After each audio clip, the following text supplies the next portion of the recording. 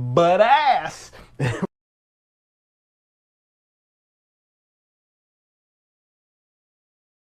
I'm gonna give you guys the Reader's Digest version of the girl that I love the most. I started paralegal school when I was 31 years old, and there's this hot 19-year-old in my class. We took a shine to each other immediately, right? Red flag number one that I didn't even think about. One day I had a headache in class because I suffer from migraines, and she recognized that. She says, "What's wrong?" I said, "Well, I've got a headache." She's like, "All right." Reaches into her purse and she gives me this big white pill. I'm like, "What is that?" She says, "It's Vicodin." And I was like, "All right." So I took the Vicodin. Headache is gone. What's a 19-year-old doing with a bag full of Vicodin, right? Red flag number two. She had homemade tattoo on her wrist, right? Told me she got it when she was 15. Hold on. Red flag number three. Stay with me. Red flag number three. She had a 6-year-old. She was 19 years old who had a 6-year-old, which means what class? She had her child at 13. The baby daddy was in prison at the time we were dating. Oh. Statutory EPAR. It was all downhill from there. Guys, this story gets so much worse. How old were you? I was 31. I was 31 years old. Yeah. I thought you were going to say 17. Oh, no. I lost my job. I lost the place that I was at. The car that I had was paid for because I paid cash for it. It broke down. I didn't have a job, so I couldn't get it fixed. I'm evicted. I ended up having to live with a couple of her drug addict friends in a quasi crack house. Both people were on felony probation. What? You can't make this up. Both people, the guy and the girl, were on probation for felony possession. They were on felony probation, ankle bracelets, the whole night. And so I lived there, and so I had to live there, right? And so finally, and I kept trying to get back with her. September 16th, baby daddy gets out of prison. So I called her up. The next day. I was like, "Hey, meet me at this gas station." Then I called up my brother, and I borrowed $800. He gave me $800. I went to the jewelry store. I bought her a ring, proposed to her.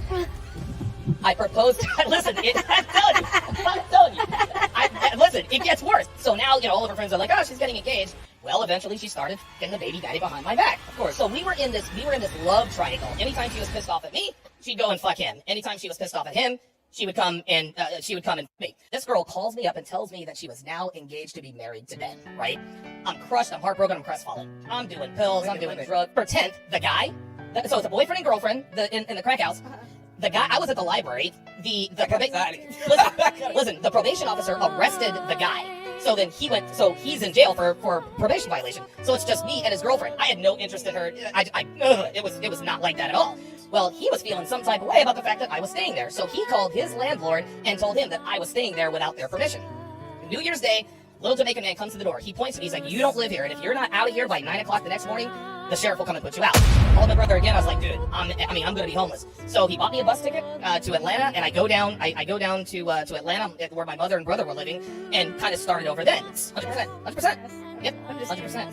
And the thing is you have to understand female nature, and it's funny. A lot of people I have had discussions with, they say, "Well, you have mother. What if you had a daughter?" And I'm like, "Look, man, the truth is the truth. Whether the truth applies to all women, whether they're related to us familially or not. I love my mother and I love my sisters. They were hoes, man. My mom was a hoe. Listen, my mom was a hoe when she was married. Dude, my mom cheated on my dad and had at least 2 abortions. Both of my sisters have had at least I was there for one of them. So I know, and I've witnessed this stuff firsthand. And there are a lot of guys who would like to think, "Well, that doesn't apply to my mom." Yes, Mom, I love you to death. You brought me into this world. I will be forever grateful. But that doesn't mean I can't acknowledge that she was a hoe. That's all there's to it. I've been Preacher just a couple of virtue signaling you-know-whats. Preach's wife is still a land whale. I would still kick Preach's ass in a fight. And Abba still was milked from the backside. Are you really going to listen? Are you really going to listen to life advice and take your cues from a dude who got milked from the back, and a dude who has a land whale of a wife who says maybe 3 words a podcast? Or do you want to take your cues from a man who's been through some shit? But do I help you guys? Is your life better for having subscribed to my channel? Is your life better? Have you learned more? Has your life improved? I can't answer that for you. Only you can.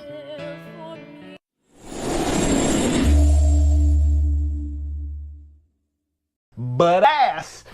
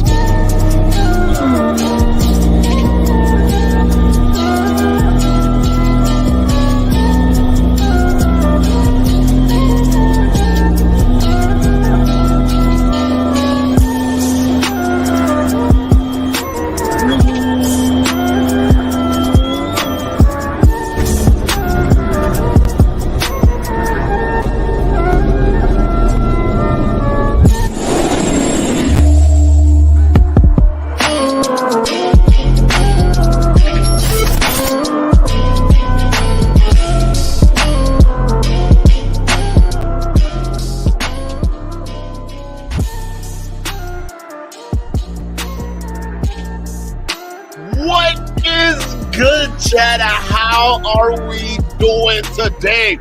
Welcome to another show, because this one is gonna be hilarious. Okay, I thought this show would kind of be just us chilling back and laughing at a old aging pill popper, Donnie Boy. Okay, a matter of fact, I think a moment of silence is due, because the last time we talked about Donnie Boy has been almost 2 years. All right. If that doesn't show you how irrelevant this man has become, it's crazy. And within those 2 years that we talked about him, or since those 2 years we talked about him, the only time I could recall wasn't anything of note that Donnie Boy has done. Okay, it wasn't anything of like something that's worthy of, celebrating or clowning, I guess it would be the word. If you're getting hosted on this channel, you probably got clowned. I don't know what happened, right? But again, that's what it is, right? So the last time we've seen hosted a video that had to do with Donnie Boy, he was basically defending Fresh and Fit, which kind of makes sense because they were relevant at the time. Now, you notice I said at the time, because here's the thing, bro. That's coming to an end. And you notice how, like, we stopped reacting to Donnie Boy's videos, right? Ever since the whole Anthony Johnson and the back and forth, we just stopped. And the biggest reason why we did that is because Donnie Boy was truly irrelevant. There was no point. There was no point to covering him. And chat, you know for a fact, when we stop covering you, it's a wrap, dog. You're done. You're no longer relevant. Whatever shit that you've been spewing, either you don't matter, or no one is listening enough to the point where it doesn't matter. Okay, so it's like, all right, well, you basically you're castrated yourself. That's a better word to say it, right? And you're on doing whatever you're doing, right? So again, the reason why I said put a pause on Fresh and Fit, because I'm starting to notice Fresh and Fit are going down that same pattern of irrelevancy too. And I'm not the only one that has noticed this. Countless of other people have noticed this. Now, I don't know if this is due to the fact that they're doing this Castle Club, whatever the fuck it is, right? They're doing this membership shit and they're hiding all this crap behind a paywall, or maybe people are finally waking up. I don't know, but I'm starting to notice some things here, which is like, are these guys even worth covering anymore? It's like, what's the fucking point, right? Who fucking cares, right? Irrelevant at this point, right? I know they're doing IRL streams, but it's like, now you're gonna be a sneako. Like, this is crazy. But yes, folks, now the reason why you guys might be asking, well, listen, why are we covering Donnie Boy if it's been almost 2 years since we covered him? Well, because a video just came out by Don Ozzy. Okay, shout out to Don Ozzy. Link in the description.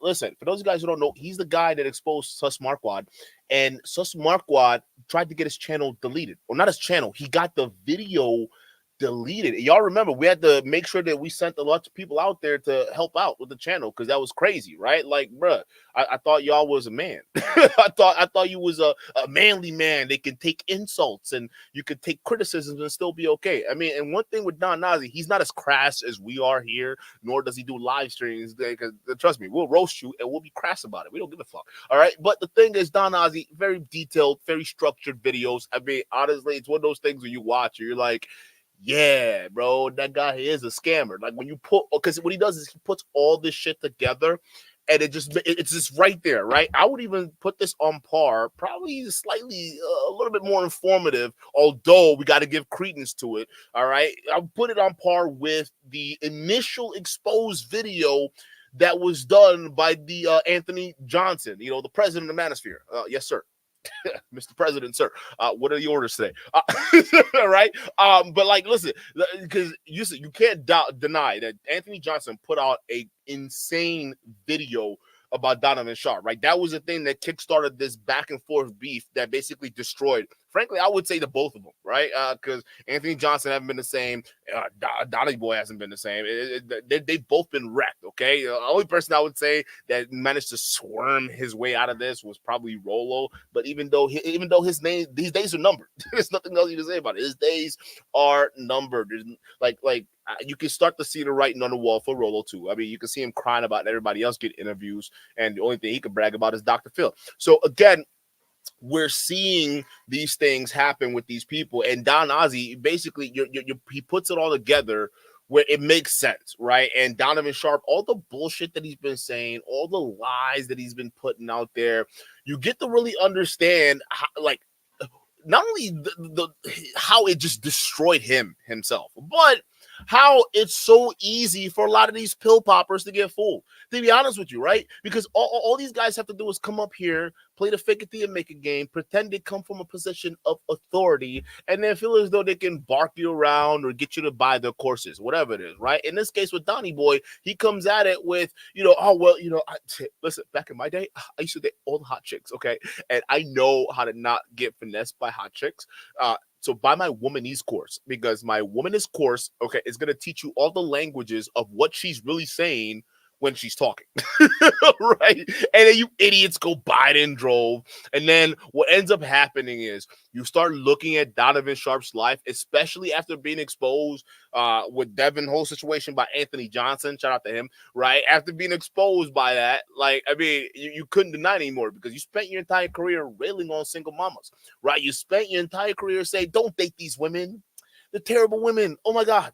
Don't date these older women, like post-war women. If she's past the age of 30, she is done, okay? Because child rearing is going to suck.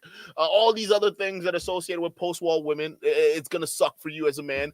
Don't date them, right? And then come to find out, that's exactly what he ended up with. A woman that was older than him. A woman also was a single mother. So again, there's certain bullshit that you can get away with amongst pill poppers.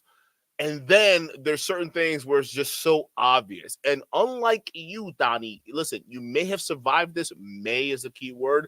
But the thing is, the thing that killed you out of that situation from surviving was the fact that you were of the previous generation. Okay, the previous iteration of whatever the fuck the manosphere is. You rode the previous wave. So after your bullshit got exposed, you were too out of touch for you to regain your stride back into the whatever pill popping matrix these guys have developed. That's why you could never hang with guys like Fresh and Fit and all these other guys, right? Because you're just too out of touch. What can you do out there with your old ass, huh? What you doing out there, Gramps? Huh? You're better off right now, Donnie Boy, tending to your garden, okay? I mean, it looks like you got a lot more fulfillment out of that, okay? You got to tend to your garden. You're better off doing that than trying to hang out with these young folks, okay? Go home, sit down with your wife who's post-war and a single mom. Now, here's the thing. I don't have a problem with dating single moms or dating post-war women or women who are over the age of 30, right? You could date whoever you want. Like, it is what it is, right? As long as it's someone that's valid for you. And if you don't find the situation valid, then walk away. For some people, age is a big issue, right? And for other people, it's just a number. So you go ahead and select what you want. The problem is these pill poppers almost whittle it down to like what do you call it? A commandment type bullshit where they say, okay, you can't do this, otherwise you're a simp. You can't do that, otherwise you're known as a simp. So if you date single moms or you're dating post-war women, it means you're simp. But not only that you're simp, is that you're a low bottom of the barrel beta male that can't do any better. So then when you spend your entire YouTube career preaching that to young men, and then you got exposed that all the shit you were preaching to them, you ended up with, and that was their future if they had to buy into your course, bruh. Of course they left your ass and drove. You're done. No one is dealing with you anymore. And the only thing he really had left was the bullshit he was doing with what do you call it? With reacting to Fresh and Fit videos and all this other crap. That was the only thing that really kept them going. But other than that, it was it. You were done, son. Like, it was not even worth it. Then he went into NFL sportscasting for a while. Don't know what happened with that. It's just like, is he still doing the Sunday football announcements? How is that working out? Either way, Donovan Sharpe, here's to the downfall, what much needed, to the end of an era, if you want to call it that, Donnie. It's over, all right? You got channels like way smaller than you, and they're destroying your entire career right now. It's crazy. Listen, personally, I don't see the point of it because, like, you're done. But this shit was so hilarious. You can't help not to cover it, bro. But shout out to you guys. Shout out to you for being here. Shout out to Don Ozzy again. Link in the description. Let's go ahead and get this crap because it is insane. Couples channels and family channels on YouTube. Some are better than others. A reoccurring theme in YouTube family and couple channels is drama. Whether manufactured or genuine, everyone knows scandals and drama gets attention, and how much more exciting is it when it's a couple channel that you, the viewer, have a parasocial relationship with? It's often hard to determine who is the same both off and on the camera. But that isn't necessarily a bad thing, as you'll soon find out. Some things are supposed to be kept off the internet. You know, intimate parts of your life, things that could embarrass you or your significant other, especially verbal and emotional abuse, and things of that nature. Well, I found a couple that I'm willing to put the stamp of the worst couple to ever exist on YouTube, and I think by the end of the Donovan Sharpe. Never endorse hitting a woman, right? Oh, well, this is Sharpe stream, and I'm not going to endorse it anyway. But if Gigi were in front of me, act like that, dude, I'd have socked her. I'd have gave her a shiner. I'd have called my lawyer, Paul Powell. Yeah, Paul, I just broke my girl's orbital bone. Yeah. Who in what way thought this was cool? Like, this was back when Donovan Sharpe was killing it on YouTube. There were actual men that thought these rhetorics were cool. I shit you not. Like, the way he was talking, Anthony Johnson exposed way worse than this. Like, remember that there was a reel that we didn't put together, but we reacted to, that Anthony Johnson put together, and it was him just talking about all this violent shit. He was talking about some crazy shit that he was making Devin do, or he said to Devin, or whatever the hell it was. I don't remember. It was a long time ago. We haven't covered Donnie in like almost 2 years. Okay, yeah, I don't remember a lot of things. Okay, but I'm not surprised, bro. This is the guy. Look how casual he is talking about beating on his girlfriend. Like, how in what way does that make you cool to other men? Like, most dudes would probably smack you for even just suggesting that, because most dudes don't tolerate that bullshit. That's crazy to me. Kevin Terrell with the 5 says, shout out to Da. Shout out to Don. Shout out to the Don Ozzy documentary. My man putting in work in that video. Yeah. Like, them video essays are killer, bro. The Sus Marquardt one was insane. I honestly, I didn't watch the whole thing. I watched like a good amount of it. Like, just even based off of that, I understood why Sus Marquardt tried to take it down. I knew why. I instantly knew why. It made perfect sense. Again, he's really good at structuring these things. Like, no, shout out to the brother. Yeah. You're gonna need to get on down to the station. I would have hauled off and I would have just decked her. I would have made damn sure that she never talk that way to me again. Donovan Sharpe got his beginnings by writing for a website by the name of The Return of Kings in 2014. Think of this website as a subreddit for men who are struggling with women. Donovan has contributed several controversial articles to the website focusing on men's rights, masculinity, and traditional gender roles. Of course, in the most dude bro way you can imagine. Titles like 5 Reasons You Should Never Date a Single Mother, The Truth About Female Hypergamy, and Why Men Should Avoid Marriage Like the Plague have all the tellings of a man who is scared of women and thinks they're all the same, evil, and out to get you. The story of how he began writing for Return of Kings reveals exactly where this idea comes from. According to Donovan himself, he got into a relationship and a subsequent breakup with a woman in Vegas he was seeing. When she left him, she moved on in a week, and that caused him to look up why do women get over breakups so easily, and the rest is history. He wrote there for a couple of years, started doing voice-only podcasts, and later was approached by prominent YouTuber O'Shea Duke Jackson. In dominating life, which Donovan, you're not. Remember, I'm the one that called you when you were working at a warehouse in Reno. When this happened around 2017, O'Shea asked Donovan to come write for him on the Black Manosphere site. Side note, most people, including O'Shea Duke Jackson, who work with Donovan Sharpe, have either cut ties with him publicly and outright like O'Shea has, or abandoned him for good. And there's a reason why. There's a reason why. In chat, like, we've broken that down numerous times on why that was. Even hell, O'Shea Duke Jackson has talked about that too, right? Donovan Sharpe, wherever he goes, he has an uncanny ability to burn bridges with people. It wasn't just here for context, it was Obsidian and O'Shea Duke Jackson that had that it was a Negro manosphere, right? That they had going on, right? That's what they called it. That's not me. That's exactly what they call it, right? So again, Donovan Sharpe was recruited by them. I think it was O'Shea, but then Obsidian had the final approval on that. The problem with Donovan Sharpe is what he started to do is when people like would criticize this guy, he would blame it on the cheap, trivial things, right? Eventually, it got to the point that they couldn't even handle this guy anymore. They were like, yo, get the fuck out of here. And then his whole excuse for basically leaving, and he made it seem as though that he wasn't kicked out. of the Negro manosphere, he left on his own terms because get this, the black manosphere is too ghetto. No, I shit you not. That was his excuse, right? And then he goes over to Anthony Johnson. I don't know why Anthony Johnson recruited him, but Anthony Johnson ended up recruiting him. And we've had a podcast with him actually, where he actually broke this down. And Anthony Johnson was talking about the whole reason he got rid of Donovan Sharpe because A, he thought Donovan was spineless, and B, he was like a Rillo cuck, and C, it was just that Donovan Sharpe, it was the whole CME thing. All right, and for those of you guys who don't know, the CME was basically Donovan Sharpe's attempt at the 21 conventions, but to kind of make it his own thing, right? So he jumped into that. That failed miserably. No, not at first. Actually, that was the whole reason that blew this whole thing crazy. It's because the first CME he did was actually successful, right? It was great. It was high value as high value can get, right? You saw Donovan Sharpe in a 3-piece suit. I have never seen that, right? We never thought that would be a possibility, but we saw Donnie Boy in a 3-piece suit. The dude was living it up. They had a big stage. Put a 1 if you remember that very first live stream of the CME we did, right? And then all of the other drama started to hit, right? And then Anthony Johnson hit him with the baby moms. That got him exposed, but he was still running strong. Did the CME too, there was some issues surrounding that, but eventually happened.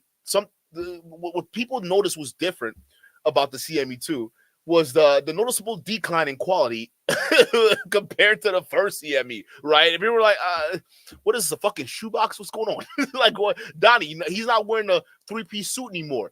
Niggas wearing a polo. It's like, what? No, it wasn't a polo. It was a button-up, right? And so it's like, bruh, what's happening, right? So people started to speculate that maybe the hit job that Anthony Johnson was doing probably was having an effect, and also the opposite effect on Anthony Johnson as well, because his 21 conventions also started to decline too in attendance. And partially, I think, chat, I'm gonna be real with you, people don't want to go to these things. All right, people, why? Like, you guys are charging outrageous prices, like $5,000 for some of these guys, or I'm sorry, maybe not, they're not that high, but like, what is it, $2,300, $2,400, $2,500 they're charging to go to an event for what? So you can sit around and talk, listen to grown men talk about what? Success? The whole reason why they're successful because you were stupid enough to pay them $2,500 to show up. That's it. that was it. Meanwhile, only like maybe 3-4 y'all could have paid for the entire cost of the venue. Right now, everything else is just extra. Why? Because then the people over there get a chance to sell you money. Not money, they get a chance to sell you courses so they can make money, right? And then also they're getting paid to come over there and promote their stuff at a CMEs and whatnot. So people just stop doing that. Now, granted, Anthony Johnson's situation sort of kind of turned political. It was weird. It kind of got political, and then it was like it went off of the whole Trump make America great again thing, and they were playing off of that. And at that point, it was just not the right time because a lot of people were super charged, politically speaking. And I think that's probably why they did that shit. But it just didn't help with the overall image. Like, it just, none of it worked. It just fell apart. But that was the brief synopsis there, okay? That, like he doesn't go into it, but Donovan Sharpe, he, like everybody he's ever had a relationship with, like business-wise, he screwed up. Because he has the personality of want to just dominate and want to be the guy to own or run everything. It's like, bro, sometimes you're just not a good boss. Accept that.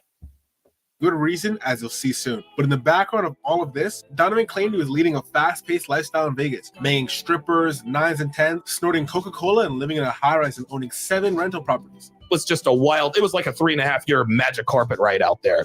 And so my taste for women got very, very expensive. So anytime I did hit the street, if she was anything less than an 8, I just couldn't get it up. As we go along in this video, you'll see. Wait, did he just casually admit to erectile dysfunction? Oh, wow. Hey, that's not what you're supposed to be doing on these streets, bro.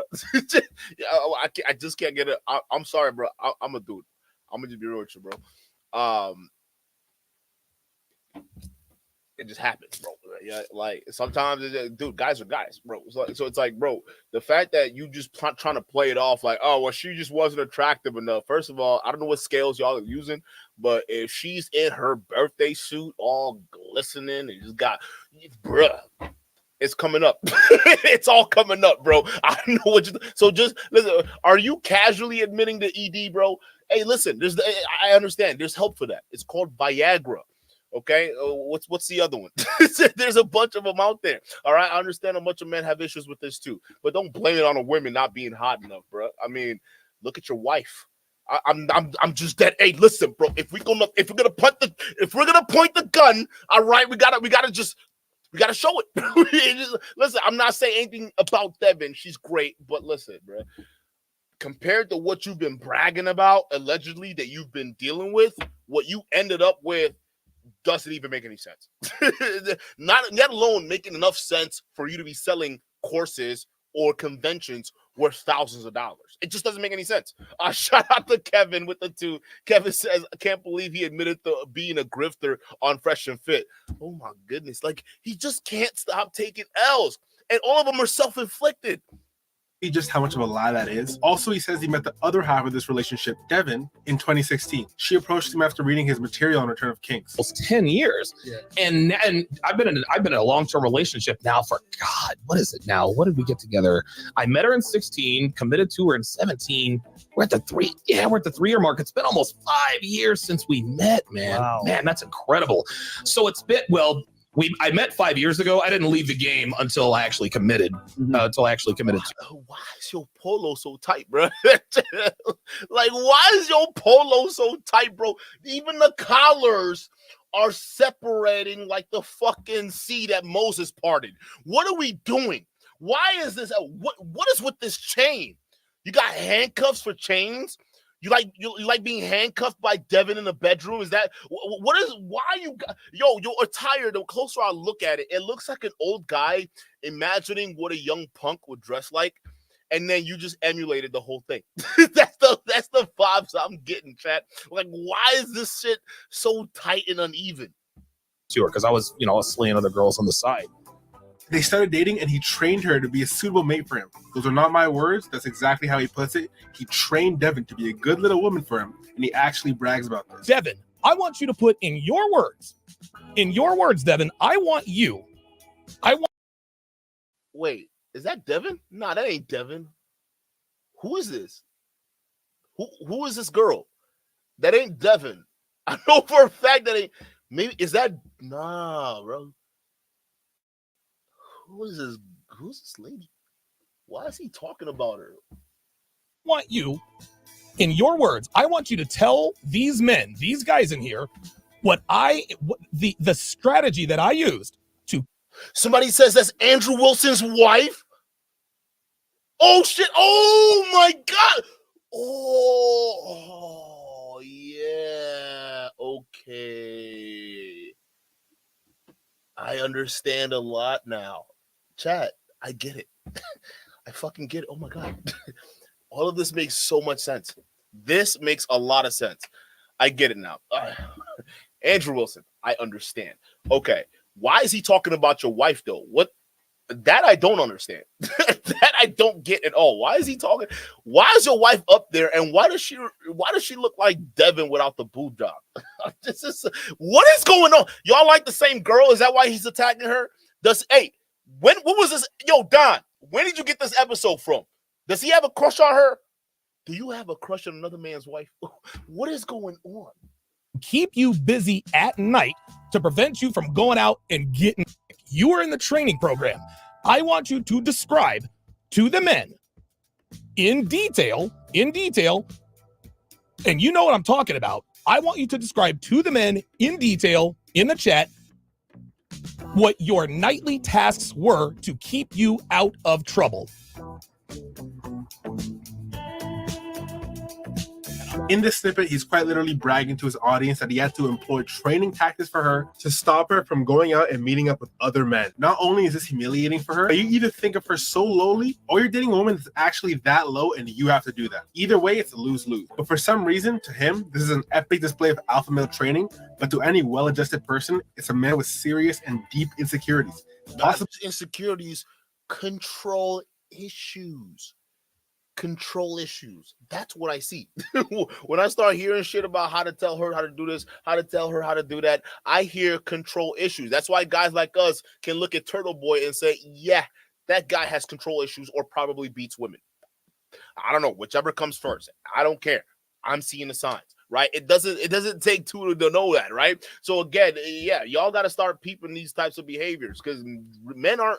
Listen, if you're secure in yourself, you're secure in what you can do as a man and what you've done, where you've come from, how you've grown, or how much you have grown, right? A woman coming into your life, you're not easily gonna be as obsessed with that, right? You're just gonna be doing your own thing. I guess is the way to say it, because a lot of these guys, when they start worrying about where she's going or worrying about what she's doing or who she's texting, that's when, and I'm not saying that those are negative things. Those are negative things, all right? They are, right? It's just that people who are on their grind, like you guys claim to be on your purpose, no one's focused on that. And then eventually you get the signs and then you bail. That's it. If you're in a serious relationship with this girl, right, and you notice the signs, but you're secure in yourself, there are ways you can just exit scenario and keep your peace. That's it. Yeah, I'm not saying it won't hurt, but you're not here just trying to say, okay, I want to make sure that I got the perfect woman, so you can't even come out the house, bitch.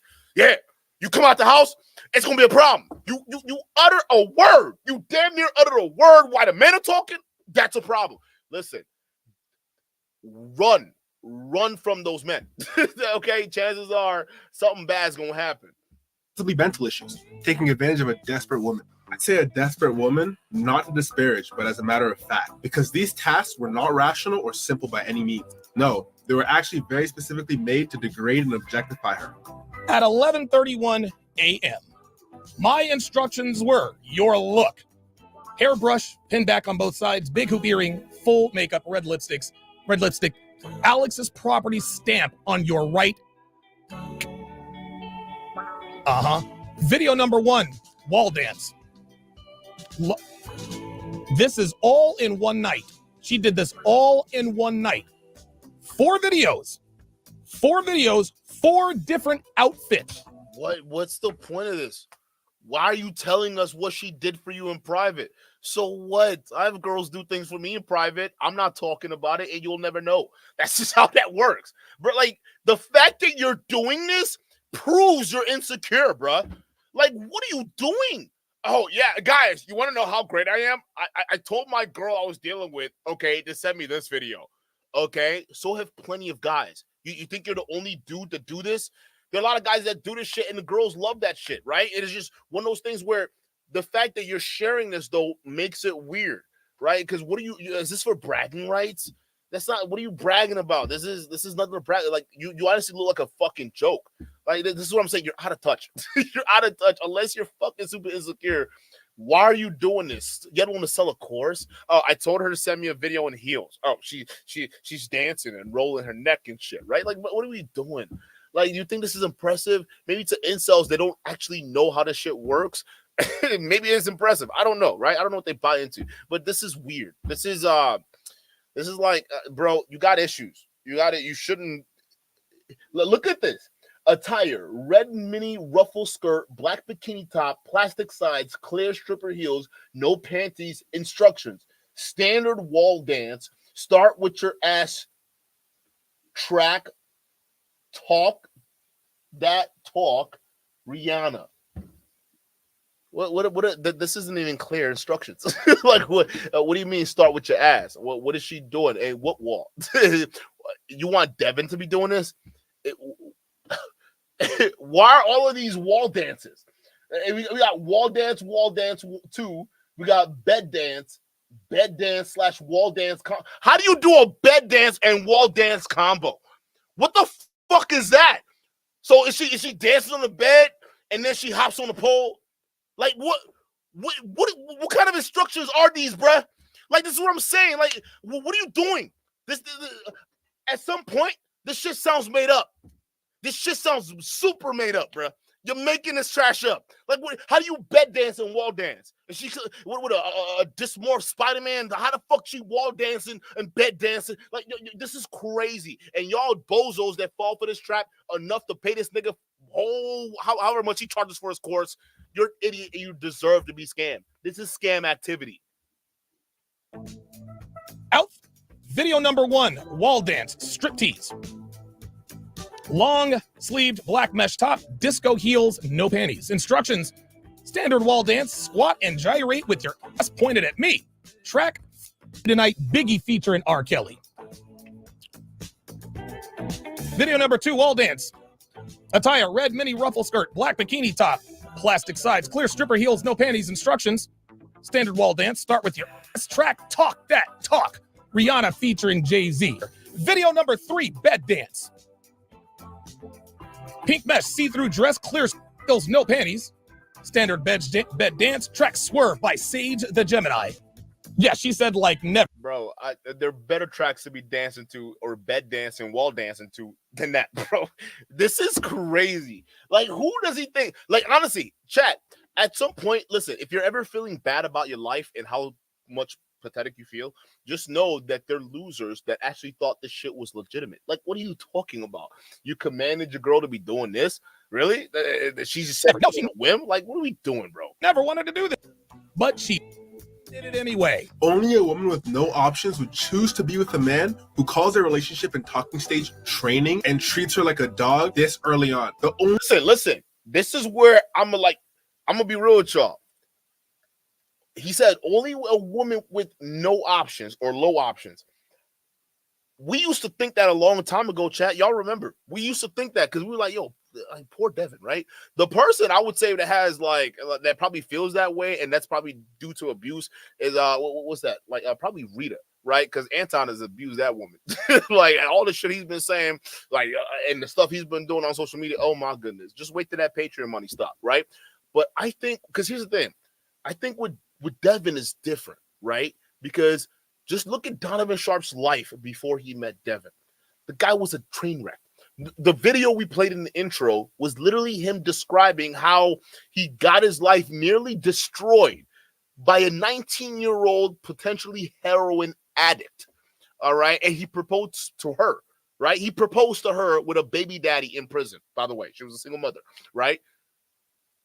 And this was while he was in his mid-30s. Okay, chat, just let that sink in. This was all before he met Devin. So we can assume that when he met Devin, his life started to improve shortly after that, right? This nigga was no longer a bum, because I 100% believe he was a bum before he met Devin. I'm just going to be real with you, right? Because he talks about how Devin's like a marketer. I think maybe he didn't talk about that. Anthony Johnson exposed that. He exposed that Devin has a legitimate job or did have a legitimate job in corporate America. So she's, she knows what she's doing when it comes to marketing. So I'm thinking, and we this was a theory we formulated like closer to the end. We stopped talking about Donnie Boy, that maybe it's Devin. She's the one controlling this nigga. He's the dog. He's the dog. She got the whip, right? That's the only thing that makes sense to me, right? I don't know, because, like, again, he just seems like that guy that, like, you hear the crap that he says, there's no way this guy's intelligent. There's no way. He's definitely getting manipulated behind the scenes, for sure. And Devin, honestly, she's probably pegging him. I won't hold y'all, bro. All this talk of coming out here on social media acting overly alpha and overly dominant and shit, I'm thinking that's just overcompensation, my boy. I'm thinking you the one being dominated behind the scenes. That's what I'm slowly starting to realize. Because after all, like, honestly, chat, that line of thinking helps me explain a lot. I'm not gonna hold y'all. that line of thinking helped me expose a lot. Look, I don't think he runs the show here.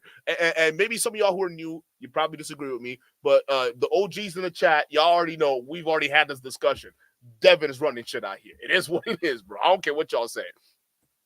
only logical explanation is desperation, and it becomes even more obvious the deeper we go down this rabbit hole. And that's not even scratching the surface of what Donovan thinks of his wife and women at large. On the topic of women, Donovan Sharpe makes it very clear as to what his ideals and standards for them are. He likes young girls, fit, feminine, no kids, a low body count, who is obedient and faithful. That's the long and the short of it. Some of those requirements are fairer than others, but that's okay. You can have a standard of only dating 7 feet tall women. That's your cup of tea. We can't argue against it. But that doesn't mean you'll get it. Let's actually hear these standards out of Donovan's mouth first. Post-wall women, they get married all the time, but the men they get married to are very low value. They're beta males. They're pushovers. They're not real men. They're not the men that arouse these women. They wanted you back when you were 22. How can they not know? They're talking about themselves. How do you not know, nigga? You're talking about yourself. You ended up with that woman, and what sucked is while you were saying this bullshit, you were with her. You were with her through this bullshit. This is why I actually don't respect Devin. I know some people like who are new to the saga. Y'all like to treat Devin with kid gloves or like a victim. I don't treat her as a victim. She knows exactly what the fuck she's doing. She denied her own child, bruh. She let another man use her situation as a prop. Made her deny the fact that, like, the little girl they saw running around in that household, she had to sit there and lie and with this man saying that was her niece. You're crazy. How do you deny your fucking daughter? That's a sign that you need to leave that man. If that man is coming to you, say, hey, baby, I know I'm dating you, but the guys on social media, they don't know I'm dating you, and I know you got a daughter. So whenever I go on camera or somebody talks about it, can you just say that's not your daughter and that's your niece? You're a sick woman. I'm sorry. That's why, like, y'all can come over here. Y'all can clown me. It is what it is. I don't give Devin any sympathy. That's why I think she's part of the reason why I think she's running this shit. Why would you agree to denying your own child? If you weren't culpable, you would have. That's a big red flag. Just leave the scenario. Another man wants you to deny your own child, or at least make it seem like your child isn't your child. It's somebody else's niece. You're crazy. You're crazy. So I'm sorry, we don't give Devin a pass here. It is what the fuck it is. She knows what's she is just as guilty in the downfall of this channel as Donovan Sharpe. Just real talk. A shout to Kevin with the 5 says, yeah, he spazzed out on chat. Ozzy video dropped the same time FNF video. So yeah, he literally said, yes, I'm a grifter, but bet it's edited out now. Yeah, because he's exposing himself. They're all grifters. That's what all this is. That's why we clown y'all. Honestly, it's no hard feelings. That's why y'all somebody, dude, you're just hating up. Like, this is just a cheap form of entertainment. Like, laugh. We're laughing at you. Y'all come out here, do the fucking weirdest shit. And it's like, bruh, this is so mind-numbing. Like, how do you not laugh at this? Now, some of y'all do get pissed. I don't know why y'all get pissed at this. You shouldn't be pissed at pill poppers. They're idiots. I don't think they deserve really anything deserving of like a respectful thought, because again, they're guys when you just come to over here, you look at them, you laugh and say, wow, that is so silly. I'm glad I'm not giving $7,500 to a guy like Wes Watson. How about that? Right? Again, you just can't. Again, all the signs are there that they're grifters. All the signs are there. So why do we get to be looked at as like, oh, well, you guys are just hating? Because no, we're telling you the signs and we're laughing about it too. So technically, we're actually helping you without even trying. But we're having a good laugh. So we're actually having our cake and eating it, because we're kind of warning you guys about these scams, and then we're saying, haha, you fell for it. Like, I don't know why you didn't see this shit from a mile away. So you can't just call us haters, right? So again, this is what they do, right? So he thinks, oh, I'm a grifter. I'm just going to admit that. Bro, you think that's going to make you look good or sound good? Now you just validated everything we've been saying, bro. Yes. Thank you. We appreciate you telling the truth, Donnie. Is there anything else you want to say? You guys are fucking cheap. And 23 and young and childless and hot. But when you're in your mid to late 30s, the bad boys don't really want you anymore. And yes, listen, I know single moms are bad and this and that and the other, but we all got to start somewhere. Don't commit to them. Woman is no longer as attractive as she was when she was in her 20s, just because, let's call her the average 46-year-old. She may not be disgusting. She may not be as such. Obviously, she is not as attractive as she was when she was 26. And we're talking about the average 46-year-old woman overeating, riding the carousel. All of that eventually takes its toll. All right. Now, the girl that I dated before that I was telling you guys about, Marsha, she had an awesome body, to be sure. There's no doubt about it. But even that didn't push her or any of the other cougars I messed with past a 7. I've never dated a cougar who was a 10. Never dated a cougar who was a 9. Never dated a cougar who was an 8. They were all mid to low 7s. You can pretty clearly see this guy hates the idea of taking an older woman seriously, a single mom seriously, an overweight woman seriously, and let that woman be all three. That's like a cardinal sin to Donovan.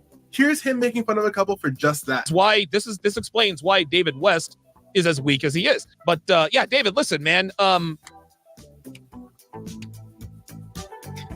not trying to be mean-spirited, but you married a single mom. Like, They all end up with single moms. Have you guys noticed that? A lot of these pill poppers, they all end up with single moms. I don't know if this is like a coincidence or like some kind of divine justice, but they all end up with single moms or post-wall women. You ever noticed that? Like the same niggas complain. Look at Richard Cooper. Look at the women he's been dealing with, huh? Look at all of these guys, bro. Like even the Fresh and Fits of the world. Right? They talk about, oh, don't date these OnlyFans girls. Don't date these models. Okay? If she has a picture on Instagram, she a cheater. Yep, that's right. And she even has an Instagram account.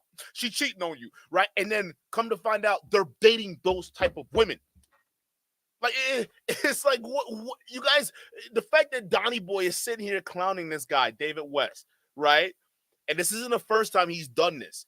Okay, because he tried to clown. Y'all remember when he put a one in the chat? If you remember when he tried to clown Preacher's wife, y'all remember Preacher's wife, right? And he did a whole video clowning Preacher's wife, or what he assumed was Preacher's wife. And you heard the bullshit that he was saying. Even Obsidian's wife, you heard the bullshit he was saying about her wife or his wife, right? He's projecting. He is that man. He is that guy to end up with Devin, who's a direct mirror or reflection of this woman he's clowning right now. And honestly, for those of you guys who think, oh, Duke, I think you were too harsh on Devin. I mean, you got to slow it down. No. Devin was with him listening to this bozo while he's talking trash about a woman who's a direct reflection of her. If she's sitting there okay with the whole thing, just clowning another woman and being just disinterested in the whole situation and not seeing herself in that, she deserves all the clowning. Like, real talk, she deserves it. Because it's like, bruh, you didn't at least see all this bullshit and say, hey, Donovan, you do realize I'm that woman, right? Y'all didn't have that conversation in the background. Yeah, right? Again, this is what I'm saying. You can't sit there and say, oh, Devin is innocent. She's not innocent, bro. She knows exactly what she's doing. This woman sat there and watched this man ridicule a woman that reflects her situation. That's not a good person. I'm just being real with you. like, come on, man. That doesn't make you a bad dude. And Cassie, you being a single mom when you married David, that doesn't make you a bad person either. Just understand that it's out there. And so you guys on this holier than thou, oh, we did it the right way. Listen, you guys have a beautiful family. You're both good-looking people. You have beautiful children. And David, let's not pretend that you're some apex alpha male. Like, come on. Like, we both know what this really is. Sure, the guy married a single mom, but why are you taking the time to not just insult single moms, but specifically target someone and his wife and family? It's just weirdo behavior. It's so weird. Like I said, you can have those standards if you want, but now we got to look at you. If you're claiming the girl needs to be fit to be with you, why do you have a Shrek physique? Another very common theme with we've said this, bitch tits galore, Donnie Boy. Okay, this guy literally is the most out of shape dude we've ever seen. like that's what I'm saying. It's like, dude, how you sit here ragging on other people, yet you're just as out of shape. You're even worse. It doesn't make any sense. A lot of these guys project. I haven't seen anyone be in a gym for that long and still look like they haven't touched a weight in their life. Look at this guy. Shout out to Great Bill Podcast for the membership re-up. Appreciate you, brother. Magnificent Mavens with the $5 super chat. Shout out to you. Shout out to Kevin with the 2. Says, we need a Real Housewife of the RP show. Yo, that'd be an epic disaster that I'll be front row seated to watch. Yo, shout out to you. John with the $10 super chat. Let's get a double in the chat for John. John says, his choice in music for wall stripping, this is shit retarded. That's what I said. I said that. I'm like, yo, what is with these songs, bro? You so outdated. You got Devin trying to gyrate them ancient hips to this shit. Like, yo, she gonna break something. You better. No, she gonna hardly break anything. That's a real thing. So he's living a lie paid by Devin, the engineer, and he admits that he doesn't love her. Yeah, he still loves that 19-year-old heroin addict he fell in love with. So Just keep that in mind. But a memory of a 19-year-old who scammed and robbed him. Yo, yes, I should have just read your super chat. Yeah, you're right. You're right. Yo, because remember, in that video, he said he's never loved another woman more than that 19-year-old heroin single mama addict in his life. And y'all remember what I said when I saw that video? I'm like, you have a wife. How can you say that on Pearl's channel, talking about you would never, ever love a woman like that again? You're married. I would like to think that the woman you're married is probably the one you love more than the 19-year-old woman who's a single mom that nearly destroyed your entire life. Like, I couldn't understand the psyche there. I'm like, how would you fall in love with a woman that nearly destroyed you? But here's a woman that, like, literally built your life, and you out here saying you would never love anybody more. It's because he himself knows that on some level, if he worked harder, he probably would have done better. But again, he's just lazy. So Devin is the best he can do. And Devin is all for it. Because Devin, listen, she knows, I'm already set. She's probably one of those women that wants a man that is easy to control, right? That's Devin. She seems like that kind of woman behind the scenes where Donovan Sharpe he fits that perfect mold of a man that literally he doesn't question shit. He'll just do what you tell him. And in this case, you give him some poom poom, he'll be set for life. All right. So she is set right now. Devin is living a life. She's got a sucker like Donnie, and she can mold, control. Because think about it. What you think Donovan Sharpe's a real man?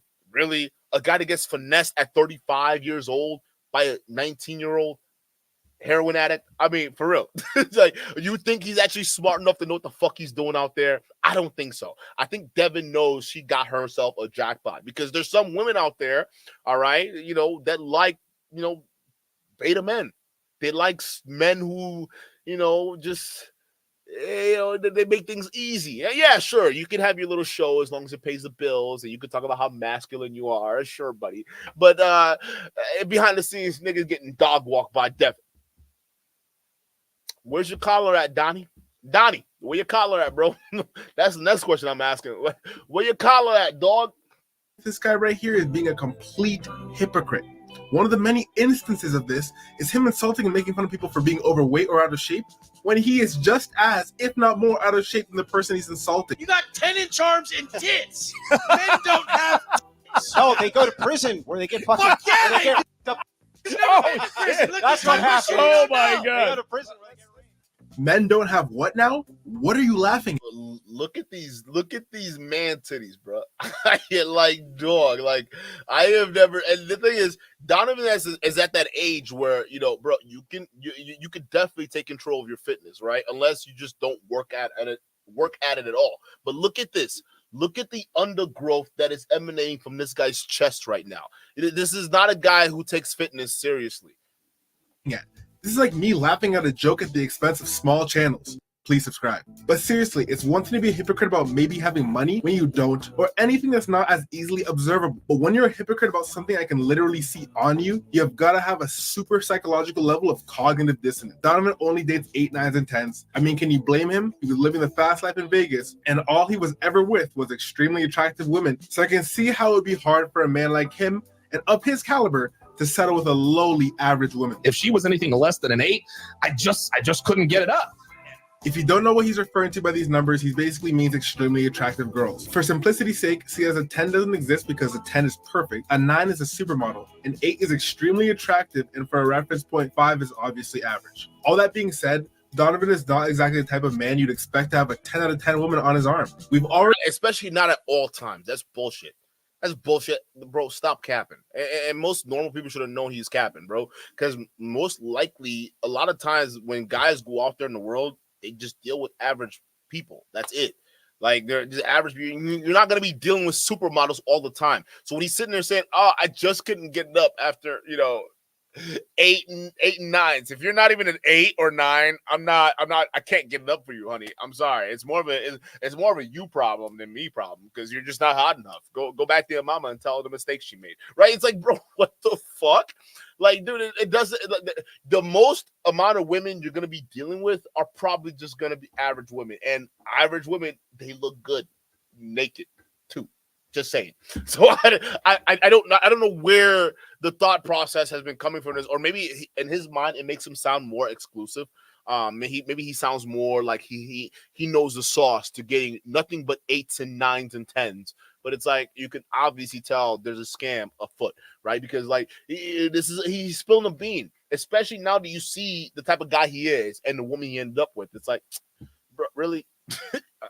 Really? You expect us to believe you dealt with no regular women? It was always these models. Really? Really, dog? Okay. All right, buddy. Okay. What did I'm curious. What did the 19-year-old heroin addict woman that you proposed to look like? I'm asking for a friend. You can't say you were young when that happened because you were 35. You're a grown-ass man. Already been over his physique, to put it lightly, but he's also of an advanced age. How can you hate on women who are of an older age so much when you're pushing 50 as well? I don't think being old is an insult. This is what Donovan thinks. You also state you don't want kids, so what's the big deal? I understand finding more youthful looking women attractive, but for him, especially at his age, especially knowing both men and women's looks drop off with age, even if it is a faster drop off for women, he's living a delusion to imagine he deserves a woman of the caliber he wants. And just for the cherry on top, he's not even tall. He likes to say he's 6'2", but the guy beside him in the picture is 6'3". The woman beside him in this picture is 6 feet flat. Both are collegiate athletes, so he can pretty much be rest assured the heights listed on their profiles are correct. Donovan can't even be honest about his height. He's 5'10" on a good day, out of shape, and not the prettiest. The thing is, that's okay. No shame in that. The shame comes when that archetype of man believes he deserves the best in women and insults any woman who's not up to his standard. He's so delusional, he fashions himself to be a high-value male and top 10% of men. Because we got a lot of fat women out there. Well, men check for me all the time. Okay, I'm sure they do, but they're not men of value. These are low-value men. I'm a high-value male. I'm not checking for fat women. Boom! Again, chat, I want you to recognize this because when we call this out and say, oh, these guys, they call themselves high-value males, what is the first thing they do when they get faced with that criticism? Well, I never said I was high-value. I never said I was a high-value man at all. What is a high-value man? You ask Roll Tomasi, I don't know what a high-value man is, right? These guys talk about it like it's a concept, but yet when you refer to them as that concept because they portray themselves as the concept they're trying to sell to you, they deny it. They're like, well, me? High value? What? No, I'm not high value. The reason why they do it is because when you pigeonhole them, you start to realize the high value concept doesn't actually make any sense. All right, because again, it's like, okay, which is high value? The guy that grinds his hardest, gets the the Sigma male grind set, and he's moving through the world, and he becomes the 6-figure high earning guy that's moving through the world. All right, is that a high value guy? Or is it the muscular pool boy that's broke, but doesn't really have direction in his life, but he looks good and the women want him? Is he high value? See, when the red pill run up against these ideologies and you pigeonhole them, they start to falter because now the gimmick has been exposed. Some of these guys have been selling you courses on how to make money and be rich. Some of these other guys have been selling you courses on how to be fit and how to be healthy, right? Yet, they're two different versions of high value. So that's why they don't want to pigeonhole themselves to a particular definition, because the moment they do, you can easily point to a real-world example, easy real-world example, and say, hey, you're saying high value is all about money. That broke nigga getting some right now. How do you explain that? How is this broke pool boy getting some poom-poom, and yet alone it's the poom-poom from the wife of a rich dude? So why did the guy spend all his time making all this money just for his wife to sleep with the pool boy? I thought the women want the high-value rich guy. You see what I mean? When you point to one, the other fails. When you point to the other one fails, right? So this is why they try to avoid this. When this thing is sitting there talking about, I'm a high-value man, pay attention because they always deny this bullshit. I'm just not. So miss me with that fallacy. Even if I'm to believe he's as rich as he says he is, having money doesn't equal high value. I think he's just trying to reassure himself as best he can. Now, we more or less got a decent idea of who Donovan Sharpe is, his taste in women, his standards for them, and his view on relationships as a whole. Before we can introduce the woman of the hour and see how beautiful the relationship is together, we need to introduce one more person, Donovan's arch nemesis, heralding the opening notes of the swan song that would ultimately define his career. That person is Anthony Dream Johnson. On the count of being a blue pill beta male chimpanzee, a compulsive pathological liar, and con artist, I find him extremely guilty. You guilty motherfucker. You're guiltier than sin. Guilty. Donovan on YouTube right now is a shell of who he was back in his glory days in 2020. All of his videos have no views, especially compared to his subscriber count, and he has no one to blame but himself. His content strategy is tired and old, and his breakdowns are horrible. To save you guys the effort of watching him, he's basically a guy pretending to have killed it back in the day before settling down with a beautiful hottie that he trained to be who she is. In reality, he's a faker, like many of these guys are. He very clearly is lacking charisma, charm, or anything needed to attract a halfway decent woman. Add on the fact he has anger issues and a messed up way of viewing women in general. His breakdown showed just how out of touch he is with every word out of his mouth. But before we Hey, Don, you're killing him, bro. He's up on the front, man. He can't take no more. But he's absolutely right, bro. Look at this mess. Look at his view numbers. It doesn't even make any sense anymore. It's like, bro, it takes you 1 month to do 2,000 views, and you got over 179,000 or 73,000 followers. Bro, you fell off. I don't even know why he's still trying, to be honest with you. I mean, A for effort, bro. Like, kudos to you, but what are you even doing at this point, bro? Like, this is piss numbers, and it's getting even worse. And the thing is, bro, he's right. You got nobody else to blame but yourself. There were moments you chose to be when you should have chose to be honest, straightforward. You didn't do that. Instead, you thought people were stupid. You took them for granted. It's like, okay, you're right. People are stupid, but only if you're like super entertaining, like Fresh and Fit. Right? Fresh and Fit, they can get away with a whole lot, okay? They've gotten away with a bunch of scandals. I think the last scandal, it really did them in, because after that, their numbers have not been the same, and it's only trending downwards, right? So, again, it is what it is. But at least they had the stronger fan base to withstand multiple crash outs. You did not. You had none. So, after the Anthony Johnson exposure, you were done. People were like, oh, bro, you were that bad. You were this bad, bro. How are you saying you were dealing with all these hot women and this is what you were dealing with? Oh, my goodness. Is this what I have to end up with if I pay for your courses or pay thousands of dollars to go to your conventions? I get to end up with the exact type of woman you've been railing against. I don't want that future. So a lot of people woke up and left you. That's why your numbers are where it is. And honestly, you deserve this shit, bro. Like, honestly. we got to this point, like I said, Donovan Sharpe had alliances with O'Shea Duke Jackson. He has a good amount of subscribers, but Donovan tried to usurp O'Shea, and eventually O'Shea cut ties with him. After that, Donovan needed a place to call home, so he joined the Red Man Group. This group consisted of a few notable names in the Red Pill ideology, guys like Rollo Tomasi, Richard Cooper, and of course, Anthony Johnson. Anthony runs a convention for men by the name of the 21 Convention. Donovan Sharpe was a speaker there, but eventually Rollo, another Red Pill weirdo, fell out with ADJ, and a year later, Donovan pulled out of Anthony's convention last minute, tried to get back in last minute, and was denied and started his own convention just to spite Anthony. There will be a whole section dedicated to Donovan and his convention. Just stay tuned.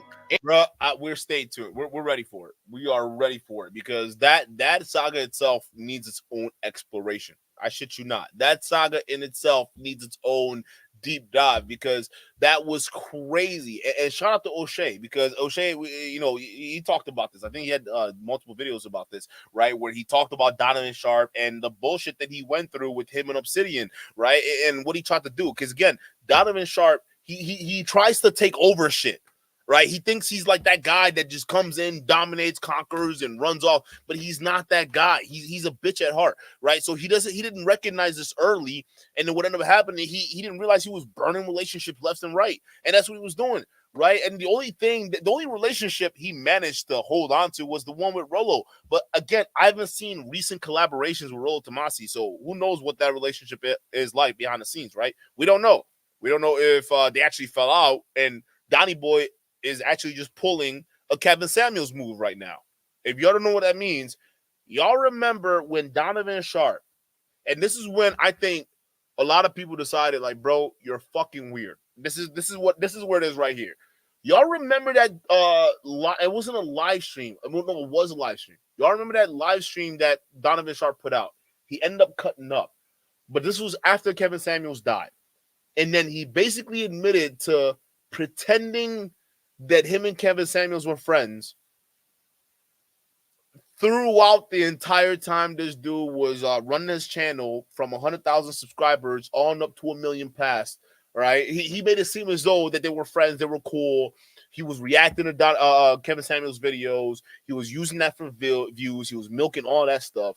And then after Kevin Samuels died, this idiot came out and said, yeah, no, actually, guys, I know this whole time Kevin Samuels was popular.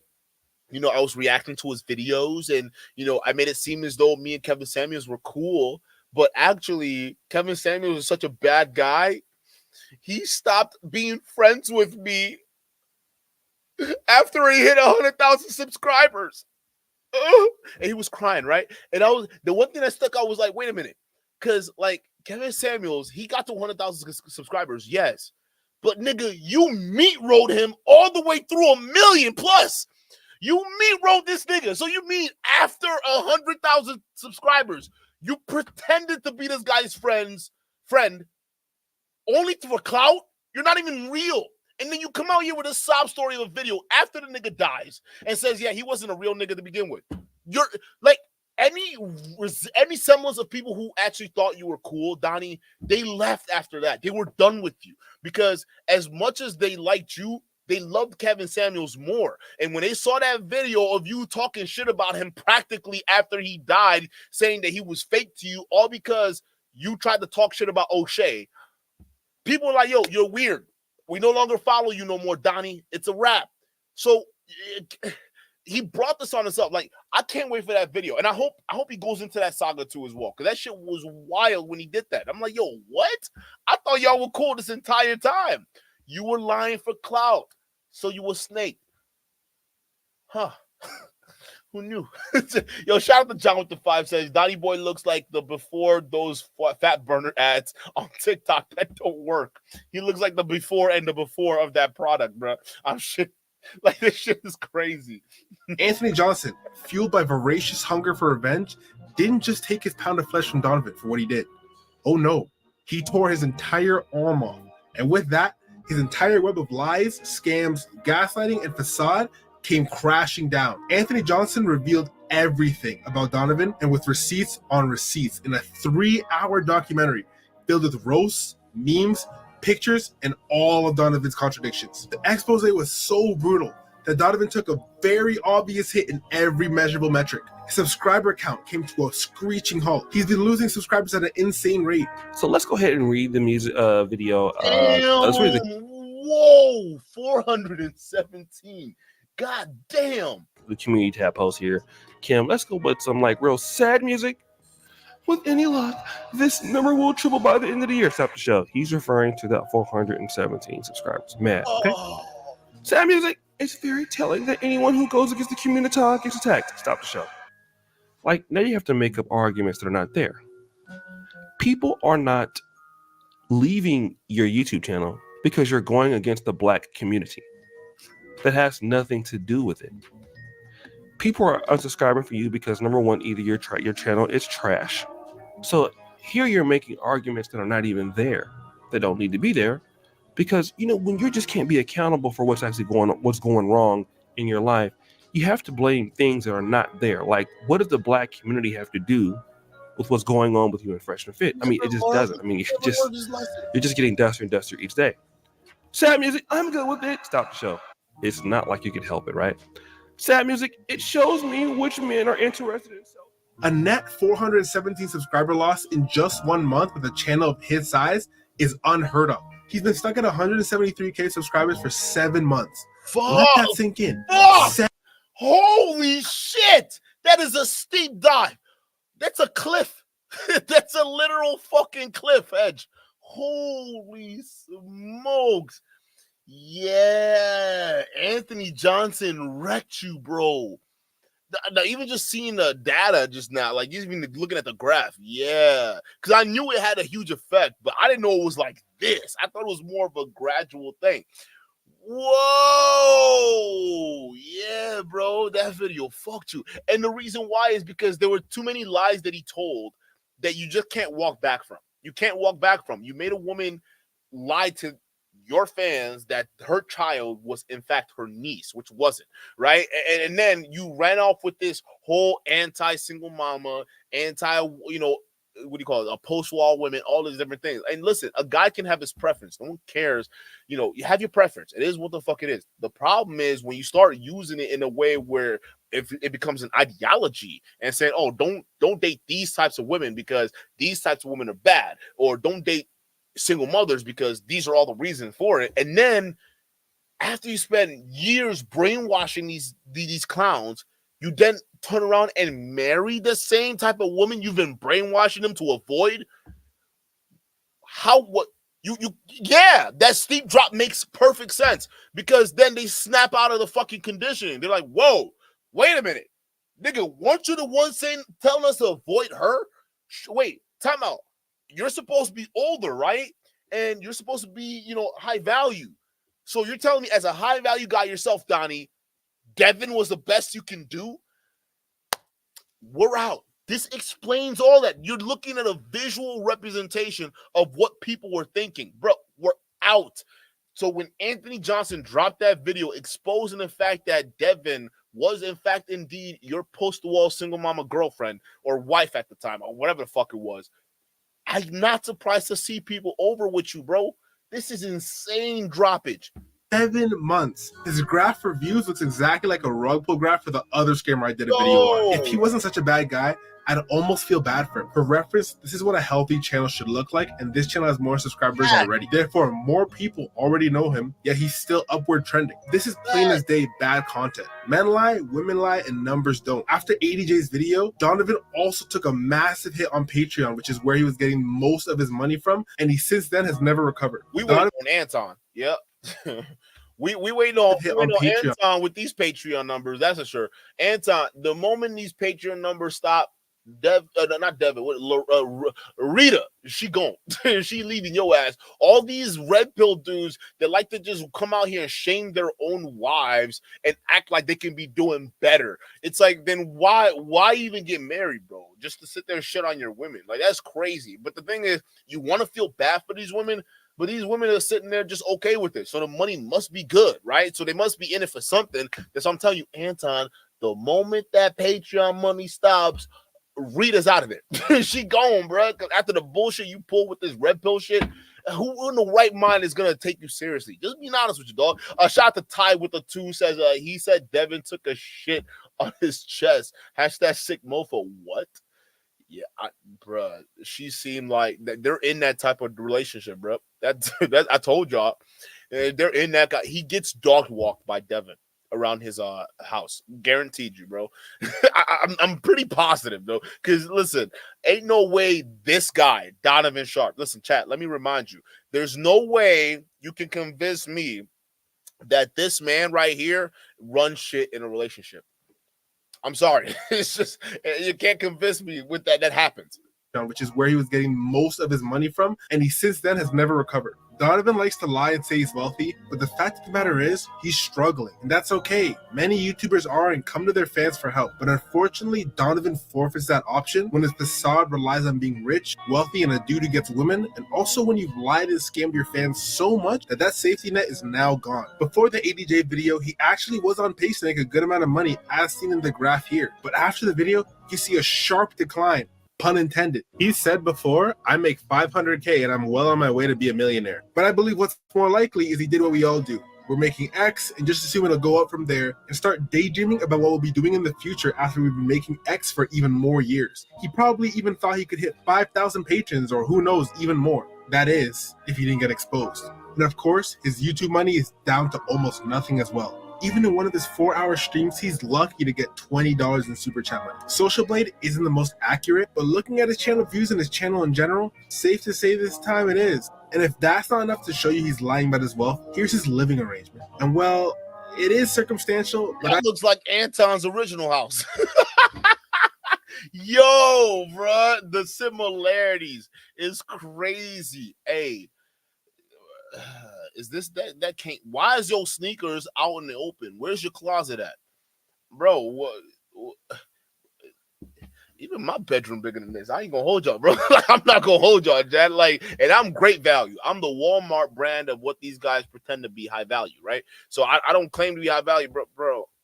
Maybe it's where you live. You might want to go to a cheaper location, get a bigger space for less money. I don't know, bro. But this ain't nothing to flex about, my boy. Like, even my room is cleaner than this. I don't even have dressers just sitting around there, bro. I don't like that.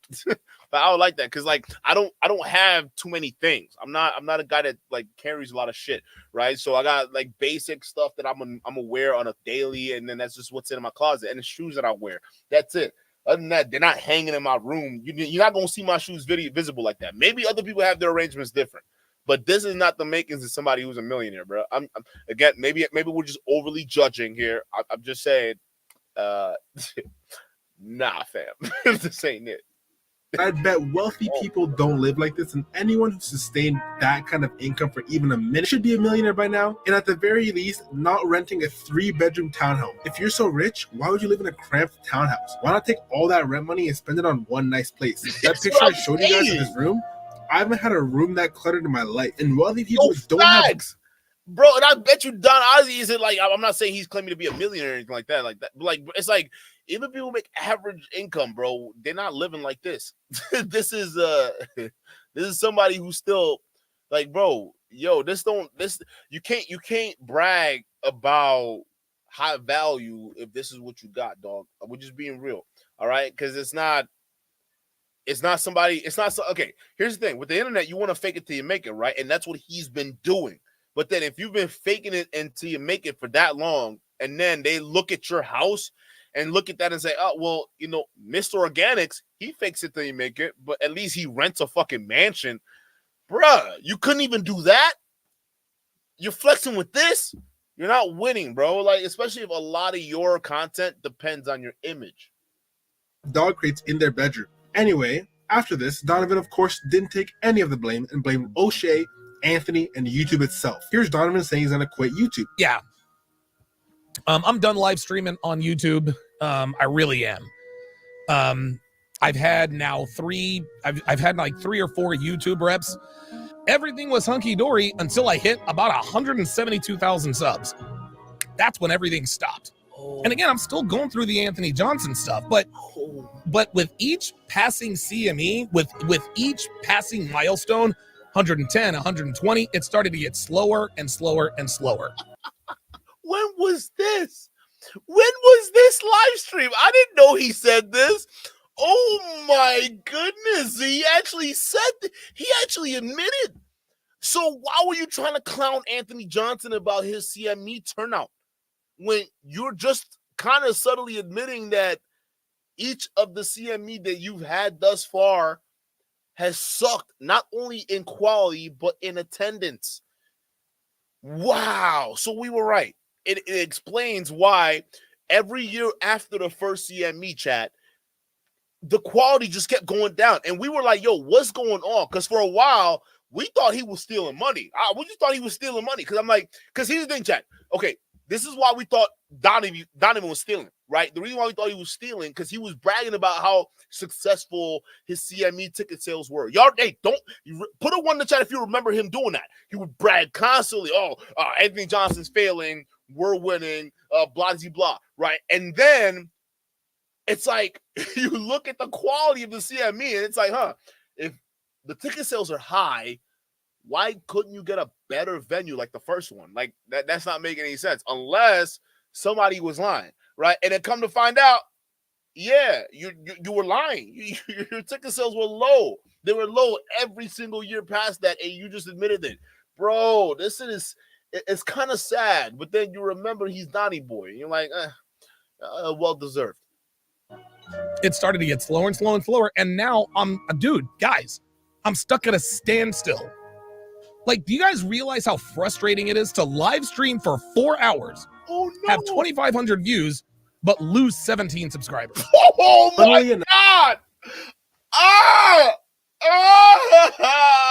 He's so sad. He's so sad. You know what it is? Y'all remember those little puppy adoption commercials? where it comes on with that real sad song. And they tell you about the sad story about this puppy, and you feel so bad you want to donate. That's how I'm feeling right now. How you go live and lose 17 people? Oh my goodness, I can't. I'm bad. I'm a horrible person. This is just too funny. I mean, hey yo, how do you go live? Oh my, hang it up, bro. Hang it up. Hang it up. Hang it up. It's over. People are not buying your bullshit anymore. That's the only thing I can get from this. Like, people have finally woken up from Donovan Sharpe. I hope they can do this with other pill popping content creators. But like, I didn't know when he admitted this. Holy shit. That is so sad. Oh my God. So you mean to tell me every time this nigga goes live, it's a hit to his channel? Oh my goodness. This is so sad. Enough, one of his longtime supporters said, like a battered woman, you'll go right back. Donovan got emotional, very alpha, and says, no way, Jose. Jay Blaze says, Don, like a battered woman, you'll go back. No, the I won't. No. Sorry, dude. Sorry, Jason. That's not happening. That's not happening. I'm not. No, that's it. No, that's not funny. I'm not going back. This was in February, and as you can see, he did go back, very much so like a battered woman. But the point isn't to show how sad this. A goddamn liar! You couldn't resist the YouTube money, bro. All right, whatever it was, it's still paying you. All right, I'm not going to live stream anymore. Here you are live streaming. Weren't you the one live streaming about sports? Huh? Like, again, these guys, I don't know, bro. Like, this doesn't make any sense. This guy is. It's to show how delusional he is. He tries to blame his failures on Anthony Johnson. Yeah, and so they switched reps for me. So I changed reps, and my first rep is like, "Hey man, your channel's kind of slowed down. I'm here to help you." And I'm like, "All right." He's like, "What do you think the problem is?" I'm not even talking about Anthony. I'm not even talking about Anthony at this point, right? I'm just telling him, "Look, I'm uploading stuff. I don't know. I mean, dude, I was getting more views when I had literally a third of the subscribers. They're telling me shit I already know. Have you tried encouraging super chats? Have you tried guys, I've read all of the manuals. I've read all the videos. I've read the terms and conditions. I know the policies and procedures. I know about the keywords. I know about the optimization. None of it worked.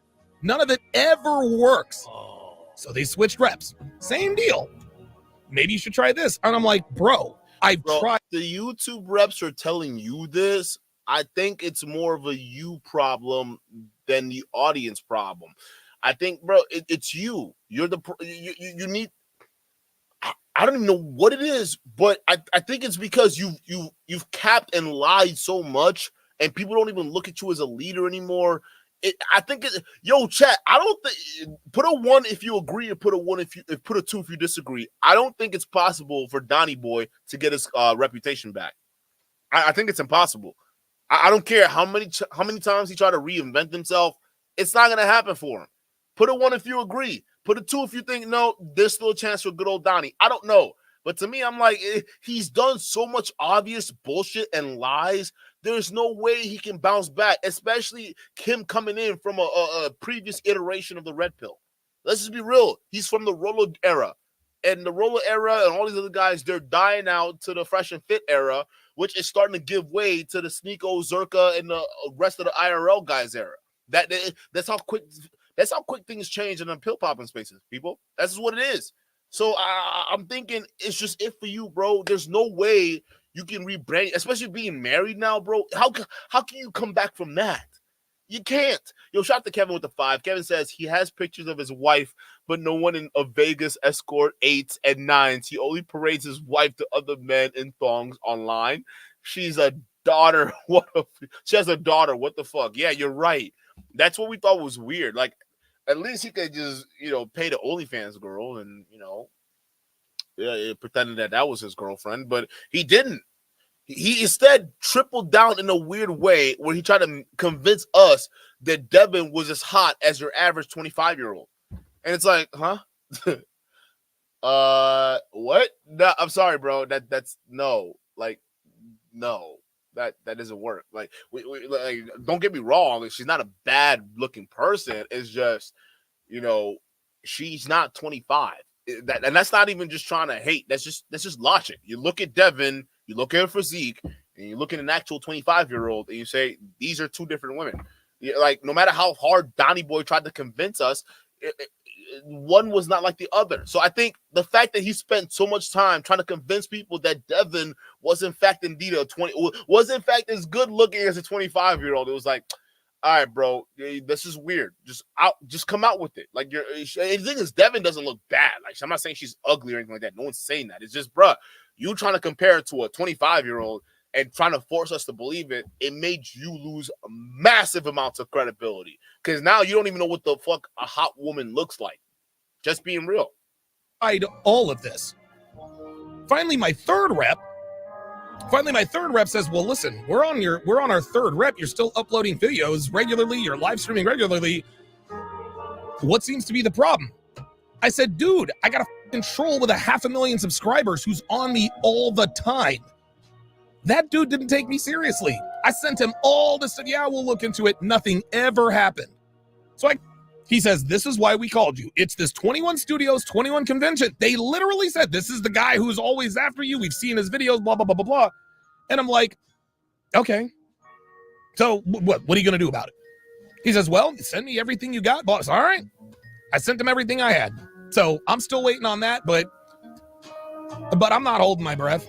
I'm not holding my breath. They're not, dude, they haven't done it. They haven't done anything for 4 years. What makes me think they're going to do something now?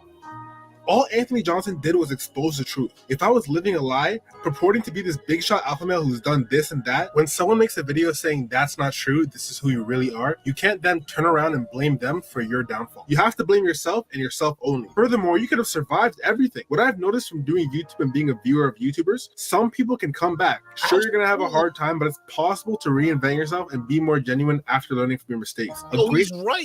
He could have easily came back from this, right? Let's just say if he didn't try to convince us that Devin was as hot as a 25-year-old, and he just ignored this video with Anthony Johnson entirely, he probably would have been maybe fine. I don't know, because he did try to cape for Fresh in the whole Miranda situation. Talking about, did you see the smile on Fresh's face?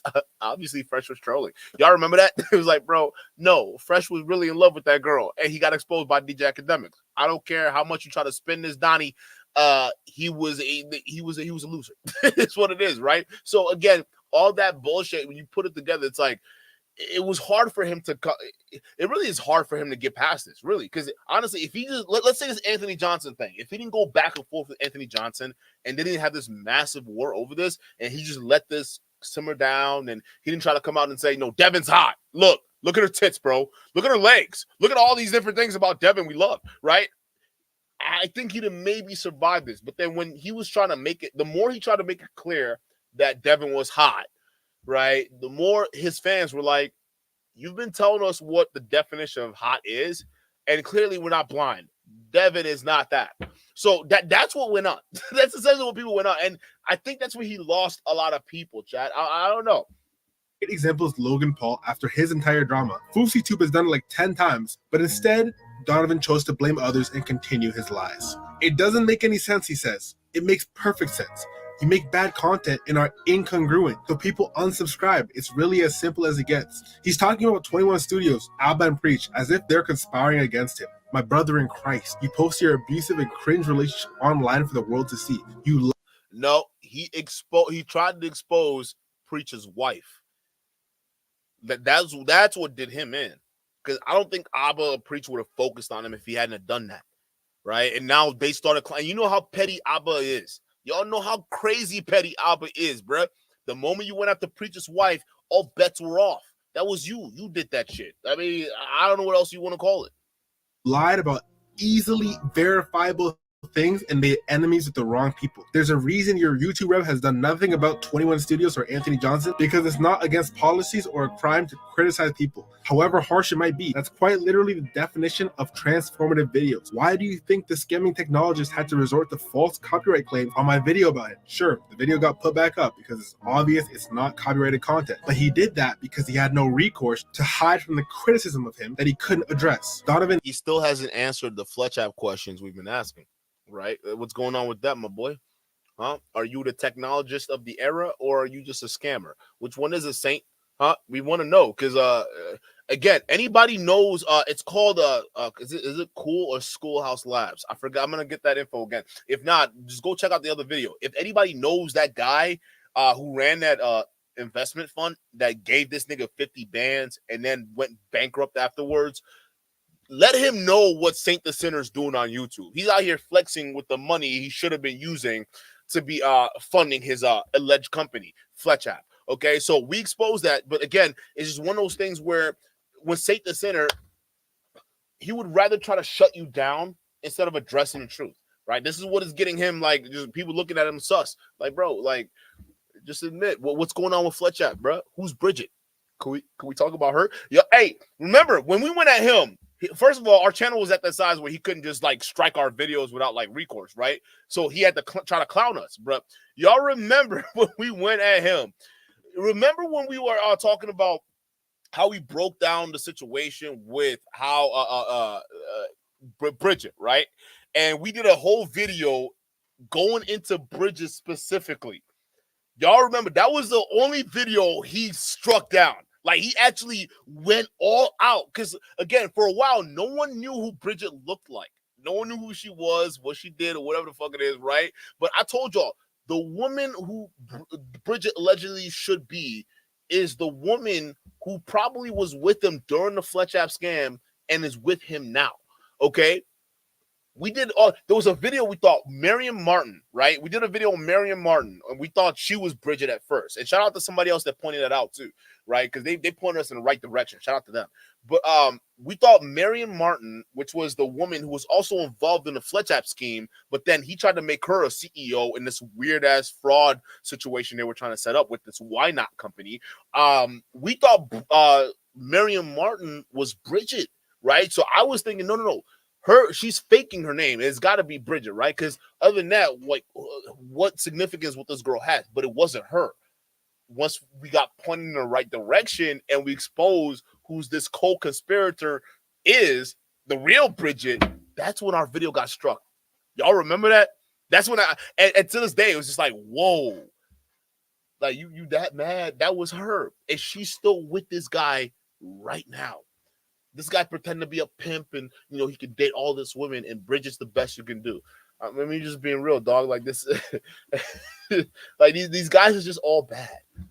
And is showing that same level of desperation, begging 3 different YouTube reps to delete Anthony Johnson's channel for the cardinal sin of telling the truth. Donovan, I hate to break it to you, but this is the result of your own actions. If Donovan hates Anthony Johnson for what he did to him, then in a roundabout way, he hates himself. Now that you know Donovan and know his arch nemesis, ADJ, enter Devin. Devin is Donovan's wife, and what was in this 4-hour documentary that exposed Donovan Sharpe? Well, it was the revealing of his wife past just her name. You see, when Donovan was working with Anthony Johnson at the 21 Studios, he brought his wife there as well. And ADJ realized some things and did his own digging into who they actually are. Prior to this video, Donovan never showed Devin at all. In fact, the only way anyone knew she existed was because Donovan would refer to her from time to time, and she'd be in the chat as Sharpe Assist and later Devin Sharpe. Donovan would have you believe people thought my wife was too good to be true, so that's why I decided to finally reveal her in all her glories. And so what would I look like telling guys, hey, you need to do X, Y, and Z with your woman. You need to set boundaries, expectations, and demands, et cetera, et cetera. But then my woman doesn't do the same. Or I don't show my woman at all. And that's really what happened. A lot of people, it's so funny. Devin sounded she sounded so good. There were actually people in the community 4 or 5 years ago that thought that there's no way this woman is real. She sounds too good to be true. So I said, okay. And so I decided to make her a little more, prevalent in my content. You sure that was your decision and not Devin's? I feel like that was Devin's decision to be public. Talking about like, okay, Donnie, all right, it's time for the world to know about me.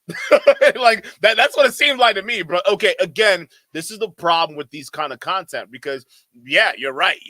Eventually, long enough, you talking about this, how hot this woman is or how not hot she is. People are going to be like, okay, produce who she is. Who are you seeing, right? That's what I'm saying. Like, a lot of times, even then, you didn't even have to make her public, right? You didn't have to. You could have just kept her on the sidelines and said, no, baby, trust me, the internet dudes are weirdos. I'm protecting you. Just stay off social media, right? If you really had that control. But it just shows that you just fall to the whim of your own audience or fan base because then they're saying, oh, show us a picture of your girl, and then you do that. Like, so you're not a man. You don't know how to say no to even your fans. Like, bro, what? Like, again, you did that. All of this stuff that you did, you can blame your audience and whatever you want to do. It's still your decision, and that's killing you till this day. Because the moment the world saw who Devin was, actually, you lost. It was over. Because it voided every single talking point or coaching programs or conventions you sold up until that point. And what was the final nail in the coffin was when you got married to her and publicized all of it. You were done. You just didn't realize it yet. We all know this is not true. The truth is, Donovan Sharpe, when he was doing an interview with Myron Gaines from Fresh and Fit, accidentally had her come on camera. She was screen capped, and then people like ADJ used her screen caps to dunk on her appearance. So up to this point, Donovan was telling everyone he would never get married. He was banging 9s and 10s left and right. His girlfriend, at the time he maintained she was only ever a girlfriend, is 37 years old, attractive, fit, and beautiful, and much, much more lies about her and himself at large. Well, once she was revealed, that didn't seem to be the case. Before I start this next part, I am not trying to insult or disparage his wife at all. To me, she truly is a victim of bad circumstances that have led her to believe that the best she can get is an abusive, emotional, roid-raging, pathological liar. She isn't really so much half the issue. Rather, I see her more as a pawn in Donovan's game. Like, in my gym, we have a fully stocked gym in the garage, and a FedEx guy drives up. I guess he's delivering something to us. Well, our garage door is to the right of our front door. So the guy starts to walk, and he's like, "Oh, I guess I'll just deliver it here to the guy in the garage instead of having to squeeze it into the front door." So he comes out, yeah, I'm delivering XYZ. I'm going to sign for it. Devin comes into the garage. He's like, "Wait, what's going on?" "Yo, I lost it." She's like, "What's happening? What's going on?" I said, dude, in front of I said, "Get your ass back in the house." "Yeah, but I have to." I said, "Get your ass back in the house. Get in there." And she left. Now, a lot of guys would say, what's the problem with her coming out and finding out what's going on? When that's the normal thing to do. Like, why are you screaming? Get back at it. Why are you screaming? It's a UPS guy. Like, what? It's not her life's in danger. Like, what are you saying? When she takes that position, that says to the FedEx guy that she is the authority. What? This is so insane kind of way of thinking. I'm sure the FedEx guy is just trying to do their job and get the fuck out of there. Whoever wants to sign for the package, sign for the fucking package so they can go make their deliveries. They're not sitting there saying, "Oh, well, this guy's wife just came in the middle of me talking to this guy, so clearly she's the boss." I mean, we just have to talk to her. I'm sorry, Donnie. Your authority is now null and void because your girlfriend just appeared out of nowhere. So I'm gonna stop you in the middle of signing for this package and hand everything over to her. Is that really your thinking? Right? Again, tell me you're insecure about your masculinity without telling me you're insecure about your masculinity. That doesn't make any sense. If your girl comes out, the UPS guy just wants the package signed for. He doesn't care who's signing for it, okay? If anything else, they'll just dump it on the fucking porch if they wanted to, right? Okay. That's weird. That's weird. Like, why? How is that even a flex? And this guy's laughing about it. Who is this guy? Why are you laughing about it? Well, you don't find anything weird on what this weirdo is saying right now? I'd be like, yo, time out. Why'd you scream, though? I mean, what, do you think the UPS guy was going to fuck your wife in front of you? Were you afraid that you would get cucked by UPS man? These guys are so fucking insecure. Yo, shout out to I Don't Play Games with the 5. I Don't Play Games says Devin looks like an addict that got shot with steroids. Isn't she didn't Donnie Boy buy her a gym membership? I forgot what it was because we saw her personal trainer, didn't we? I forgot what that was, bro. I'm here handling my business, handling this business where two men talking, but then the woman comes in and wants to know what's going on, meaning that nothing happens unless she says so. But come to find out, Devin wasn't 37 like he said. She is in fact older than him. Remember when Donovan said women who are older are completely useless for anything more than a pump and dump? Any man who marries a woman past the age of 23 years old, you're getting leftovers. She gave all of her best sex to the alpha cats. That's what happened. They wanted you back when you were.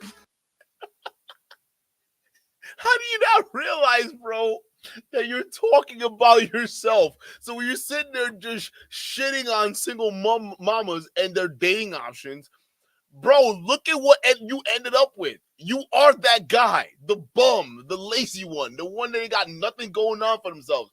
You are him. like, again, here's the shit that confused me, chat. Like, here's the thing that confused me, right? Because I'm like, how are these guys with a straight face trying to tell you all of this nonsense? Meanwhile, they're currently living that life. How can they do that? Like, it's like, at some point, there's got to be like a tell, right? You're going to be like, okay, wait a minute.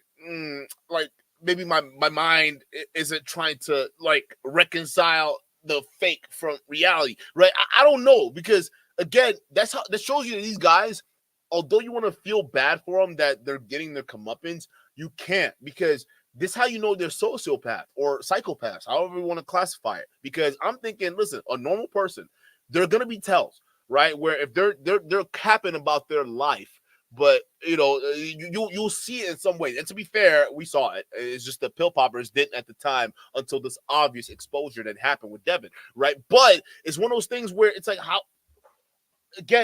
are you in your mind sitting there, especially Devin too? He's sitting there with all these talking points, knowing fully well y'all are currently living that life.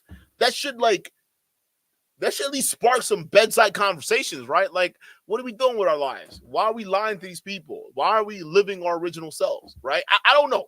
I don't know. It's just a food for thought. I just find that weird, because if I was in that situation, my mind would be like, because again, I don't know. I'm not a psychopath, so I don't know how people think. I don't know. Like, if I have one mindset and one way of thinking, I can't come out and say something else, because then it's like, I don't know how my mind just doesn't work like that. It's just weird, right? So again, I don't understand how these guys can be knowingly living one life and then come out and say, yeah, you know what? Yeah, my this is that's that. It's weird. It's fucking weird, bro. Listen, if you're not rich, stop pretending to be rich. Okay, listen, majority of people they're gonna be following you. They have a 9-to-5 job. The fact that you're even making it on YouTube alone, it's a big accomplishment. So you should be proud of that. But you coming out here pretending you're rich and whatnot, and you know, as they clown guys like us, right? They even send their little bots out here like, oh, look at Duke. He's criticizing these guys, right? He clearly doesn't know what he's doing. I mean, it's like, bro, yeah, bro, I work a 9-to-5. I don't hide that at all. I'm not sitting here pretending to be high value or anything like that. I tell people, bro, I have a normal job. That's just what the fuck it is. Y'all come out here and pretend to be something else you're not, knowing fully well you're not really that guy. That's why y'all come out here and beg on YouTube all the damn time. It makes so much sense. God, I've never understood this. Why are millionaires sitting here begging for super chats and cash apps on YouTube? I have never seen that in my life. But thanks to you guys, it makes sense, right? Because you're not millionaires. You lie about your lives, hoping that that your audience will be dumb enough to not notice. But in some cases, like Donnie Boy, they do. They notice your cap. I don't get it, bro. If you are not rich, just tell the audience you're not, bro, and they're not gonna hate you for it. Matter of fact, a lot of them will want to see you be successful. That's why they want to watch your shows. They want to just do stuff. But if you out here coming like, I don't need this, I don't need that, well, guess what? People don't want to support arrogant people. They're reluctant to do that. Just being honest with you.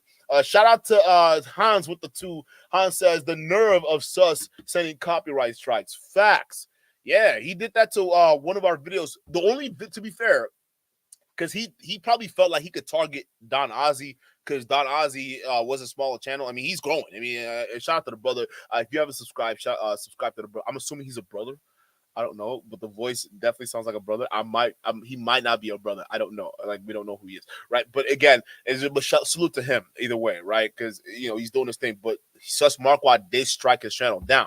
But at the point we started going out Sus Marquardt, if you struck down our channel or tried to do some shit, we'd expose you. Like, it'd be known, because like YouTube would catch it. Because Fresh and Fit tried to do that to us, and YouTube caught it, right? So it's one of those things where it's like, okay, with a smaller channel, it's easy for him to do that, right? And he tried to do that. The only time he tried to do that with us, when it was already too late, was when we talked about Bridget. That's when we knew we had the right Bridget, right? So again, I don't know if we put that video back up. I don't think we did. I might make a new one. I don't know. I don't know if did we put that? I might have to check, because we got over 600 videos now. I'm gonna have to check, because I don't know if we put that one back up, or I don't know what the outcome was of that, because there was a bunch of shit that happened after that, I remember. But yeah, dude, like, this guy, he would strike that shit down only when he knows you're saying things that are like 100%, right? So the nerve of this guy is insane to me, but it is what it is. A shout to Kevin with the 2. Kevin says Don Ozzy video at 28K, FNF Donny Boy video recent video at 19K. Well, yeah, this is what I told you. Fresh and fit. Fresh and fit. What's happening, y'all? Chat, talk to me for a second. Chat, talk to me for a second. What's happening to Fresh and Fit? I think it's over. I think it's over. Listen, I think by next year, they're not going to be as relevant as they used to be. I'm just going to be real with you. And it is what it is, but y'all brought this on yourself. Y'all decided to go the route y'all wanted to go with, and congratulations. This is what happens when you decide to fuck around. You find out it ain't so sweet, huh? So it is what it is, but let's talk about it. Like, yo, we're going to be honest. We're going to be honest. Look at Fresh and Fit's recent video. What's going on? Look at their recent live streams. So even to the point where I'm like, what's the point? Like, do we even want to cover Fresh and Fit anymore? Like, what's the point? Like, honestly, at this point, fucking Wes Watson's more important. Right? If anything else, more entertaining than anything else. Like, Fresh and Fit is going down the drain. So I'm not surprised, Kevin, right? Like, that Don Ozzy's video is performing better because it makes sense. A shout to Glassy Eyes with the 2 says that FedEx man was too damn muscular and handsome. Bitch, get back in the house. You're not going to embarrass me in front of this handsome man. Pause, bro. Like, this guy's insecure. That's a beautiful display of self-hate because he was really talking about the specific category of women that his wife falls into. Remember when he said he only likes fit girls, you know, the typical 9 to 10 look? Well, his wife objectively has the body of someone's auntie, to put it as respectfully as I possibly can. Also, even though she is a victim in this in my eyes, she's the one choosing to allow him to lie about her for his own gain. So at some point, she does have agency in this. All that big talk about I only deal with attractive women. I can't even get it up for anyone over an 8. But your girlfriend all dolled up and ready for a podcast looks like John McCain. Ladies and gentlemen, we've dealt with a lot of fraud, a lot of scam. Oh, yo, Don Ozzy, yo, that's this John McCain comparison is crazy, Chad. Like, he basically trying to say she got a strong ass chin, bro. Got that crimson chin going. Hey yo, come on. Gamers and a lot of inconsistent people here on this channel. This guy might take the cake with just how observable and documented what he says doesn't line up with his actions. Last but not least, all this talk about how single mothers are the scum of the earth. No one wants them. The guy who settles down with a single mother is a beta loser and has no options. Well, Cassie would have the world believe that she's always been this doting, dutiful. Well, you know what? No, Cassie West has been ran through. Cassie West was a single mom when she married David West. Cassie West chased bad boys. She's a Karen that was ran through like everybody else was a single mom. And this explains why this explains why David West is as weak as he is. But yeah, David, listen, man. I'm not trying to be mean-spirited, but you married a single mom. Like, come on, man. That doesn't make you a bad dude. Like, how do you not see the irony in this? Like, you clown another man for marrying a single mom. Nigga, here you are. Who is this? Like, where did this person come from? Is that a random person? Like, bro, this is you all freaking day. Cassie, you being a single mom when you married David, that doesn't make you a bad person either. Just understand that it's out there. And let's not pretend that Cassie, I'm talking to you here, Cassie, let's not pretend that you didn't take the typical route that most modern women take. And David, let's not pretend that you're some apex alpha male. Like, come on. Like, we both know. Fucking nerve. And look at the smirk. He actually thinks he's on to something here. This really is. When you're the guy who settled with a single mother who's older than you. We see on his Instagram, he's been in damage control, just randomly posting about this woman everywhere that he can lately after the MGTOW guys at MGTOW Dictionary Channel exposed to who he is exactly and what's going on there with his relationship. So he claims she is in her late 30s, and that is not the case. She's 44. And here's the thing, right? I don't think there's a big problem in dating older women, right? I don't have a problem dating older women. I don't have a problem with dating single mothers. Again, you're not going to see me out here on YouTube telling other men, don't date these types of women. Like, why? I think there's some women who are single mothers that are great. I'm not saying every single mother is great because they're good and bad people in the world. You just have to be able to use good discernment. That's where discernment comes into play, right? But then I'm not saying that dating older women is bad too. I'll date an older woman. What's wrong with that? Like, again, it's the fact that y'all coming up here and saying oh, don't date these type of women, but then y'all secretly dating these type of women. It's what makes you look bad versus someone who's saying, I don't care. As long as, there's something in it, you care about me or I care about you. Age is nothing but a number. All right. So so there's some guys who might end up dating an older woman and find the love of their life in that scenario. Well, look at Emmanuel Macron. Okay, look at Emmanuel Macron. Or is it Manuel or Manuel? Which one is it, right? The French prime minister or president, whatever the fuck you want to call him, right? Look at his wife. She's definitely older than his ass, all right? But he loves her, all right? She loves him, and they're together, and you can call them a power couple, right? And I'm sure that he genuinely loves her. I'm really sure about that, right? There's nothing you can deny about that. It just shows you that they're examples, real world examples of guys who you would consider high value. Emmanuel Macron, is the top of the top where you want to talk about French politics. And I don't know if I'm sure a lot of you guys know what I'm talking about, right? Top of the cream of the crop, right? You could call that a high value man. He's dealing with a post-war woman, and they seem like they're happy, and they seem like they're running the country together. I don't see a problem with it. But then when you come out and say, don't date these type of women, you don't know what you're limiting yourself to. You don't know. Because for all you know, like a woman who's 5 years older than you, let's take it down a notch. Let's say maybe 2, 3, 4 years older than you, right? Let's do 5 years. All right, might just be the perfect thing you need. I don't know. I'm not encouraging you guys to go date those women. I'm just saying you never know what true love, where you would find true love, right? Or if you believe in that nonsense, right? Or whatever you want to call it, right? If you never know. So you limiting yourself to not dating single moms or not dating women with tattoos or not dating women who are older. You're putting these arbitrary limitations on yourselves that honestly is making y'all stay alone because you're limiting your options, especially for those of y'all who watch this shit. Some of y'all incels probably feel as though you don't have options. So why further limit yourself with these guys telling you to stop chasing after these other women, right? I don't know. To me, date who you want to date.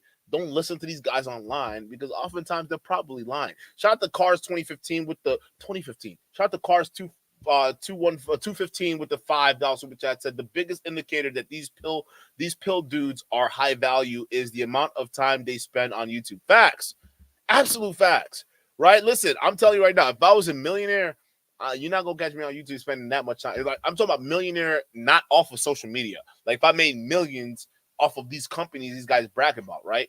I'd be focused on doing my companies than working on YouTube.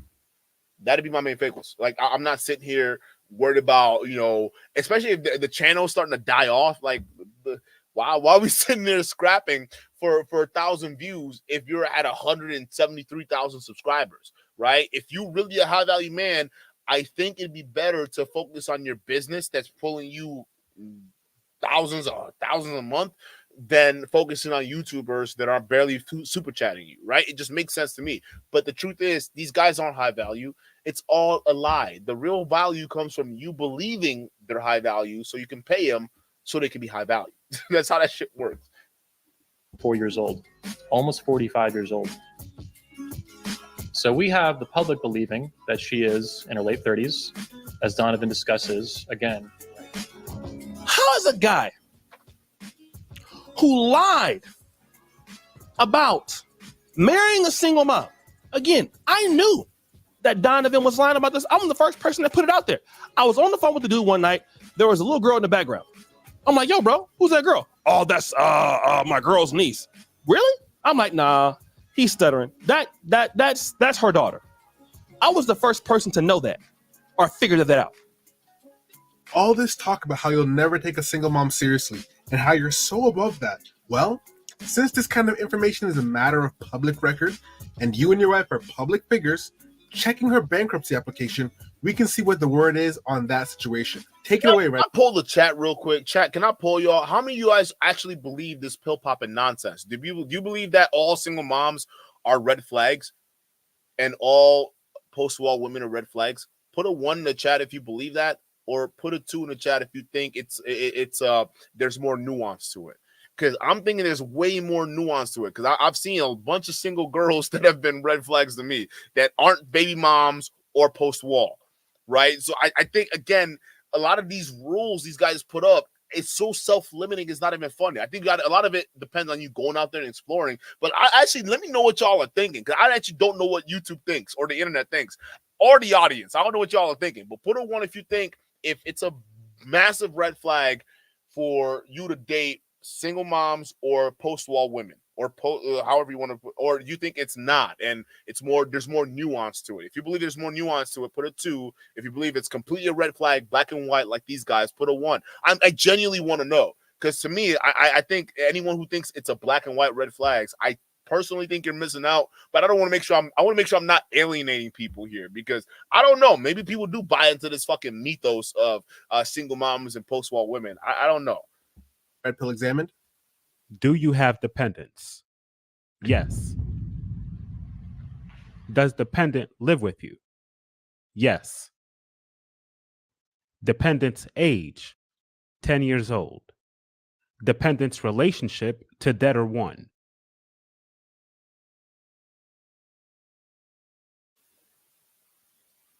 Daughter. Yo, Red Pill Examine. I remember reacting to this video. Yo, shout out to Red Pill Examine. That's another channel y'all gotta subscribe to. But yeah, I remember that long ass pause. That was when we had the old studio too, I think, when we reacted to this video. Y'all remember that? It was just like, yo, that shit was just the suspense. And it's like, yep, that's your daughter. Okay, remember, right?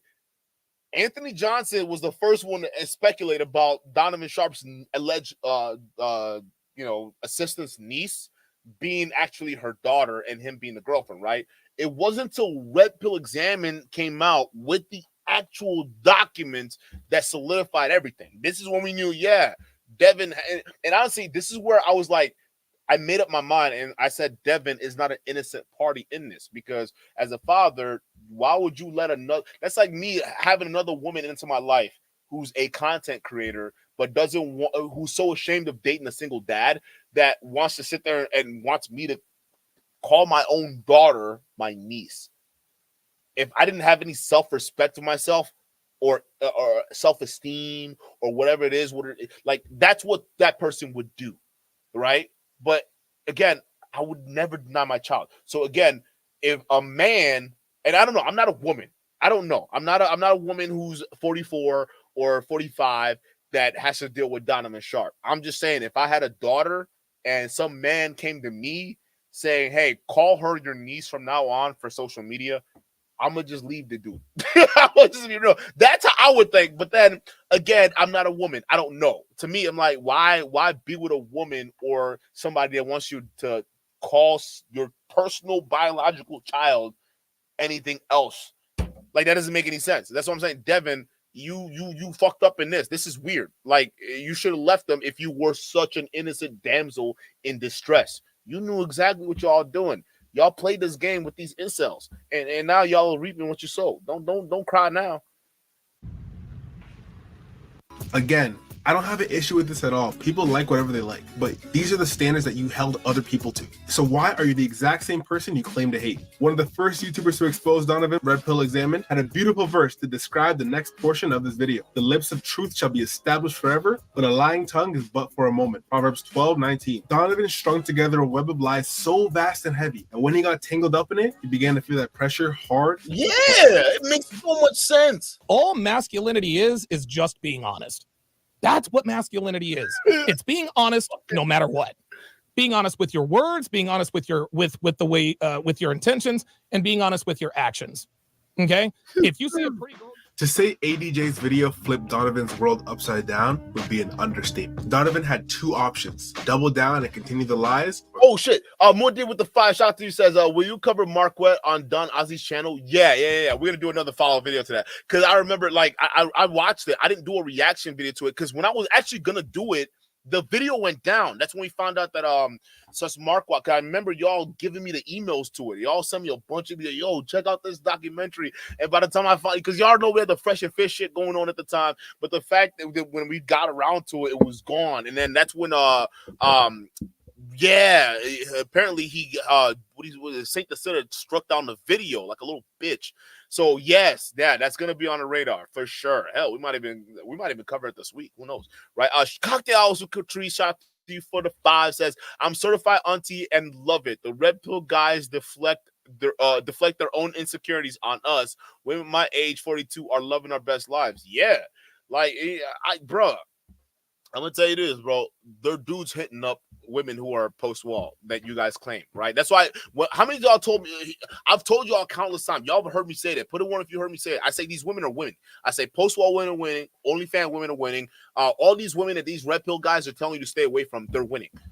And it's true. They are, right? Because as much as these guys want to claim that these women are gonna die alone and buy a dog or however the shit goes, right? These are the same men that subscribe to their OnlyFans account or want to marry them. Some of these porn stars got more marriage proposals than average women. I don't know. And I don't make it make sense. How? If the red pill was such truth and these women who are supposed to be with the high body counts and with the porn star energy and all that stuff, if they were supposed to be losing in life, why are they being highly sought after for these podcast spaces? Has anyone asked that question? Why is anyone, looking for these OnlyFans girls to promote their shit? Why are these guys trying to date these women? Why are they trying to do all this stuff with these women? And they're supposedly high-value guys, but yet these same women they're dealing with are supposed to be the ones that are losing.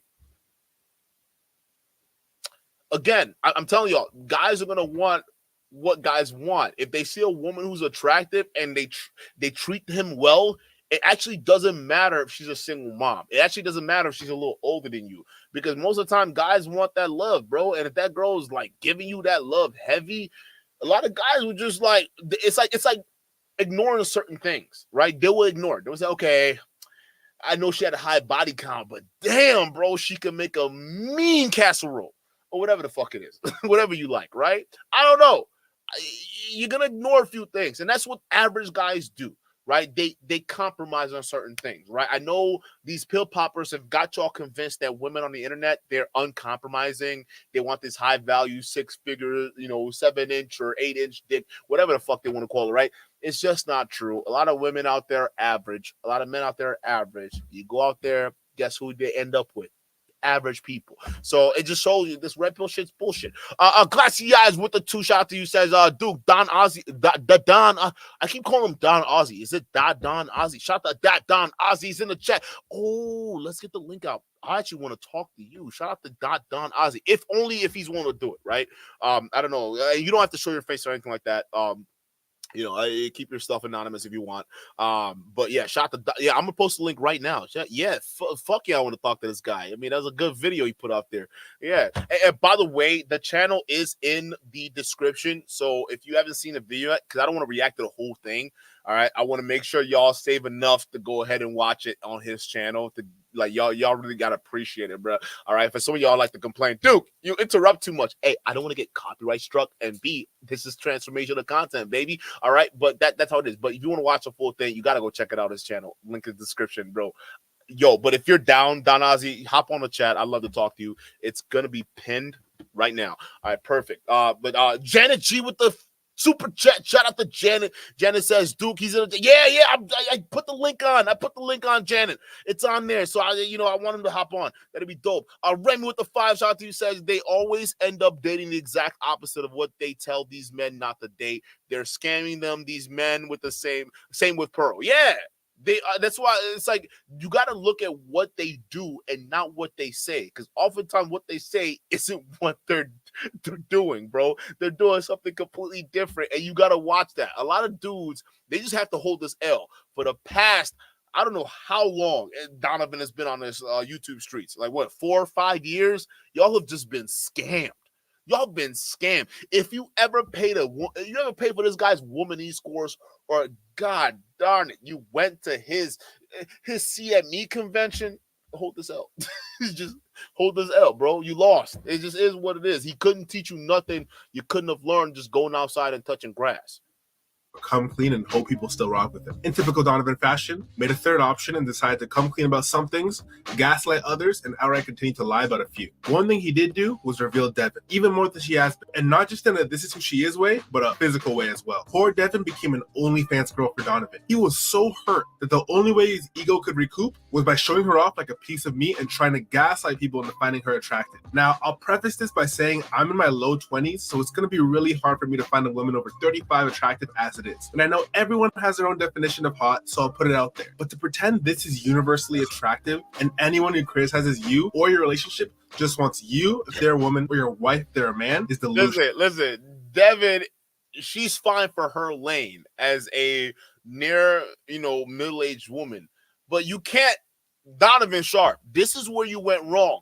You were trying to convince your fans that this woman was 25.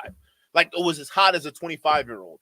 It just doesn't work. It doesn't work. Like, she's not bad, but she's not 25, bro.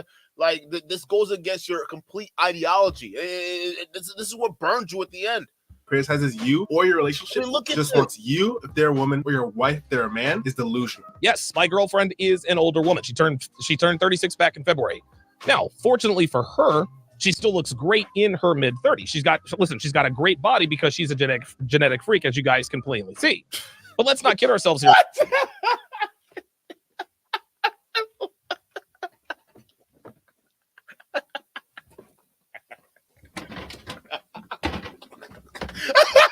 A genetic freak, nigga? What? What is this? How is she a genetic freak, yet you gotta pay for plastic surgery? Make it make sense. What are you doing? This is what I'm saying. People just look at this crap and say, bruh, we can't believe you. We can't believe what you're saying. How can he say that? How can he say that? Listen, a woman who's a genetic freak don't need a goddamn boob job or an ass job or any kind of job to stay beautiful, bruh. Those women, they age gracefully, and we have a new number of examples of them, okay? They're all over the place. Look at who's that girl? Not Beyonce. We know Beyonce. She look good. She look good. She all right. She good. She good. All right. Who's the other one? I forgot her name. She just got married now. The one that my hips don't lie. Y'all know what I'm talking about. Y'all. She still look good. Who's the other one? There are a couple other ones that look just so good, and they're older. They age beautifully. You can point to those women and say, yeah. Even Mariah Carey, hell, I mean, I listen, I ain't gonna hold y'all chat. Listen, I know she gets annoying around Christmas time. Y'all don't want to hear that shit. I don't want something for Christmas, whatever the fuck it is, right? I know, but she still look good. She still look good for an older woman. I'm looking at Carey and say, hey, listen, Mariah, she still got it, right? Again, there are women you can look at and say, hey, even when they were younger, they were genetic freaks, all right? But when you're looking at Devin, you can't sit there and say, oh, look at this genetic freak of nature. What are we talking about? Yo, shout out to Don Ozzy, who's in the chat right or in the stream right now. Shout out to you. Yo, can you hear me all right? Can you hear me? Yeah. I can hear you good. Yo, first of all, this was a good video.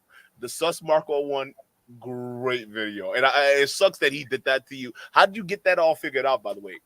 It's a long story, but basically what had happened was first he tried. So basically, I think you're familiar with the YouTube copyright system, how they take down your video instantly unless you have a certain amount of subs. Yeah. But basically, if you're a smaller channel, they take it down right away. At that point, I panicked. I was like, "What the fuck? I don't know what to do." Blah blah blah. But it makes you give your location and like your name and everything when you counterclaim, right? Yeah. And I know what Marquette is known for doing. So I wasn't about to give him my real name, my real address, whatever. So obviously I sent him a fake address. And once he saw that, he probably thought, okay, I got this guy. I'm going to email him and threaten him or dox him, whatever. But he didn't have my real shit. So it was 10 days I had to wait. And the video got allowed to be put back up. Good. Sometimes with this stuff, I just get a lawyer.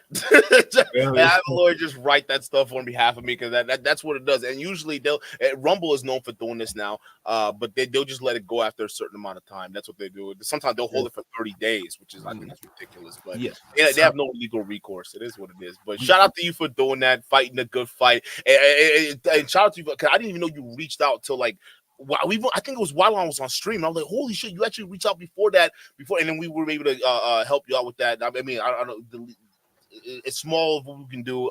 Hopefully, it helped out. But like, it was just sad that he did that because it's like yo, these are the guys that pretend, and I want to get your opinion on this, because these are the guys that would look at channels like ours and say, oh, these guys are small channels. Why even pay attention to them? But then you see them doing this kind of bullshit behind the scenes. What were your thoughts about that? Like, damn, he really just struck me. Like, what? Okay, so that one, because obviously, like, for me to get a 1 hour video of him, I had to research a lot about him. And in my video, of course, I displayed what kind of character he had. But what it really blew me away that he was so brazen to copyright strike me after calling himself Mr. Rogers of the Manosphere. I'm a free speech absolutist. The guy even had a clip that said, I actually like racist people. Racism is actually one of my favorite things because I love free speech. And if you're racist and you have a good argument, you can say I don't mind it. But the one time somebody I had less than 1,000 subscribers, right?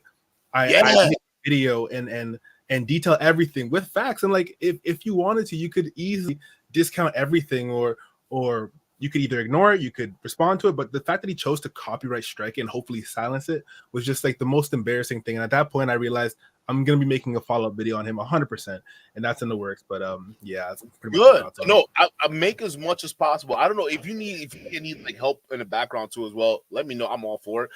Because I want you to like, because since you're good at really putting these things very, very in a structured, detailed way, look into put the Fretch app in that way too. I've done numerous live streams. There's some that he's taken down, especially the one where I honed in on Bridget.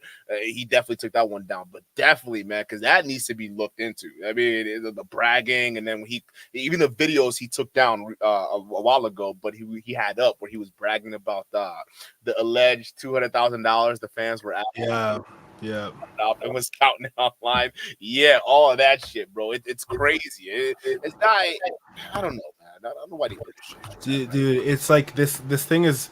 I can understand why people fall for this more so Marquette than Donovan. I feel like Donovan's like the most obvious fraud there has ever been. But for Marquette, it's like the contradictions are in the same live stream where he'll be saying be humble and tell the truth and all these things. He'll be bragging about how much money he has in the last trip he went on and how rich he is and making fun of people for having regular jobs when his entire fan base has regular jobs. It just makes no sense. I don't understand if these people don't see these things. It's so obvious to me. Yo, he did that to me too, bro. Because like I was going back and forth. They tried to allege I was a janitor. I'm like, bro, no, that's definitely not what I do. But yeah, so the fact that I went to a private university in Iowa, right? It was the Butte, right? And essentially because it wasn't like UC Berkeley or John Hopkins or whatever it is, apparently that was a reason to clown me because I went through a nobody known. I was like, what? Like, and then he started going after all these physicalities. Oh, your teeth are weird, or oh, your nose is too big. I'm like, dude, I'm black. I have a big nose. So what? I love my nose. So what the like? I get all these weird little like qualifiers, and it's like, bro, you went to school to be a teacher, okay? Like you look like fucking like I don't even know what the hell to like, bro. What is all this? Right? It's just weird. It's so weird. This guy like he'll pretend that he's never been made fun of and he's so secure in himself, but somebody like him who brags so much about everything, and the first thing he'll do is he won't attack arguments. He'll attack the person's looks. He'll speculate whether they're gay or not. He'll attack everything but the argument. Yeah, he's Mr. Rogers of the Manosphere or the internet, and he's a humble teacher. It makes no sense how he's going to make fun of people. Technologist of our era. Don't forget about that. Totally. You're making fun of people, for being a janitor.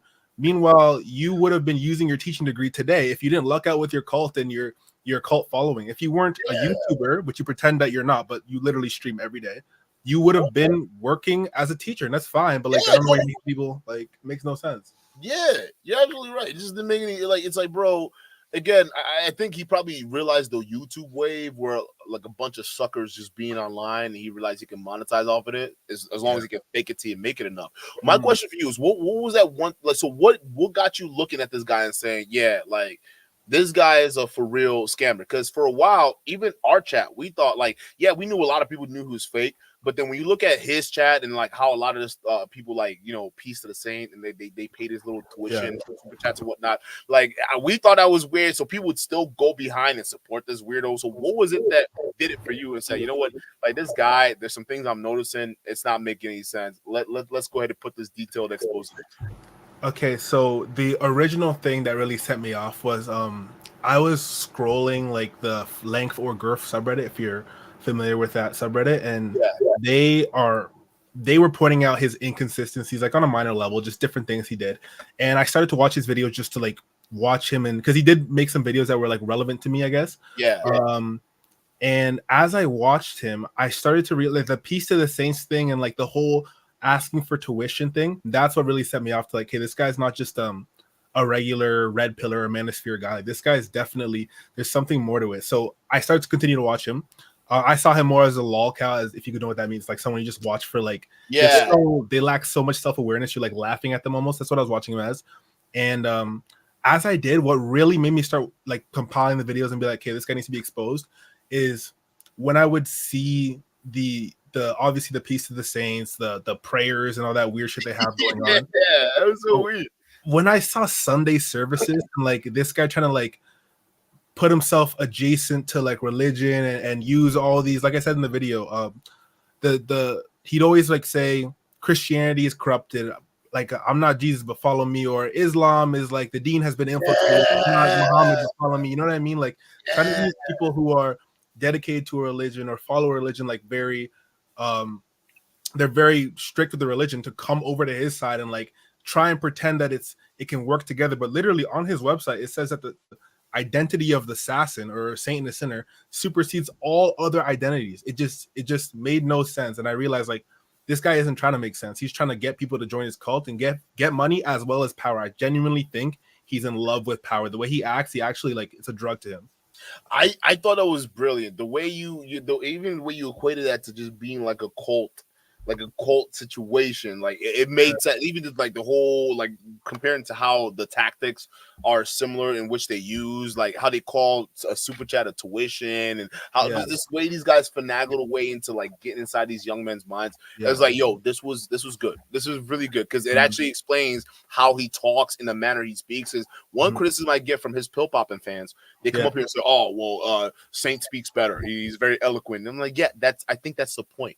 Part of the point of him fooling you is to make it seem like he knows or sounds better than he knows, right? I don't know, but the whole reason when you put that whole cult situation together, it makes so much sense. I'm like, yeah, this guy, you can see him as being a cult leader, and some of these other guys, just followers. Yeah, and you know what? Like I appreciate that first of all, and second of all, I don't want to give too much for the second video. Obviously, it's gonna be a while from now. I'm gonna do other guys beforehand, but I'm definitely gonna circle back to him. And one point I really want to harp on is the reason he uses tuition. Obviously, it's obvious to you, but like he has he's meticulous with it. He's saying tuition because he can't beg people for super chat because he's already rich. He has to portray himself as already rich, so he can't say I want money like other people ask for money and beg for money. He has to say, you're paying me for teaching you. And he'll like to cut off live streams and say, you guys aren't supporting with money, so therefore you don't want it. But you can just look at the views. People can support with their views, but the views don't matter to you. What matters is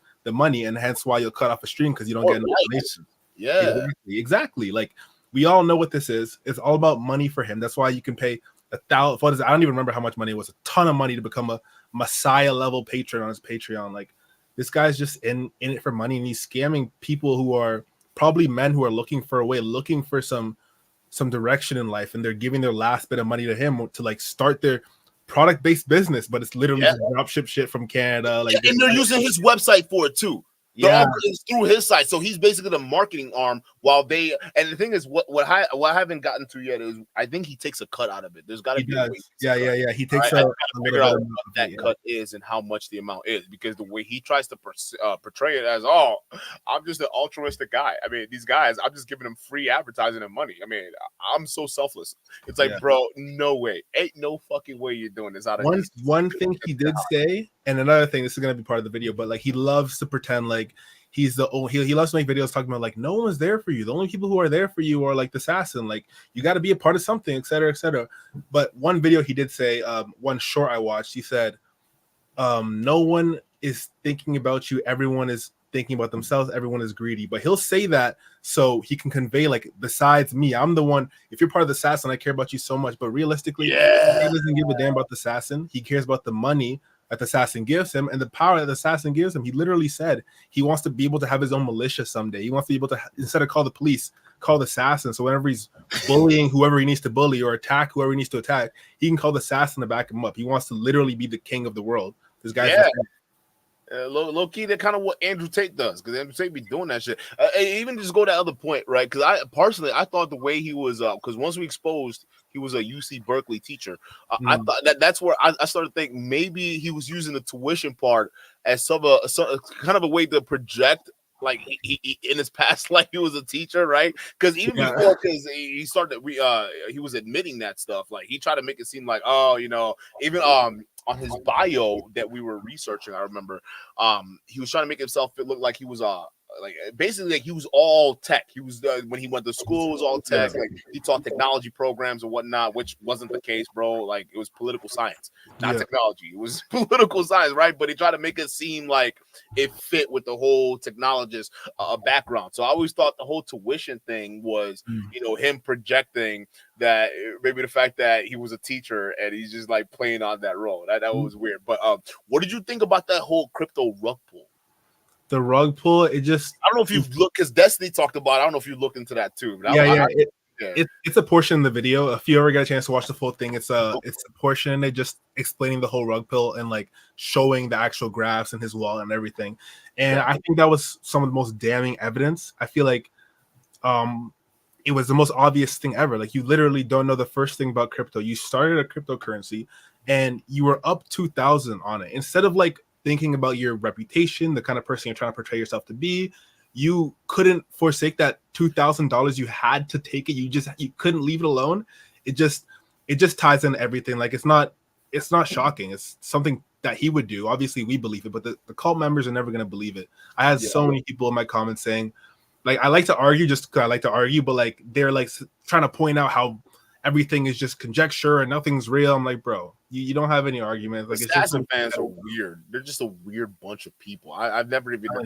It's like what, like, but they couldn't say nothing when he couldn't answer them Flesh App questions. That was just what it is. Like the dude refuses to answer those questions to this day. But let's get to the current one, which is the Donnie Boy. Okay, so what got you getting on this dude's neck? Okay, basically, just so I don't give away too much information, I will say that I was on Reddit as well. Again, this is where I get most of my topics as of now. I started off just people I was interested in, and then I moved over. Right now, I'm in like Red Pill arc right now, but I'm going to try some other scammers and people I want to expose that are not as relevant to the Red Pill, but kind of adjacent. I highly suggest that. Yeah. Just try and branch out a lot. Yeah, exactly. I want to be able to expose people like whether or not they're Red Pill and dating related. I just want my channel to be like a video essay, nice commentary and informational, etc. But I had some person post on the Reddit about a guy named Donovan Sharpe, and I think it was about his wife actually. Yeah. And he was just a little clip I saw. He was such a lol cow, and I was like, this is insane. Like this person is insane. I started to deep dive into him, and the person I that posted that clip actually offered to help me out a little bit. Yeah. A lot of different people helped me out with this video as well.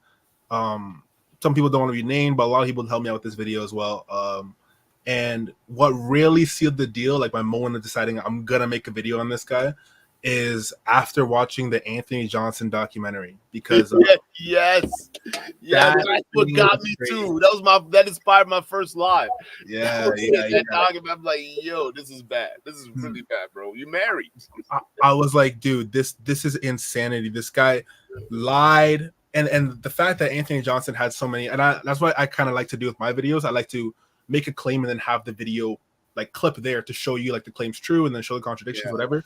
The fact that Anthony Johnson had all of that and the truth was so undeniable, it was crazy. And like just me seeing, like going to his channel now and seeing what he's transitioned to, or at least tried to transition to from I get bitches and all this to like now I'm a relationship guru, and if you want to have a wife and train her to be blah blah blah, like this is what you need to do. And one more thing that sealed the deal for Donovan, it was when I saw him trying to like gaslight people into like finding his wife attractive. That shit was the cringe shit I've ever seen in my entire life. It was so pathetic. that's what I was speculating too. That took him down because like when people were like, because Anthony Johnson's fan base, that was the main like trolling point they had for Donnie was like his wife. You would see on Twitter, you would see all these places where they would like literally like trolling the crap out of his wife, right? But like even kind of like what you said, he had different options to come out to handle this, right? Where he could have just sat down, ignored it, wait till it died away, and then continue on with his content, or double down. In this case, it was a weird kind of in between. He was kind of doubling down, but also backpedaling at the same time. It's like, okay, well, yeah, I know I said she was hot this whole time, and I was bragging about it, but okay, now that it's been exposed what she looks like, well, let me justify why I still think she's hot, okay? And it was just like, wait, time out. I don't care what you say, Donnie. That ain't no 25-year-old. I don't care. It made no sense. And then he starts to cope about like, and again, I know your views, and my views are not that if you're an old woman, you don't deserve love, or if you're a single mom, you don't deserve love. These are just the standards that he holds other people to. Like I showed in the video, he'll tell other people like your wife is used up and blah, blah, blah. But it's like, okay, sure, we can go with that standard. You can like whatever you like, but now let's take a look at your wife. And instead of him saying, yeah, my wife is used up and she's blah, blah, he's going to say, Devin is a 47-year-old SEO expert, and she is so helpful and obedient. But it's like, why didn't she give the same grace to other people about exactly? You know what I mean? Like it's just so pathetic, and him trying to maintain frame at the same time while being like it just makes no sense. The congruency isn't there at all, and he just needed an exposed video done on him again. He needed one. You're right. It wasn't there because, like, bro, who the hell are you to talk? Because, like, again, that's the one thing I didn't in. If he didn't come out here and was so adamant about how bad single mothers were or whatever it is, and it got exposed that he was dating a woman who was 44, 45, I don't think anybody would care because he's never had like it's like okay, why, right? And he can back from that, but the fact that he was so adamant about these women and the types of women they are and why they're so dangerous and why they will ruin a man's life, only to end up being with that very said women, it breaks the conditioning you've been implementing on these guys for a long time. Because then they're saying, "Oh, wait a minute, that's not right. You can't convince me that she's young." Like, bro, she's definitely young. It doesn't work. You can't win with this. You can't backpedal. So you trying to convince us, and I think that's probably why he felt like he couldn't backpedal. Because I think that's probably because he was almost trapped in the decision he made, right? Because he couldn't backpedal and say, "Oh, well, you know, I admit, you know, she wasn't old or she was older and this and that." And he couldn't double down either, because then people can look at her photos and even background check her and say, "Yeah, you can't double down and say she's young at 37. She's 44 at the time, bro." Like that's completely different. So he had to go into this weird in between mix where he's like, okay, yeah, she's 44, but look how hot I made her. Look how hot I made her look. Exactly. It's like that doesn't work. Yeah, dude. Like this guy Donovan needs to get a grip because he's like you said, you put it perfectly. He put himself in this weird middle position where he can't come out and say, "Oh, she's not this age," because it's already been exposed, and like he's already fucked himself because he had these huge, strict, hard and fast standards for women. He's been saying for years upon years, building up this backlog of like all these ideas, and it was really unnecessary. You don't have to.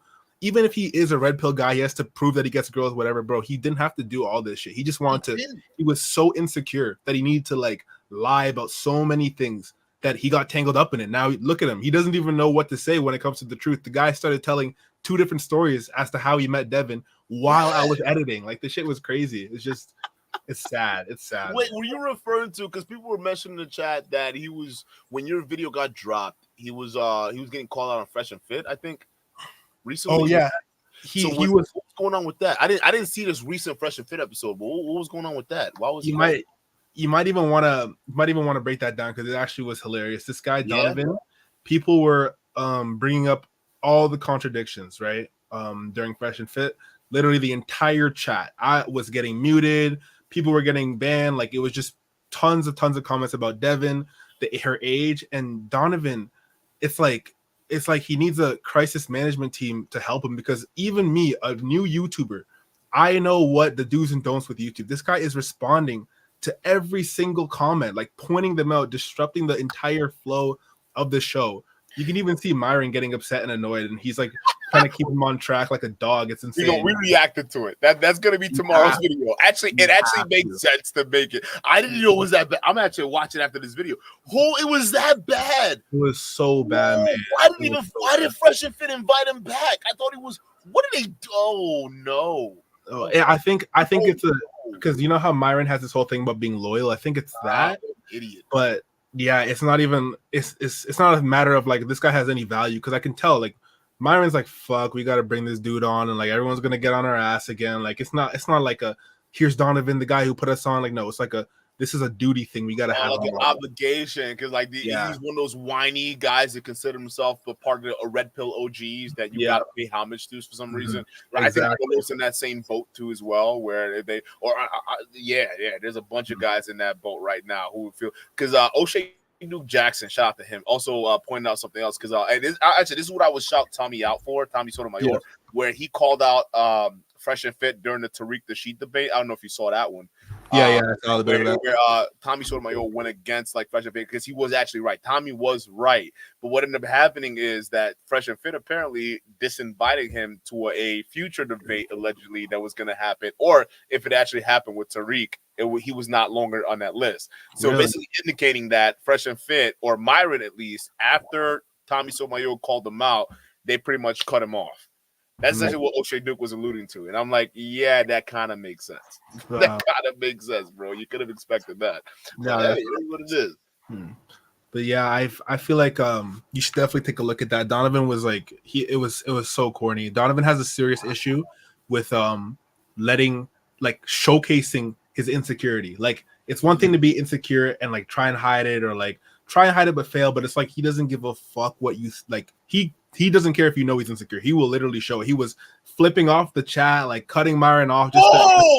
So much stuff, tons of stuff. He got that hurt over your video. He was mad. He was seriously mad. He wasn't addressing anything really of like everything that was like talking about his stepdaughter, talking about the single mom stuff. He didn't address that because he knew how bad it was. But he was talking about people calling out his hairline, calling Devin ugly. Like he would address all that stuff. But you gotta watch it, man. I don't want to give too much away, but we go watch it. Yo, Don, hey, shout out to you for even coming up here. Shout out to you. I appreciate you being here, man. Like, you got anything else to say? If you don't mind, I'd like to get back to the reactor to your video. Yeah, no worries. If you could, that's perfect. What else you got? Hey, I have your chat. I have his channel and the video in the chat linked. So yeah, if you don't actually end up getting through the full video, make sure you check out the description. But go ahead, Don.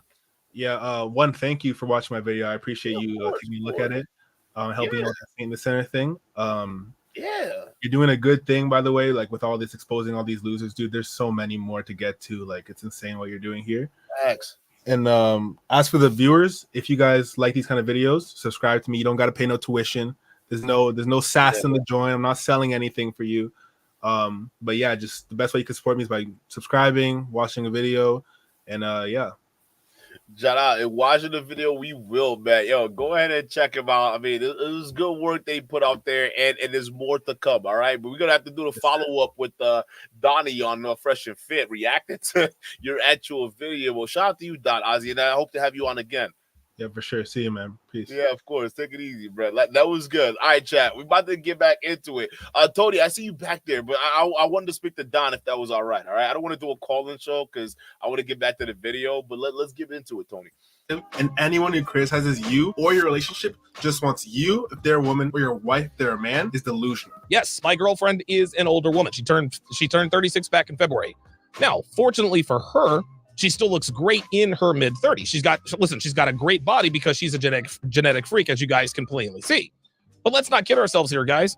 She doesn't look as good at 36 as she did when she was 26. Now, Devin got lucky, and she is a rare exception to the rule. She's not a unicorn by any stretch of the imagination, guys. But her genetics and her workout habits are why she's still physically attractive. But knowing that Father Time is undefeated, I've taken measures to preserve her star body for as long as I can to make sure I still want to have bedroom fun with her for the next few years. Genetic. Think about it, chat. Who talks about their wife like that? Yeah, so I've taken precautions to preserve her value or her body for a bedroom fund. Yeah, I'm giving her enhancements, bro. Like, she's not a RoboCop. She's a woman. Everybody grows old, dog. Like, what are you doing? This is such a weird thing to say. What about your body? Why don't you get the what do you call it, MLD BBL treatment, huh? Why don't you get the fake abs and all that shit? Because MLD sure as hell got that shit going. They all doing that now. Even Drake got them fake abs. It's normal. But you telling me all that high value money you got, you couldn't buy yourself some abs or a workout routine, nigga? It's just weird. It's just weird to me.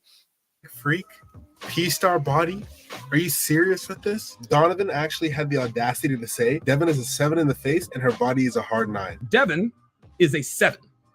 She's a 7. A lot of people think, oh my God, Devin's not a 9 or a 10. She's a 7. Her body is an 8 on her worst day. On her best day, her body is a hard 9.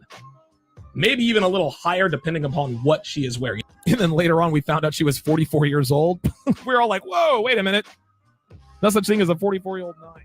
Both I very much so disagree with. But I wouldn't even be saying this is an issue had he just said it's his opinion. But this guy genuinely gets mad when people don't agree that his wife is attractive. No, John Easton says, please don't bring your wife into this. I'll do whatever the oh, yeah, Boostman says a 6 at best, but go ahead. All right, look.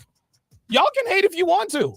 Look, I love it. Afro nerd, average white woman. The pedestalizing is insane. This is so funny. This is so funny. Will said, that's your wife, so I'll let it go. No, you're the up out of here. You're disrespectful. Who else? Who else? Oh yeah, Walking LIQ says your wife is below average, but I with your content, bro. Well, guess what? If you mess with my content, you're going to have to mess with it from afar. He's so mad.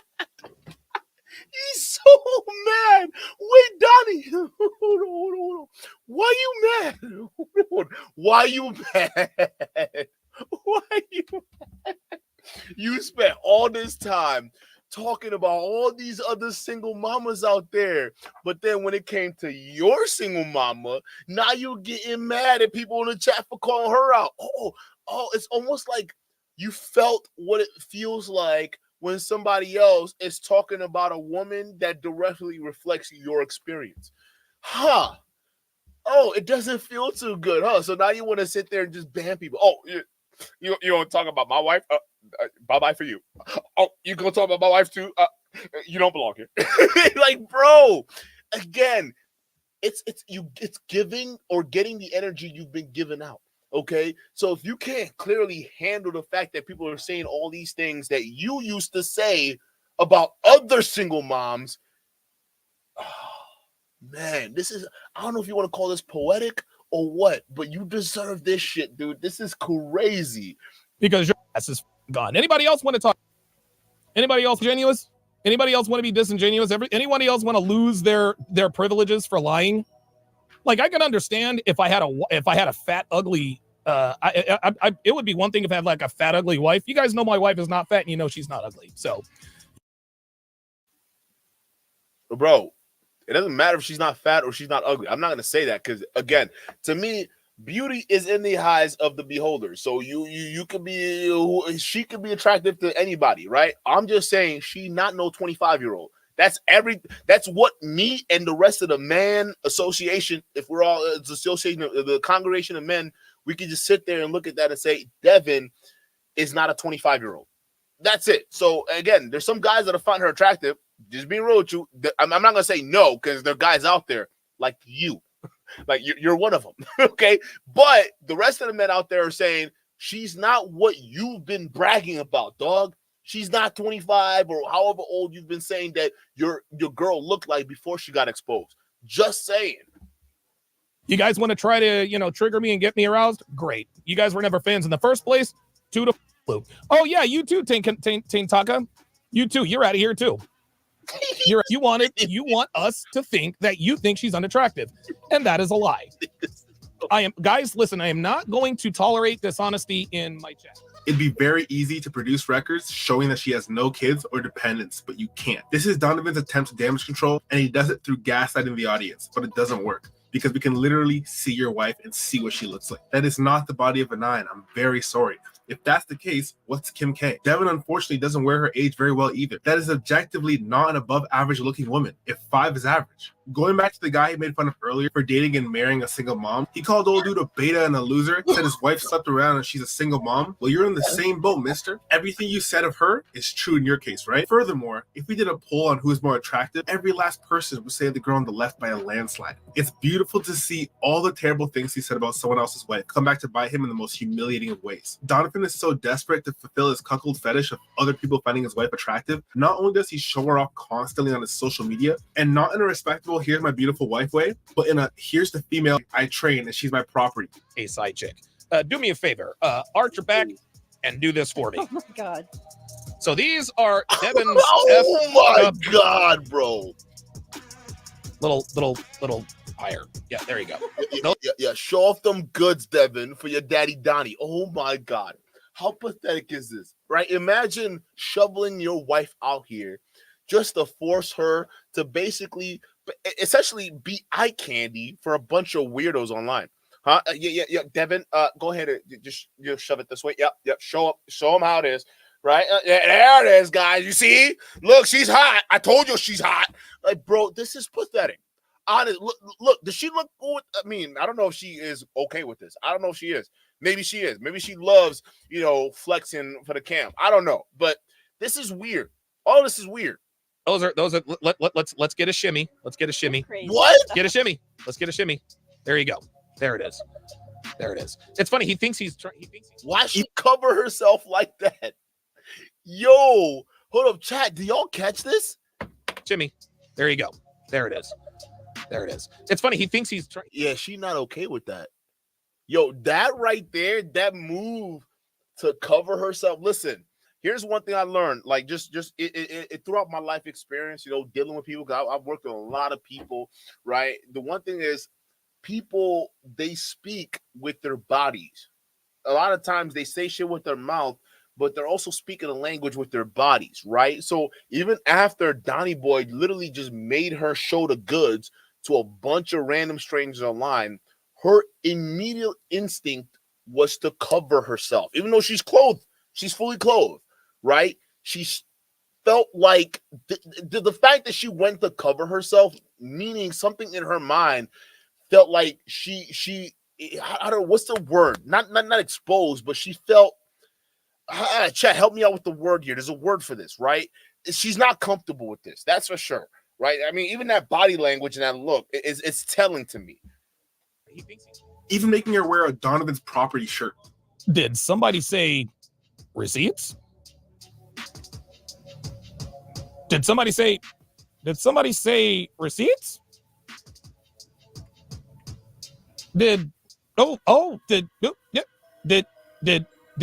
say this is gross? Like, why do you even feel the need to do this, right? You're showing off your wife, bro. You don't like. I don't care how much. Like, you will never see me post anything about women I deal with ever.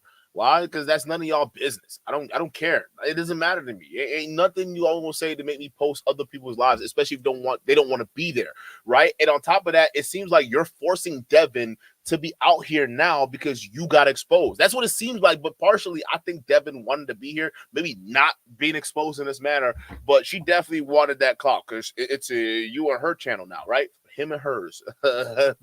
Benefit of them both, right? But like, to do this, it just shows how incredibly insecure you are, bro. Because if you really got it like that, why do you need to parade your woman online for? To impress who?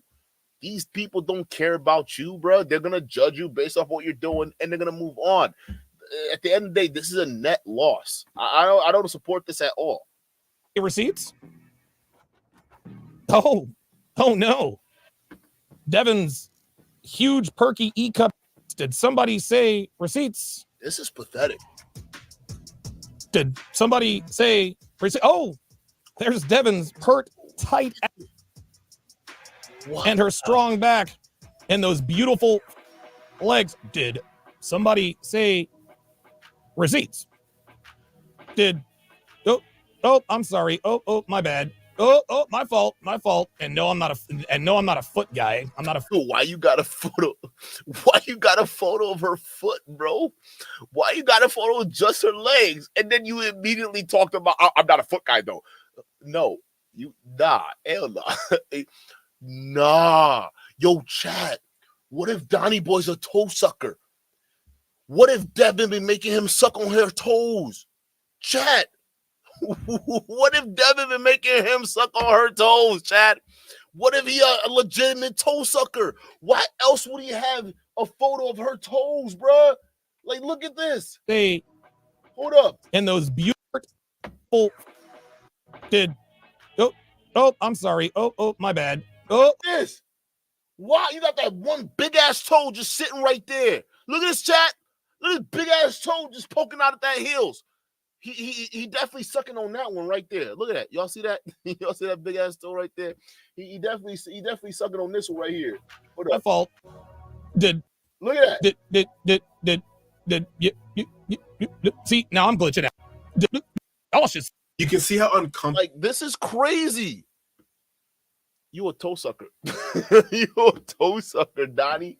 Oh my goodness, bro. She is with everything. No girl wants to be paraded around like a trophy to help you maintain your fragile image and stroke your ego. She no doubt represses those feelings because she feeds into all the stuff he spells about single moms. But her body language betrays her. She's uncomfortable. Sad thing is, she could get a better man than Donovan, just by virtue of Donovan being such a scumbag. Sure, single moms have it harder than the dating market, but Donovan isn't the average guy. He's 10%, but not 10% of the best, rather 10% of the worst. Anyone can find better than that, single mom or not. In the video, you can see she's not in good shape. She has fake that Donovan paid for, and as he puts it, to give her a severance package in case they ever break up, so she has the chance to maybe find a high-value man. I don't think Donnie paid for that. He was too broke for that shit. I don't think he's got the bones to pay for that, boy. I'm telling you right now, she probably paid for that, and he just takes credit for it because, I mean, let's just be real, bro. I mean, this guy, he had to borrow money from his brother to go ahead and buy an engagement ring for his 19-year-old heroin addict girlfriend at the time. This nigga ain't got money. And that's actually one of the secondary reasons I got her a set of fake. I got her a set of fake. One, because I just wanted her to have fake. It's better with fake. The second thing is listen, she's 46 years old, and should I decide to leave, I wanted to at least give her a fighter's chance to maybe find a guy of minimal value. Very, very tough to do at her age, but being in good shape, having nice firm fake increases her odds, even if it's minuscule.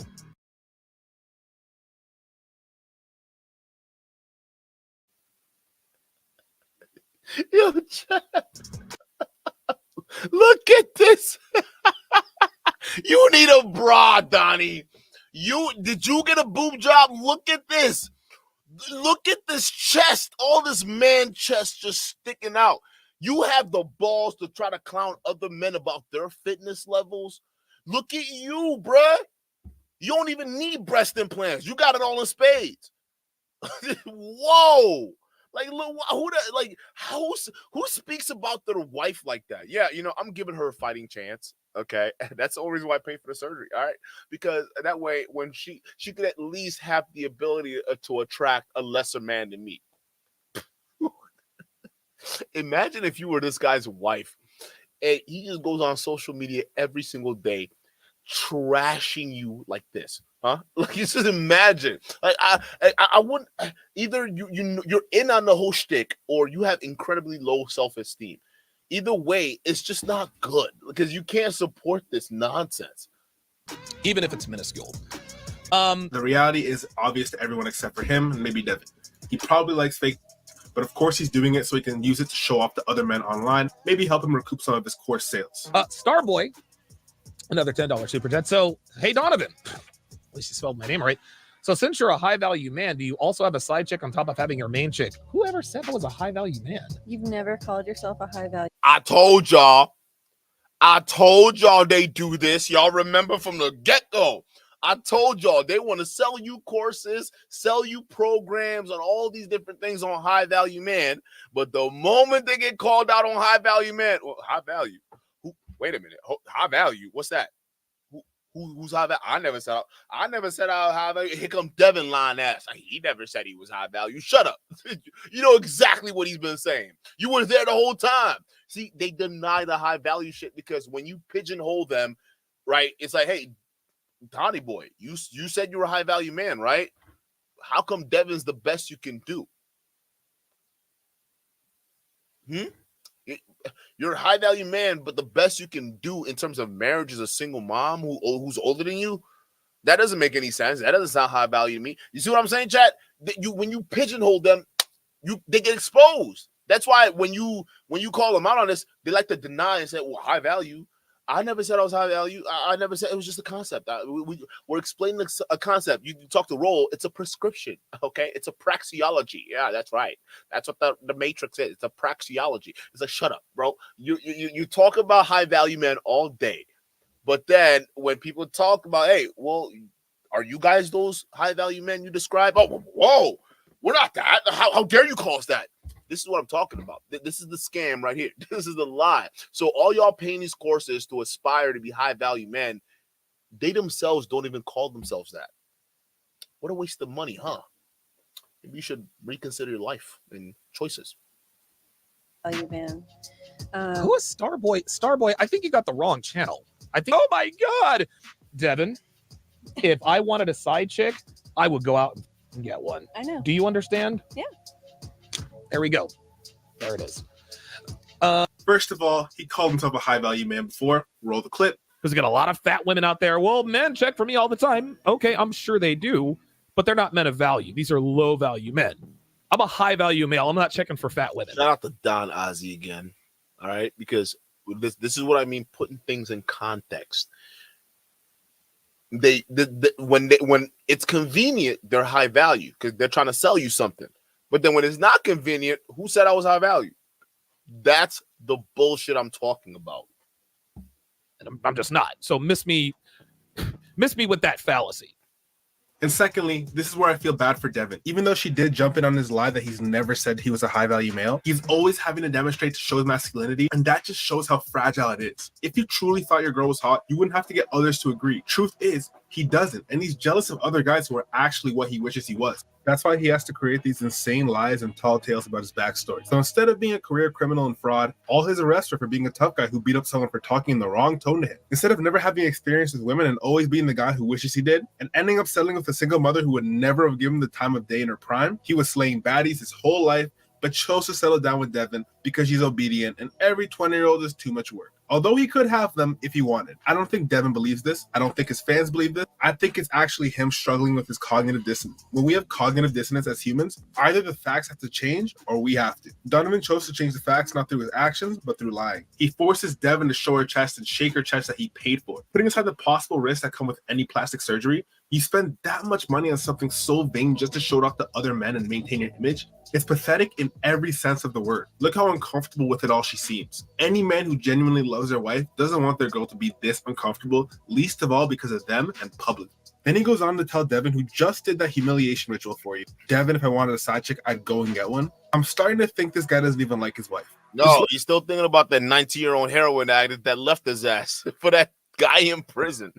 He doesn't love Devin, bro. This guy who actually genuinely, and this is the part that I actually think about. If he can find someone hotter, he would leave Devin. That's it. But I don't think at his stage he's able to do that. That's why he's stuck where he's at, right? I think he thinks Devin is the best he can do. Because other than that, if he had the option or choice, like a real high-value man he pretends to be, he would probably be off with that 19-year-old. Because, you know, these high-value dudes, they're like young women, right? They're like, I'm talking about extremely young women. So you got to watch out for them. I mean, a bunch of creeps out here. But I'm telling y'all right now, this is what they do. This is exactly what they do. Okay, so Donovan, I think he's limited by the actual options he have, which is Devin, which is so strange that he's saying and doing these things. Again, when things don't add up, I subtract. The reason why it's strange to me is because, again, Devin seems to be like just letting this happen. Either she's super insecure and doesn't understand her value, or she's controlling this shit and she's just letting this happen. And this is where, you know, it can get confusing. But again, these people are weird. Look at the way he talks about her. 0 time in 304 shaming them. I'll refer to Dev. Dude, when we first started dating, she used to brag about the dudes that she had smashed. Straight up. She used to brag about them. Dude, she used to brag all the time. Now, at first, I just told her, okay, stop. She didn't. And then I told her, look, when you talk about this stuff, it makes you unattractive. I said, I imagine you eating boogers when you talk like this. Stop eating boogers. What are you in middle school? What the fuck kind of what? What? She did it one more time. One more time. She tested me. I shamed her literally to tears. You better believe it. I called her every name in the book. She was crying her eyes out. Devin. So you're an emotional abuser. That's what it is. So if your girlfriend or the woman you're with doesn't do as you obey or you command, right? You just slut shame her until she starts crying. Oh yeah, real mature. Oh great. Oh congratulations, you going to jail. That's abusive shit right there, bro. When people say people are emotional abusive, slut shaming your girlfriend because she didn't do what you want or she didn't stop doing what you want, that's literally the definition of emotional abuse. Like I don't know who thinks this is cool. This shit ain't cool. Like again, unless she's super insecure about herself, no woman, at least the women I've dealt with, they're not going to sit there and tolerate any man speaking to them crazy like that. It's just not going to happen because they have respect for themselves, and that's partly the reason why I'm with them. Because you listen, you got to have self-respect for yourself. Because I got a daughter. She's got someone to look up to. So you know what I'm saying. So I'm not gonna have some woman who thinks low of herself or anything like that. Because that's not someone you want to be with. They're not someone that is all mentally there. You know what I'm saying? So no woman in her right mind. This is what I'm saying. These guys have to be dating these weirdos. Like I don't know where they find these women, but like a lot of women, they got respect for themselves. They don't sit there and let a man talk crazy to them like that. Oh, you look like you eat boogers. What the fuck are you talking about? Like what the hell? And they just slut shame her till she cries. She should have been left you a long time ago. That shit's fucking abusive. That's crazy. Slept with a lot of guys, gentlemen. Devin has a high body count. You think I don't know that my own girlfriend has had with a lot of men? You think that I found some special snowflake who declined partying through her 20s, even though she has a great body? Give me a break, guys.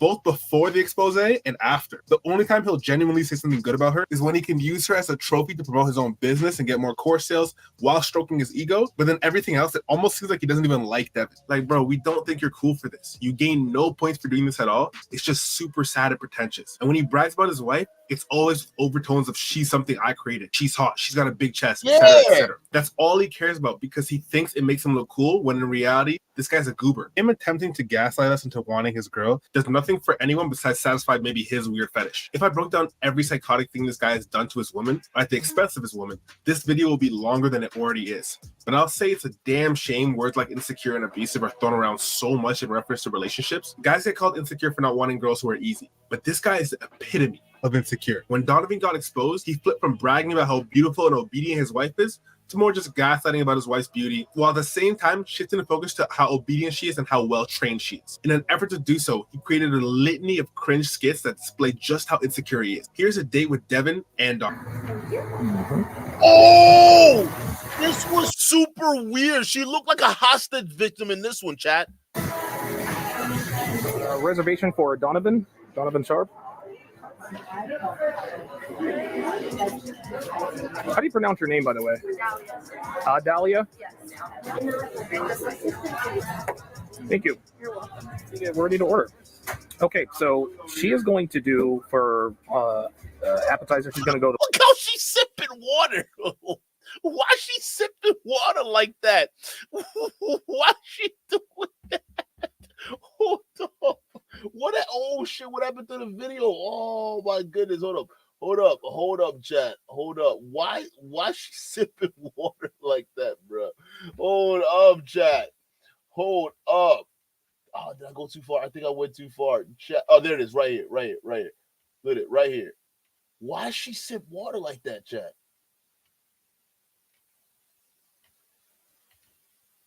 Look at this. Watch her. Watch. Sure. Okay, so she is going to do for appetizer. She's going to go with the.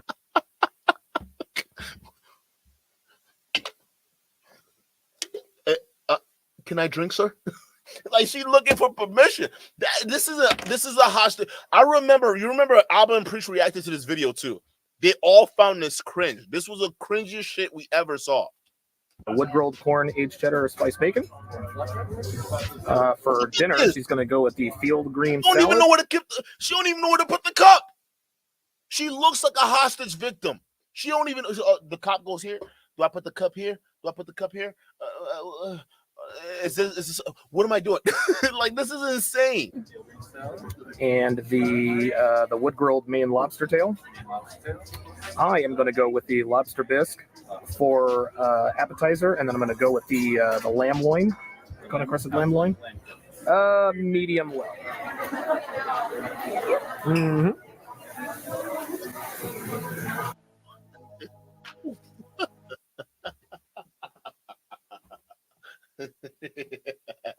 Why is she doing that? That's so extra. Like, Devin, you so extra. That's why says this bullshit. I think it's all just for the cameras, right? I think part of me thinks she running this shit. But like, what? You gonna turn your head away because a dude is walking up to the door? Like, what? And he looked like, come on, bro. You're not even. You're just trying to get in. This guy is an actual crazy person. How insecure do you have to be to brag about the fact that your wife averts her eyes away from waiters and a man holding the door for her? You guys have to realize that well-adjusted people and people like Donovan live in two separate, distinct worlds. Because the way you need to see the world and view women to post this stuff as a brag has got to be some sort of mental illness. It's as if she's afraid of what Donovan will do or say if he sees her looking at another man. This is the relationship expert I'm supposed to be taking advice from. She looks like a victim, not a girlfriend. He even uploads videos on his own channel of him berating Devin in front of his live viewers, yelling at her, cussing at her, telling story times of how he yelled and cussed at her, and much, much more. The reason why it was disrespectful is I'm saying something and she is physically disagreeing. I am not about to have that. Oh, no. What? So even in your relationship, your woman has to agree with you at all times? Yeah, bro, that is definitely a sign of immaturity because relationships most of the time are about compromise, bro. Because the reason why you compromise, one side has an opinion, the other one has an opinion, so you come together and figure out which way is going to work for everybody. It's compromise, right? So you thinking, oh, it's my way or the highway. If she's even disagreeing with me with her body language, that's a no-no. We got to correct that shit. You're crazy. You're a control freak. You have issues, okay? That's not what most normal men are doing with their women. If their women disagree with them, they have a conversation and they move on. They're not trying to control or fucking fine-tune her behavior like she's some kind of fucking project. That's weird. Again, these guys have a weird opinion of women. They don't see women as human beings at all. I'm starting to see that. Shout out to Cocktail Hour Catrice with the $5 super chat. Says Marquaz says that his channel isn't monetized, but that's not true. You can only receive super chats if you're monetized. He's lying to his chat. Yeah. So here's the thing. This is the loop because Melanie King used to do this shit too, and this is what we called her out on because they'll say their chat isn't monetized, but what it is it's actually monetized, but they're not getting ad revenue, right, on certain things, right? So they'll get that limited ads or something like that where you don't get it shot out to a bunch of people who are regularly watching YouTube. It can only be seen by people who are premium members, right? So you get some revenue off of that, but again. The actual thing is that they can still get super chats. That their monetization is still on. It's just that they can't make money after the video is posted with ads like they would normally do on normal videos. So they can say technically they're demonetized, but they're not demonetized. It's a cap. But that's how they pull on the heartstrings of these idiots. And these guys say, oh, they're getting canceled. Let me go ahead and support them by giving me more tuition. It's stupid. It's really stupid. Not giving them more tuition. Bro, my accent is crazy today. But like, you see what I'm saying? It's just like, bro, like what? Just admit this is what you do. Just admit YouTube's your life, bro. It is. There's no harm in that. But stop pretending you're this high value rich dude. Shout out to Devin's a single mom. with the $2 super chat, bro. Says, Duke, please watch the whole vid. The best part is in the end. All right, we'll see if we can make it through the whole vid. I don't know. I don't want this to be like a 6-hour stream. Shout out to Glassy Eyes with the 2 says, the viewers pay for her build a body. Let them see it. Hey, yo, listen, that's that BBL effect right there. Shout out to Kivon Sleeves with the 5. Kivon says, hey, Duke, can we call it and say the red pill is in its twilight years? Yeah. At first, I would say because Fresh and Fit was still rolling strong, that you would probably be wrong in that statement. But the fact that I'm starting to see Fresh and Fit lose relevancy, like, I'm actually seeing that. Like, is it even to the point where I'm like, even some of the videos, I'm like, I don't think it's worth it. And trust me, I know y'all don't like people getting criticizing and whatnot. That's how shows how emotionally immature you guys are, because you want more channels covering you. But the fact that y'all, it's even to the point where even channels that would cover you, it's like, I guess the last notable thing that I would cover about Fresh and Fit is y'all know that they're not Fresh and Fit, but what do you call it? Vitaly is getting sued. He's getting sued for that, the predator capture stream that they were doing, right? So Myron was a part of the one that was actually featured in one of the lawsuits. So that was the one I was thinking about covering. But even then, it's like, why? what are we doing, right? So yeah, you're right. The red pill it's actually getting to that point where it's over. Bye-bye. Good riddance. You guys deserve every single fucks of it. Like, you guys deserve it. You brought it on yourselves, really. Shout out to Taylor. Said with the 2 says W stream. Shout out to you, Taylor. Appreciate it. No, we need a united front. Watch and learn. Girls are going to be 18 years old. See, this is what I do. Hey, look at me. Look at me. That's what I don't need. You understand? Hey, I'm being dead serious. We're live on the air right now. I'm trying to give somebody advice. Don't be laughing like this is some joke. This is serious. There you go. Oh, no. Oh, no. Now, that ain't me at all. And I told y'all, I told y'all about the Wendy's story a couple of Saturdays ago. Devin and I were at Wendy's. We were trying to use the Apple Pay, and she got confused and kept, the screen kept disappearing on her, and she got mad, and she's like, I'm not doing anything. I said, don't you yell. Dude, I went off. Dude, it was crazy. And the dude at the drive-thru was like, whoa. And I continued, I was like, I said, have you forgotten who the you're talking to? Does that make you a man? Like, what? How does that make you cool talking to your girl like that? You do realize society judges you based off of your woman, right? So if your woman next to you is looking good, they'll probably think, okay, this guy takes care of her really well.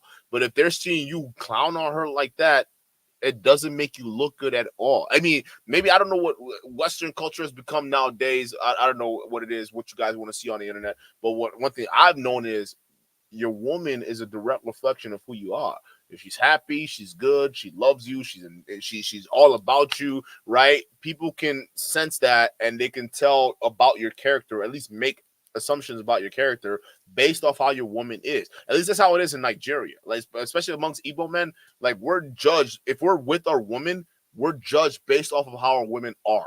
Right, like that's just how it is. It's culture, bro. Like, if your woman is looking good, she's happy, she's healthy, she looks fed, like she's good, bro. Like, they'll say, okay, that guy's a good guy, that guy's a healthy guy, and he definitely knows how to take care of his girl, right? And matter of fact, you'll even get other women jealous and want to try to get at you, right? Because they see how well you're treating your woman. But if they're out here and you walking next to your girl, she looking bummy, or she always mad, or she not even interested in you, she don't look like she's all about you, she don't even look like she respects you, what do you think people are gonna look and say? Oh yeah, that guy's definitely under control, that guy's a definite loser, and she's definitely fucking another dude, right? And people, that again, you sitting here talking about, oh bitch, you don't know who you're talking to, you must have forgot that's your girl. So you saying, oh, even the waiter was surprised the way I was talking to her.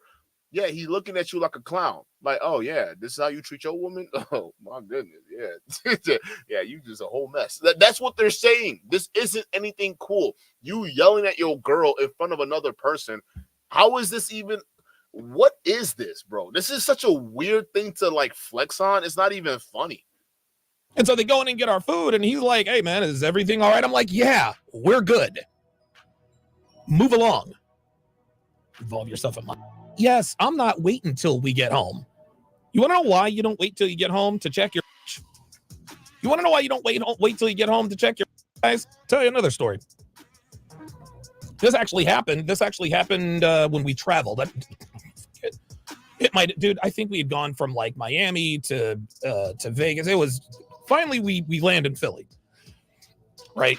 And we're walking through the terminal. We've got our bags. We're headed back to the car, and listen, it's late. We're irritable. We want to get home and get to sleep.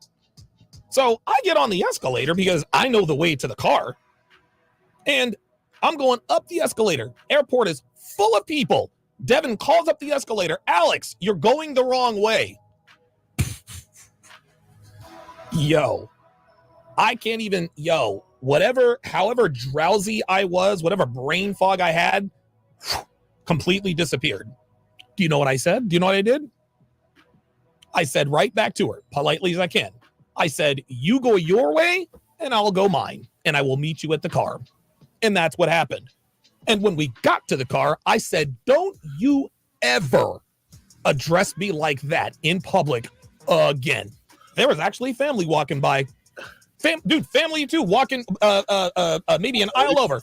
And it's all echoey. I told her, don't you ever talk to me like that in public ever again. Do you understand? She said, yes, sir. That's how you handle your woman. Nah, bro. That's how you come off as an emotional abuser, bro, in front of everybody else. That's how you do it. You come off, bro. Listen, I'm not gonna hold you. If I walk by a dude talking to his girl like that, I will have all kinds of assumptions about that man. It may or may not be true. Again, they're assumptions. They make an ass out of you and me, right? But still, if I walk by a situation and I see a guy talking to his girl the way Donnie Boy is, I'm probably walking away with the mentality of, oh, he probably beats her. Oh, yeah, he probably beats her. I don't know. Maybe, but the way he's talking right now, he definitely talking crazy. Like, that's why she just sitting there saying, yes, sir. Like, she's not standing up for herself. Again, most normal dudes are used to dealing with women that got enough self-respect for themselves that they wouldn't even tolerate that kind of bullshit, right? Not saying that, like, because again, most normal guys wouldn't even think to be talking to their girl crazy like that, right? But that's what I'm saying. Like, it just doesn't make any sense. So, like, as a normal person walking by that scenario, I'm like, yeah, he probably abuses her, bro, because that's so weird to be comfortable in public just talking to her like that. That means you don't respect her at all. Because if you had some semblance of respect for her, then you wouldn't be talking about your woman like that. And if she had respect for herself, she certainly wouldn't tolerate you letting you talk to her like that. Again, this is how normal people think. But again, we're in the pill popping space and we're clowning these dudes and they're not normal. So to them, they think speaking to their women in front of the public like this is somehow, a flex. You look like a fucking dweeb. A fucking abusing, emotional dweeb. That's how you handle her. Treating your wife like a slave, you're giving abuser vibes. Disgusting.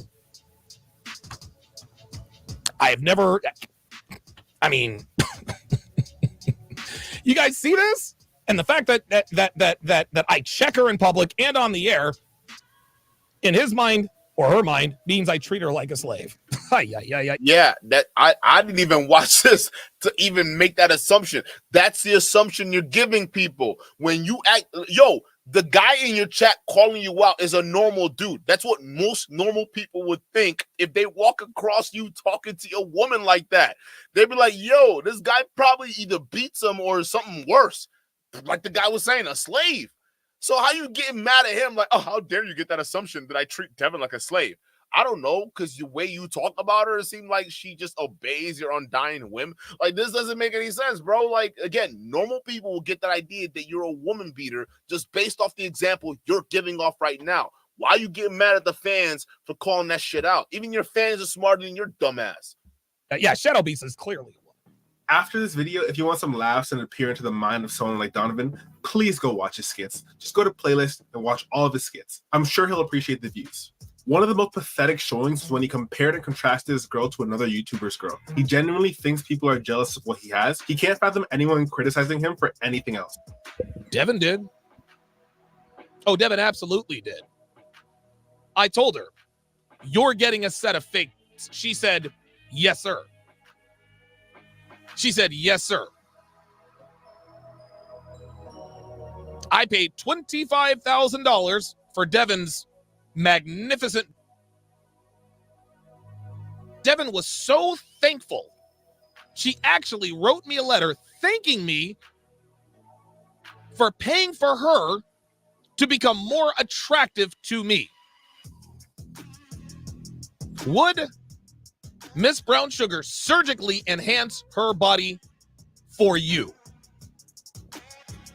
Earlier in this video, I alluded to Donovan hating himself. I think this is truer than you all might initially think. He gets most animated and angry when he's talking about older women and how they're such a scourge to society. Yet he dates one. He'll make fun of women with the same words and insults that fit him and his girl just the same, if not better. It's almost like he's angry at himself for where he ended up at. So he insults people who remind him of himself because he can't bear to face reality. I don't mean to be one of those YouTubers who think they're a head doctor and psychoanalyze everyone, but I just think it's a possible reason for all this. Another could just be outright cope and delusion. Sure, we know he thinks his wife is what he thinks she is. That's delusional enough. He's not just delusional in relation to his wife and how he views her and demands others to view her, but to himself as well. In this clip, keep in mind Donovan was referring to this girl, who is also a celebrity. 100% her. And by the way, she would never admit this. She would never admit this. This shot at me twice. She shot at me twice before the podcast. So what do you do? Da-da-da-da-da. Do you have a girlfriend? I'm like, yep. Now, to be fair, there is a chance that a model was flirting with Donovan Sharpe. But considering Donovan considers a waitress telling him her name light flirting, I'm gonna go out on a limb and say he's delusional. He also thinks he has a million options and can do whatever he wants, but opts to settle down with Devin. I would say this is just part of his whole thing about lying, but this would be like him saying he's not black. It's about as obvious as his skin color that he isn't a high-value man whatsoever. No girl my age without serious issues would even allow someone like Donovan near them, let alone be in his rotation. Going on, right? Like if I want to, like honestly, you know, with my status and whatever the case may be, if I wanted to get with a girl, I could. I mean, I don't have to. I mean, you know what I'm saying? Like I've got, you know, status, money, all that good stuff. So you're a high value man. That's what you're saying, but simultaneously denying, huh? You're a high value man. See, this is what I mean, bro. Y'all gotta wake up. These guys, they're liars, okay? They come out with all this loudmouth, fucking insane cacophony of talking points that make you seem as though that they're you know. First of all, it's insane, loud, and confusing, and it makes you seem like, oh well, these guys have their lives together. It's not what you think it is. Look at this man with his little handcuff necklace. Does he look like he can pull a 10? Does he like he can go to the club and pull him a baddie? Let's just be honest, bro. Come on. we don't, we're done with this. It's over, Donnie. You can't fool us. This is too much. So I'm not really privy to what it's like for the average man out there. And for him to cope and say that he can get any girl that he wants due to status and money, both which he doesn't currently possess, is a pipe dream. Devin unironically has a million times the options, and that's not speaking highly of Devin. That's speaking lowly of Donovan and Donovan's relationship prospects. And, have you uploaded Love is Blind yet? And minutes later, she responds no. So you know what I did? I said, when I text Caitlin, she texts right back. Now, who is Caitlin? Caitlin is one of the models. She's a redhead. She's a model. She does not like Caitlyn very much at all because Caitlyn is younger. Caitlyn is 31, Dev's 45. So there's a 14-year difference. Caitlyn is. Wait a minute. You expose live the girl your wife is jealous of to make a point to your fans. Oh my God. This is insecure activity. This is insecure activity right here. Why are you doing this, bro? Why are you exposing yourself? So you're making us believe this girl is totally into you. This woman right here. And Dev is just sitting in the back super jealous because she's into you and you got Dev back here like, oh my God, she looks so better than me. Donnie Boy can have her if he wanted to. Bro, this is so sad. This is so sad. I can't believe this. Why are you even exposing this? It makes me think you're lying. I think you're lying about this. Somebody got to contact her, bro. I think her profile got hacked, and they were catfishing Donnie Boy. Don't make him believe that this woman likes him. Is not chopped liver, but she's not unattractive. I think that's the case. She knows Caitlyn wants your boy. So I said, when I text Caitlyn, she texts right back. When you text back, crickets. Fix the problem. Then I told her I shouldn't be getting quicker responses from who lives hundreds of miles away than the woman I live with. Who the fuck talks to their wife that way, and who thinks that this is the makings of a long-term healthy relationship if you're gonna let your man just be talking to you like this? Like, look what he's saying. When I text you, crickets, fix the problem. She says, yes, sir. Do whatever the F you have to do to fix it. I mean, is this a normal conversation between a husband and a wife? Like, is this how you get? Is this what the men do to get respect from their women? Literally beg them every single day to respect them. I mean, this is pathetic. What do we do? Why are you texting your girl like this? That's what I told her. That's what I told her. I had to let her know. Then I told her. I feel like this is made up. I feel like he made that up. I feel like, again, I think him and Devin are playing a game. That's what I'm saying. They're playing a game because, like, what? Like, a lot of things are not even in context here. Some other things. And she says, I know. I'm sorry. Now, did that make Devin feel comfortable? No. That didn't make her feel comfortable at all. But guess what? It was necessary. This just isn't how you treat someone in a relationship, especially a relationship like this, where she financially relies on him 100%. You'd also expect Devin to have left him on red for a day. The guy said minutes later, as if we're supposed to be shocked and appalled. That's normal. Or should I say, that's normal for you, the viewer, and I. But for Donovan, Devin lives to serve him. So what she did is not only not normal, but a slight against him, and he needs to retaliate against her and put her back in her place. Someone like Donovan, if he even had one more option past Devin that was similar to what he lied about Devin being, he'd be out of the relationship before he could even say scam. Facts. Yo, the moment he gets a hotter chick, or if he's even capable of doing that, he's gone. Devin is nothing to him. But I think Devin knows he can't do any better, and he knows she probably can't do any better either, right? So they're kind of stuck with each other. What's that word? It's codependency. You're codependent. You don't like each other. Y'all definitely hate each other, but you're stuck with each other. He would way rather be posting and showing off a younger, more attractive girl instead of what he's showing off right now. He's just doing this because that's his only option. But let's recap where we're at right now. In an effort to save face, Donovan went through a rebrand of sorts, hoping about his wife's age and looks. He instead became a relationship guru instead of a dating expert. According to Donovan, Devin can't go to work because he gets sloppy seconds because she doesn't wear work clothes at home. Fair? As always. Thanks, honey. You always make me feel like $1,000,000. That's my girl. Okay, I'm off to work. I'll see you when I get home. I'm not gonna hold y'all. This shit was weird. This shit was weird. Y'all remember this Donnie Boy phase where he was doing the skits? Yeah, this shit was weird, bro. I mean, it got views. It was just weird. Hey, I'm home. Pardon my language here, baby, but what the is going on here? So your woman looks and smells her best for her boss and her coworkers. But as soon as she gets home, she looks like she rolled out of bed? Does your woman look her best for you? Or for her boss and or coworkers. If the answer is the latter. And you, my friend, are getting sloppy work. What the fuck is this? The Blue's Clues for pill poppers? What is this? Now you know. Knowledge is power, kids. The fuck was that? The fuck was this? If the answer is the latter. And you, my friend, are getting sloppy work. Devin can't bring her phone in the washroom for fear for cheating. What did I watch? I'll go to the bathroom.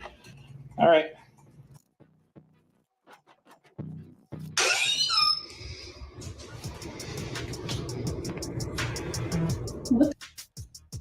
I told you I don't commit to women who take their phones into the bathroom. I just forgot this one time, okay? Okay. So, are we good then? Yep, I called you an Uber.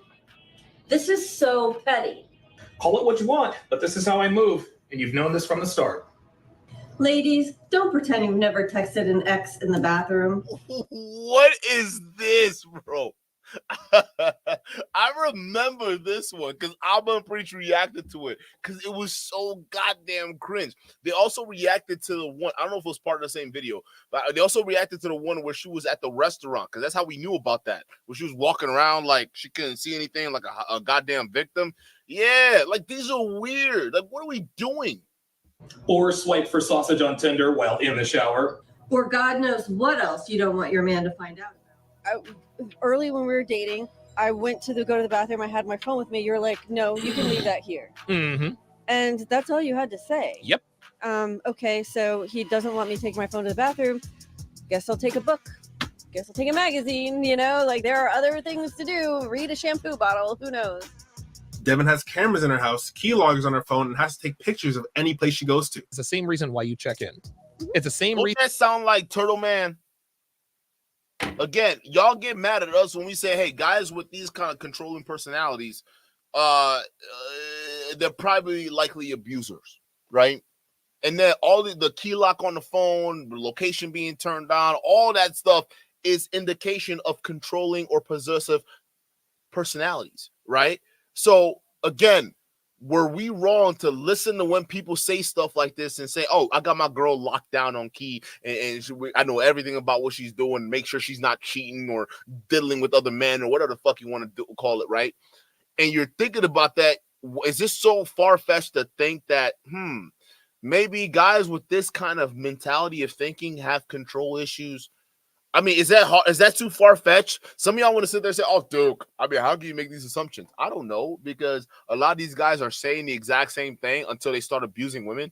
Like, I mean, look what he's been saying. He literally said he slut shames his girl for doing things he doesn't like. He controls her behavior when she's out in public.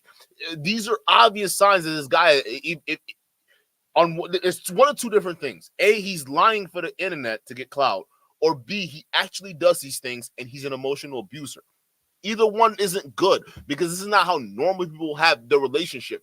If a woman respects you and she loves you, she'll listen to you. It's not that hard. She'll listen to you. She'll take what you have to say and she'll go with it. But if she doesn't respect you, then you have to see this. You have to go through this extra shit by locking down her phone and tracking her location and making sure she's not talking to other dudes, because you yourself don't have control over yourself in your situation. Therefore, you feel like you got to control her. But the fact that you're trying to control her means you don't even have control to begin with. At least the illusion there is not there, right? So again, it's one of these things that you got to really peep, bro. When people see certain behaviors and patterns in other people, you know, it's probably there for a reason. And y'all should have known, because we covered these pill poppers for a long time. So when we called out Turtle Boy, we were on to something here.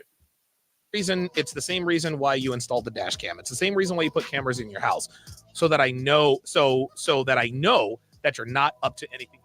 He made Devin quit her job and work for him and is now dying business. And I'm inserting my own speculation here, but I believe it was due to his own insecurities. Also, I believe it's by design to make it harder for her to leave him. There's this thing called financial abuse. It occurs when one partner exerts control over the other by manipulating their access to financial resources. This can happen when an abuser coerces or forces their significant other to quit their job, thereby creating a dependency on the abuser for all financial needs. This makes the victim reliant on the person for basic necessities like food, shelter, transportation. This essentially entraps them in a relationship due to lack of resources to seek help and escape. In a vacuum, here's the thing. This is where I think it's a little different. I think Devin is the breadwinner. I think the reason why they're still able to survive, even though we obviously know Donovan Sharpe's channel is failing, is because Devin is pulling some strings behind the scenes. She's probably still has her job. I don't think she ever, was made to leave her job by Donovan Sharpe. That's not true. He's capping for the internet. That's not true. She's still working. She's still the breadwinner. This nigga is just playing games on YouTube. At this point, that's what he's doing. He's the little boy, right? And that's the way I can, again, because unless Donovan Sharpe has a job, and we don't know yet, because I would have probably found it. Again, Devin's probably working, and I haven't done the research on Devin, nor do I care to do that. I don't care about her life or whatever the fuck she wants to do, right? It's just one of those things where I know for a fact, though, she had the brains.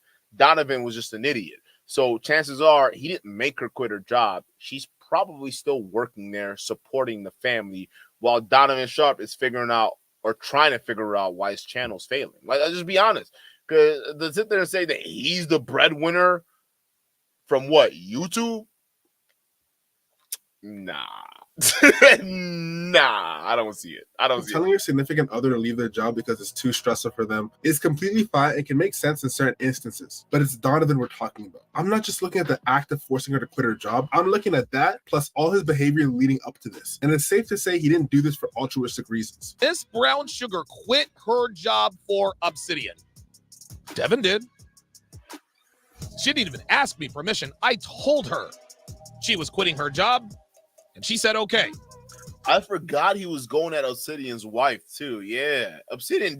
Hey, Obsidian. OB is a boy. Obsidian. Hey, I know you got ran off YouTube by that other woman. I forgot what her name was. Shout out to her. I don't know what even happened there, but I remember. Y'all remember when he came on his channel, Obsidian, talking about I kicked myself off of YouTube. That's right. I didn't want YouTube to get me got, so I ran off of YouTube myself. What was that lady's name again? Who was that lady that ran Obsidian off of YouTube?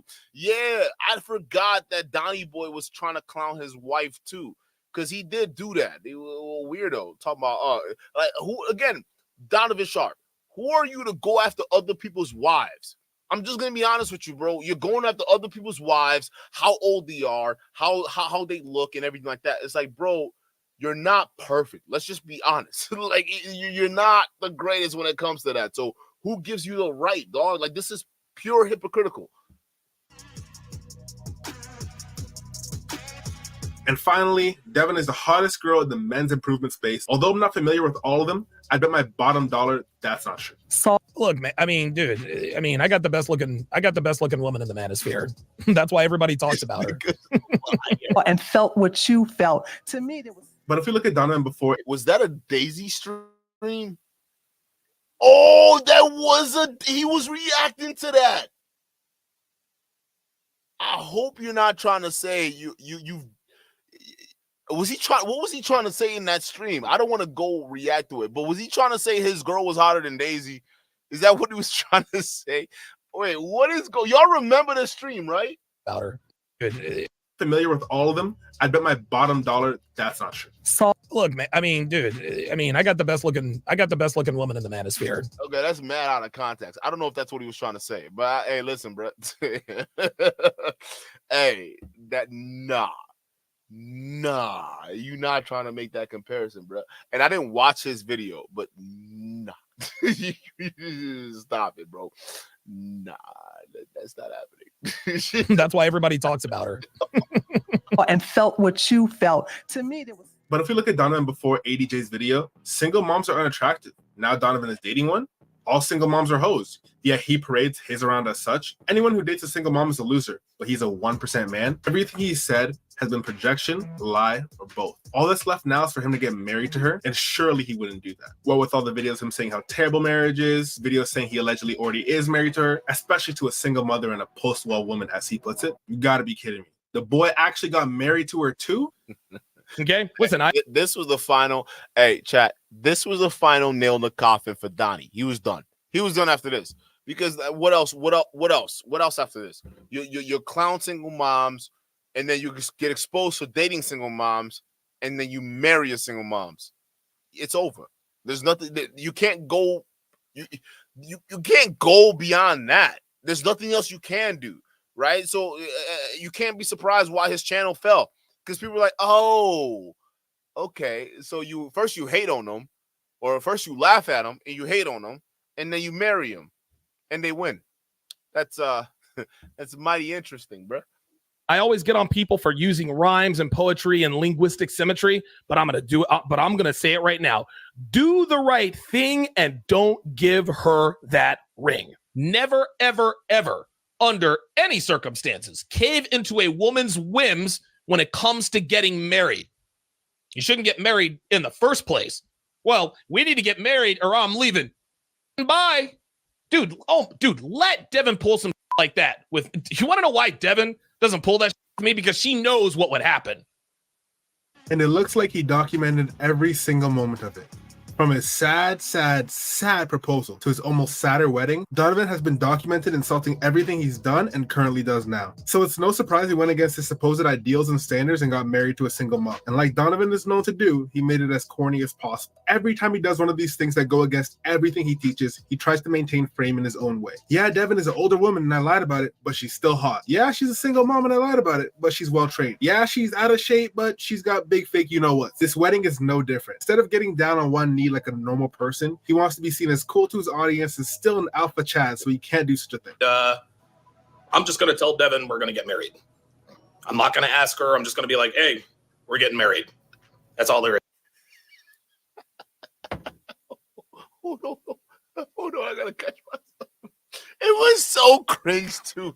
Yo, y'all remember when he was at the altar and he was like, yeah, it was so weird that he was when they were saying their vows. Y'all remember when they were reciting their vows and Donnie Boy came up there like, yeah, you know, I'm pleased to accept you as my wife. And like he was so nonchalant and arrogant. It was just like, bruh.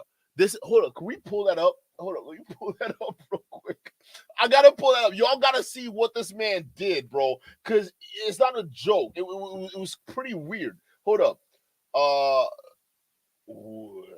hope he still left that video up like a dumbass. Yeah. Well, no. Did he? No, it's not up. It's not up. But we'll go to Abba's Preach reaction. We'll go to Abba and Preach's reaction to it. Hold up. Let me see if they go to this part right here. Right here. And so by the power vested in me, I pronounce. Hold up. Right here. Hey.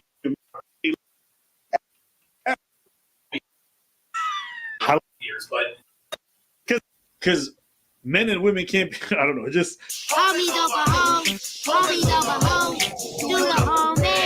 do the homie. That's what it makes me think of. Learning for 7.5 years, but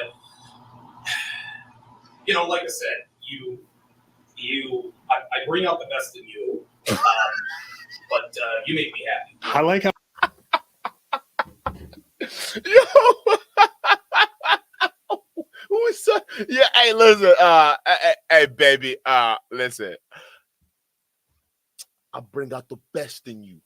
All right, I'm getting married to you not because of you, but because of me. Because I did this. I built you into the woman that I wanted to marry.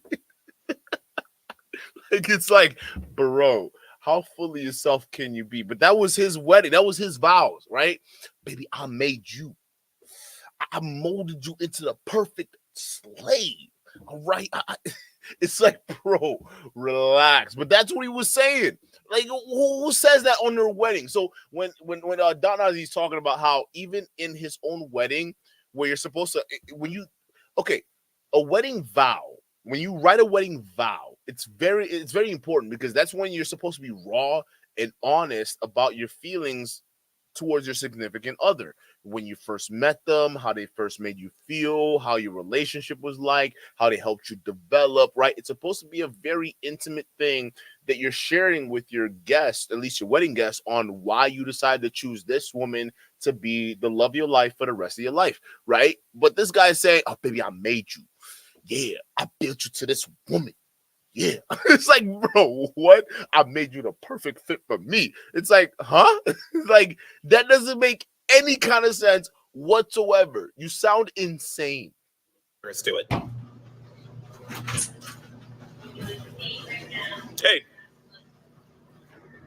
Hey, we're getting married. Yeah. You look overjoyed. Wave to the people. All right, that's it. Getting married is a beautiful thing. There's nothing to be ashamed of when you love a woman and she loves you back. You should make a marriage proposal special if you're going to go through with it. Many men in this red pill world hate marriage, and that's okay. Quick lesson on marriage. There are many safeguards for women because they are taking a huge risk with marriage. Red pill men, in the same breath as them saying women hit the wall faster than men, single moms struggle dating after marriage, and single fathers don't as much. Women should be stay-at-home moms when they're married, etc., etc. Will say men have no benefit of being married and women get all the benefits. The reason these safety guards are in place for women is because if they weren't, once wives weren't as fertile, young, beautiful, etc., what's stopping a man from jumping ship on a stay-at-home wife with no job? And furthermore, what's that woman with minimal relationship prospects, no funds, and no job experience going to do to survive? That's why these safety nets such as alimony, child support, etc. are in place. That's not to say everyone must get married, that there aren't bad actors who abuse these things, or even that marriage benefits one or the other more. In reality, all men and women need from each other, as corny as it sounds, is love. Anything else a man can pay for and a woman can pay for. Donovan clearly loves his wife, even if he does express it like a controlling, toxic, power-tripping maniac. Nah, he don't love that woman. He don't love this woman, bro. We saw how he spoke about that 19-year-old who was a heroin addict. He don't love her. He don't give a fuck about Devin right now, bro. If that 19-year-old, I guess she won't be 19 years anymore. She'd probably still be in her 20s, which is still half Devin's age, even if she still has a kid out there. Donnie Boy would leave Devin in a heartbeat and go jump into that 25-year-old girl's arms, even though she was a heroin addict. Again, this is he doesn't love this woman, because if you cared about this woman, you're not gonna make her deny her own child in front of the world to keep your little fucking channel going, right? You just be honest about it, right? You say, hey, dude, I love this girl. So what if she's a single mom? I was wrong. Matter of fact, you would come out and say, I was wrong about my ideologies. I was telling you guys about single mom. I actually found a single mom who was cool, and I found a way to be able to work with her child. And, now we're one big happy family. And the thing is, you are the fact that you were able to find this quote unquote joy with Devin, who's a single mom and post-wall. There are other men who are probably in your position who they probably don't have a whole lot of options, and they could be dealing with a single mom or a woman who's post-wall, but they reject that out of their life, further limiting the options they have. And here you are denying them of letting them know the possibilities of what their life could be like if they open up their choices, right? Case in point, you managed to find yourself a woman. Some of these guys you're teaching are still single. Maybe instead of preaching against this, oh, wow, don't date these kind of women or don't date that kind of women, maybe you should tell these guys, hey, if it's getting too old, it's too late for you, and you as old as me, Donnie Boy, maybe you should start lowering your expectations. Maybe instead of getting this hot 18-year-old and you looking like Donnie, maybe you might be looking at single mothers or post-war women. I don't know, right? Or again, I'm not. Everyone has their preference. I'm just saying, like, this guy has spent 7 years telling you to avoid the exact same type of women he just got married to. What does that got to tell you about his ideology and its effectiveness in the real world? It probably doesn't work. just be honest with you.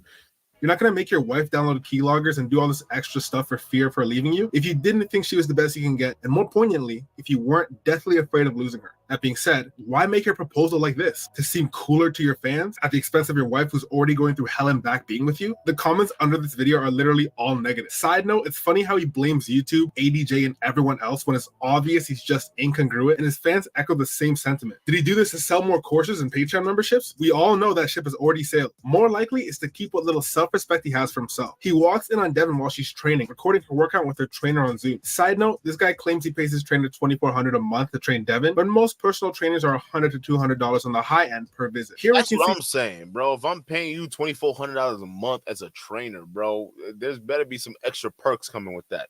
Like, what are we talking about? Like, nigga, you better be shitting gold for that $2,400 a month. I'm basically paying your base salary. What are we doing? Like, a lot of these trainers, yeah, he's right. On average, bro, they're like, what, $100, maybe at most. I've seen some that maybe at like $300, but that's if you go to like really, really good gyms, and those gyms, their trainers are like really, really like recommended, right? So then they have like good fees, right? But again, it comes with the cost. But you say I pay $2,400 for what? Like what does that all entail? Like, what are you doing, bro? She's training you at your house, so it's not like you're using a facility. So you're limited in terms of the kind of even exercises you can perform there, right? Because you don't have a lot of equipment there like a normal standard gym would have. Okay, so what are you paying $2,400 for? Just be honest. What are you doing? It's all lies to make it seem like he's this big spender, big baller, big cash, a thrower. But it's like, bro, you just middle class. I'm gonna be real with you, bro. Kind of like what I said with Senate. Y'all probably just make average money. And YouTube is just your way to, fluff it up. It's fine. It's okay. But it's just, you just got to be honest. Y'all not millionaires. You're thousandaires. Nothing wrong with that. Devin isn't even with a real life personal trainer, just a Zoom call. And even when he did post a trainer, which is allegedly so expensive, this is what she looks like. Something isn't adding up here. I think we know whose math is off. One last side note, Mr. Big Bucks has a 1-car garage. So I guess his 4 and, like he says, soon to be 5 cars are all chilling outside his rented townhouse. Anyway, how embarrassing is it? His wife is in her workout clothes, not the most flattering for her hard 9 body, on Zoom with a trainer, getting the saddest, most I could take it or leave it proposal ever. We're getting married, but we're not getting legally married. No way I would ever get legally married. We're going to do the. He says, "Guys, well, listen, if I had a personal trainer, I'm not having her train my girl at my garage. They're going to a gym. All right. You even look at Donovan Sharpe's garage. Like, there's not enough equipment there to really for a personal trainer to justify $2,400 a month. There's nothing here. Like, what are we looking at? Bro, what? Listen, if I go to a gym, right, you're going to charge me $2,400 a month as a trainer? I'm sorry I'm stuck on this gym shit, bro, but I in case you haven't told, I kind of work out. So I know what I'm talking about in this department here. I'm not going to a gym and, listen, if they say $2,400 a month, I'm not doing it. Yet alone having a woman come out to my house and this is the equipment I have. She's not even dealing with a full deck the trainer is. How is she going to help your wife get into shape if she look you got a bike there, but what is that? There's nothing else. There's nothing else to justify that price. So you're lying. This is what it means. You're lying. Look at this gym in your garage. It's pathetic. All right, I'm not saying it's not good for doing something with. You absolutely can do something with, but not a personal trainer worth $2,400 for what? At least get her in some kind of facility for that kind of money. Proposal ever. We're getting married, but we're not getting legally married. No way I would ever get legally married. We're going to do the. He says, guys, we're getting married, but not legally married. And I did it like an alpha male. I'm still congruent, right? Right, guys? No, you're not. Gains of the Fresh and Fit podcast to be there. And not just in any context. He'll be there as the best man. Best man? And this was the news that I got on the air the other day that I was so excited about. My best man is going to be Myron Gaines. Myron Gaines.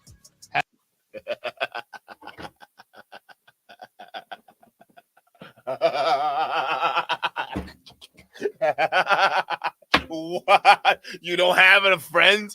You don't have a fucking brother, a family member, anybody that could be a best man? You chose a YouTube nigga to be your best man at your wedding? Where's your family at? Where are your brothers and sisters? Do your family not love you? Does anyone not care enough about you, Donnie, to say, oh, my brother or my cousin's getting married? Let me go ahead and show up to his wedding. The only people that show up to your wedding were YouTube niggas. Oh no. Oh no. Oh no. Hey, chat, you know what I'm thinking, right? Two different things. And this is what a common man would think. Okay. I'm an average guy. This is what I would think. On one end, either you hate your family and you don't want any of them to show up to your wedding, right? Because you have that dynamic going on there. Okay, that's fine. Or two, your family hates you. There's something you've done to screw them over. They don't like who the fuck you are. They're probably not even in support of this whole wedding to begin with, and they chose not to show up. Either way, I'm just saying, if let's say a mother to a son or a father to a son, they find out you're getting married, they're gonna, if you have good relationship with your family, they're probably gonna want to show up no matter what, right? But you made Myron Gaines your best man. You made this guy right here. This guy of all people. You made him your best man. That's your best. What a sad life. What a sad life this guy is. Hey, listen, bro. I'm sorry. This guy, like, he's so pathetic. Like, he's so pathetic, bro. This is bad. Like, this is bad. Like, your family don't love you. Your brother don't even want you to be your best man. Your brother that you borrow money from. Oh, I get it. I get it now. I get it now. So, chat, I'm going to shut up. I get it now because y'all know why. Because you remember that 19-year-old heroin addict we talk about? Guess who he borrowed money from to buy an engagement ring to marry? His brother. So if he fast forward to the future getting married to Devin, but chooses Myron as his best man instead of someone close to his family, even a family friend, hell, not even a YouTuber, a family friend, right? It probably means that his brother or his family is done with him. He screwed up that bad that his family wants nothing to do with him. And this is all speculation. I don't know. I don't know what's going on here, but I can speculate that that's probably likely what happened, bro. You screwed up with your family so fucking bad they don't want nothing to do with you, and you have no choice but to have YouTubers, especially pill poppers like Myron Gaines, be a best man at your wedding. I don't know what's more pathetic, chat. I'm gonna be honest with you. This is sad. This guy has a very sad life. Has agreed to be my best man at our wedding. Like I said, the bridesmaids are going to be the red pill ladies of the house. Myron isn't the most congruent with his teachings either. And then I will, by the power vested in me, Donovan Sharpe, she's your wife. This is the hardest watch ever. The secondhand embarrassment was palpable. Her vows were sad in a Stockholm Syndrome kind of way, and his were sad in a wow, you're still trying to seem alpha even after all of this kind of way. All right, ready? I'm ready. Each day, when we wake up, we choose another. You have taught me that the rent is due every day and not to take things for granted. A healthy garden takes watering, pruning, and attention in order to flourish. Thank you for demanding the best of me always. I promise to stand beside you, walk behind you, and be a reliable source of peace for you. I promise to show you my love through my actions, words, and thoughts. Together our lives are great, and the sky is the limit. I love you, and I'm happy to be with you. Like, you could tell she's happy. Like, honestly, you could tell she wanted this, right? She definitely wanted to be married with this guy. And like, his vows are just weird. Cindy, it's been a hell of a ride. And the way we met was very unorthodox. Our relationship is very unorthodox. You're wearing a wedding ring now because, well, there you go. You've been wearing it for 7.5 years, but he's been wearing it for 7.5 years. Bro, what? What? Like I said, I bring out the best in you, but you make me happy, you really do. I was happy before you, and if you and I decide to part ways for whatever reason, I'll be happy without you. Who said? Hey, ladies. Hey, ladies in the chat. Hey, fellas, this is just a question for the ladies. All right, ladies in the chat. If you are getting married to a dude and this is your wedding vows, and you're saying this to yourself, to each other, right? And your husband comes out and says, "Yeah, I bring out the best in you." And honestly, I don't really need you, but I could do without you. But if you were to leave today, I'd still be better off. Like, again, I love you, kind of, but you're not out. Like, what would you think? Would you continue on with this wedding, or would you be like, maybe Mama was right. Maybe I shouldn't marry this bald-headed bum. I don't know, bro. This is not what you said.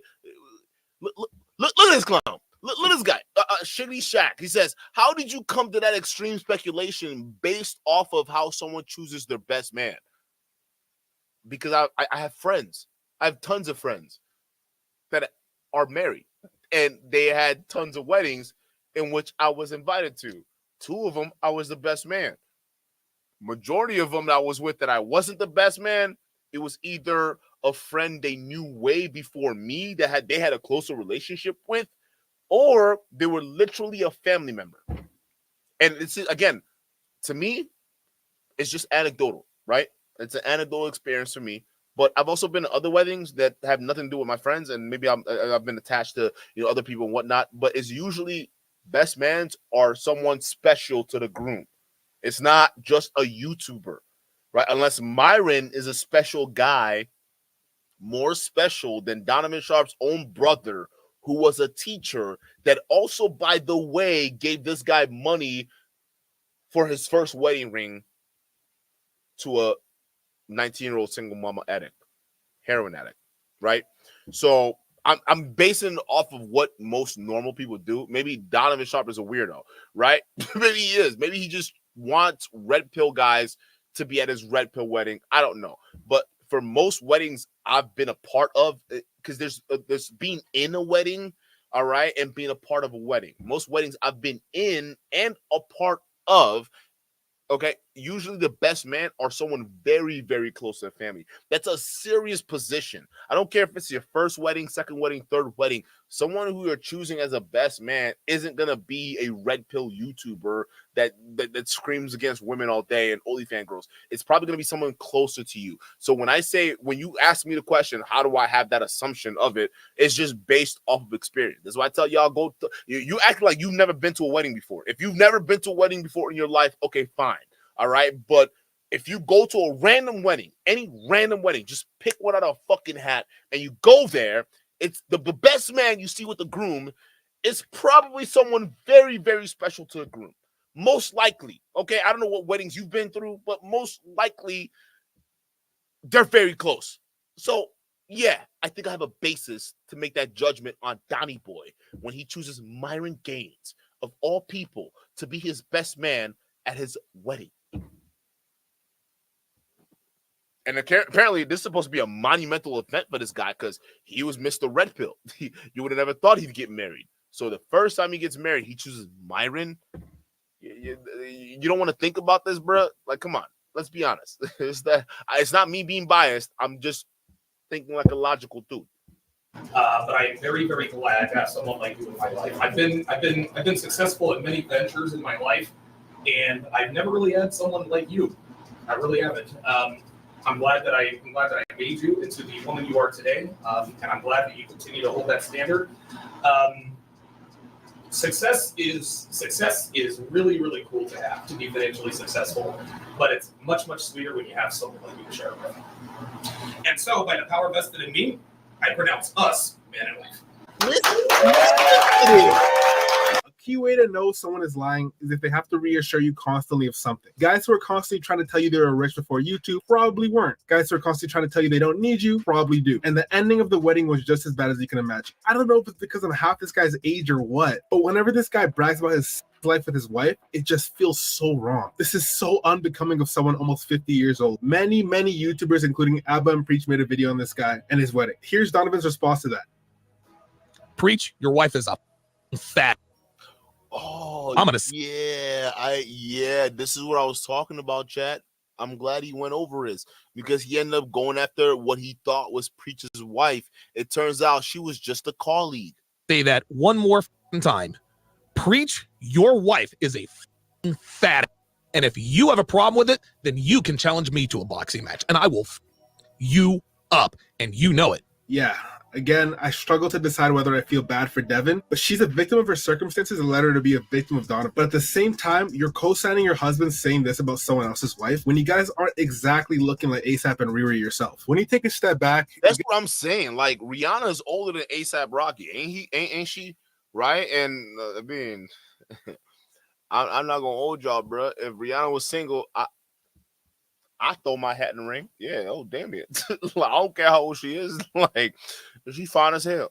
She fine as hell. Again, age for some people is just nothing but a number, bro. You can be like in your mid-30s and you could be a gorgeous woman. Like, you could just be beautiful. You could just have that air around you. And it doesn't have to just be your looks. It could be everything around you too. It could just be like the way you move. It could just be how you sound. Certain things, right? You could be older and you can still have that way. That's why somebody like some of these other women, like you see in Hollywood, they're landing dudes left and right. Like they get divorced left and right, but then they'll be in their 40s still getting married. Who's that goop lady? The one with the eggs up your vagina lady? What was her name again? Didn't she get like recently married and she was already post-wall, but some high value man married her? What was her name again? She put the egg in your vagina type lady. What was her name again? I forgot her name. But y'all remember her. She got married and she was still post-wall. But she's a high value woman, which y'all said it was impossible to exist in nature. But a high value woman ended up with a guy who was high value as well. He wanted her, even though she was post-wall. Again, y'all got to. Again, sometimes when y'all talk about relationships, love, and all these things like that, when it comes to these different fucking strict points you're putting out there, you just don't know, because certain times reality might be a lot different than what y'all are standardizing on paper. We're just being honest with y'all. You get to see how much of a hold over Donovan's entire life ADJ's video took on him. Everything he does is to try and Gwyneth Paltrow, that was her. Well, shout out to you. Shout out to DG Cali Day 9. It's Gwyneth Paltrow. That was her name. I couldn't listen. I'm good with faces. I'm not good with names at all, bro. I be forgetting names like crazy. recover the image that was shattered. From making his girlfriend an OF girl, so hopefully other men find her attractive, to marrying his girlfriend to seem more congruent, for being exposed as already married, to literally changing his whole brand. Another big move Donovan did that I brought up earlier was the CME, the Conference of Masculine Excellence. Donovan made this conference after being booted from the Black Manosphere / Red Pill by O'Shea Duke Jackson, running to ADJ, and being booted from there as well. So as a result, he made his own conference to compete against ADJ's. Donovan's CME started in 2021, and he's attempted one every year since. I say attempted because they've all been abject failures. In fact, the best one was the first one, but even that one is only good in comparison to the others he had. Starting with CME 1, Donovan actually had a good number of look at him in that three-piece suit. This is what I was talking about, chat. We talked about this. Everybody they had in their lineup, they were stacked. And then every CME after that was just weirder, and more degrading.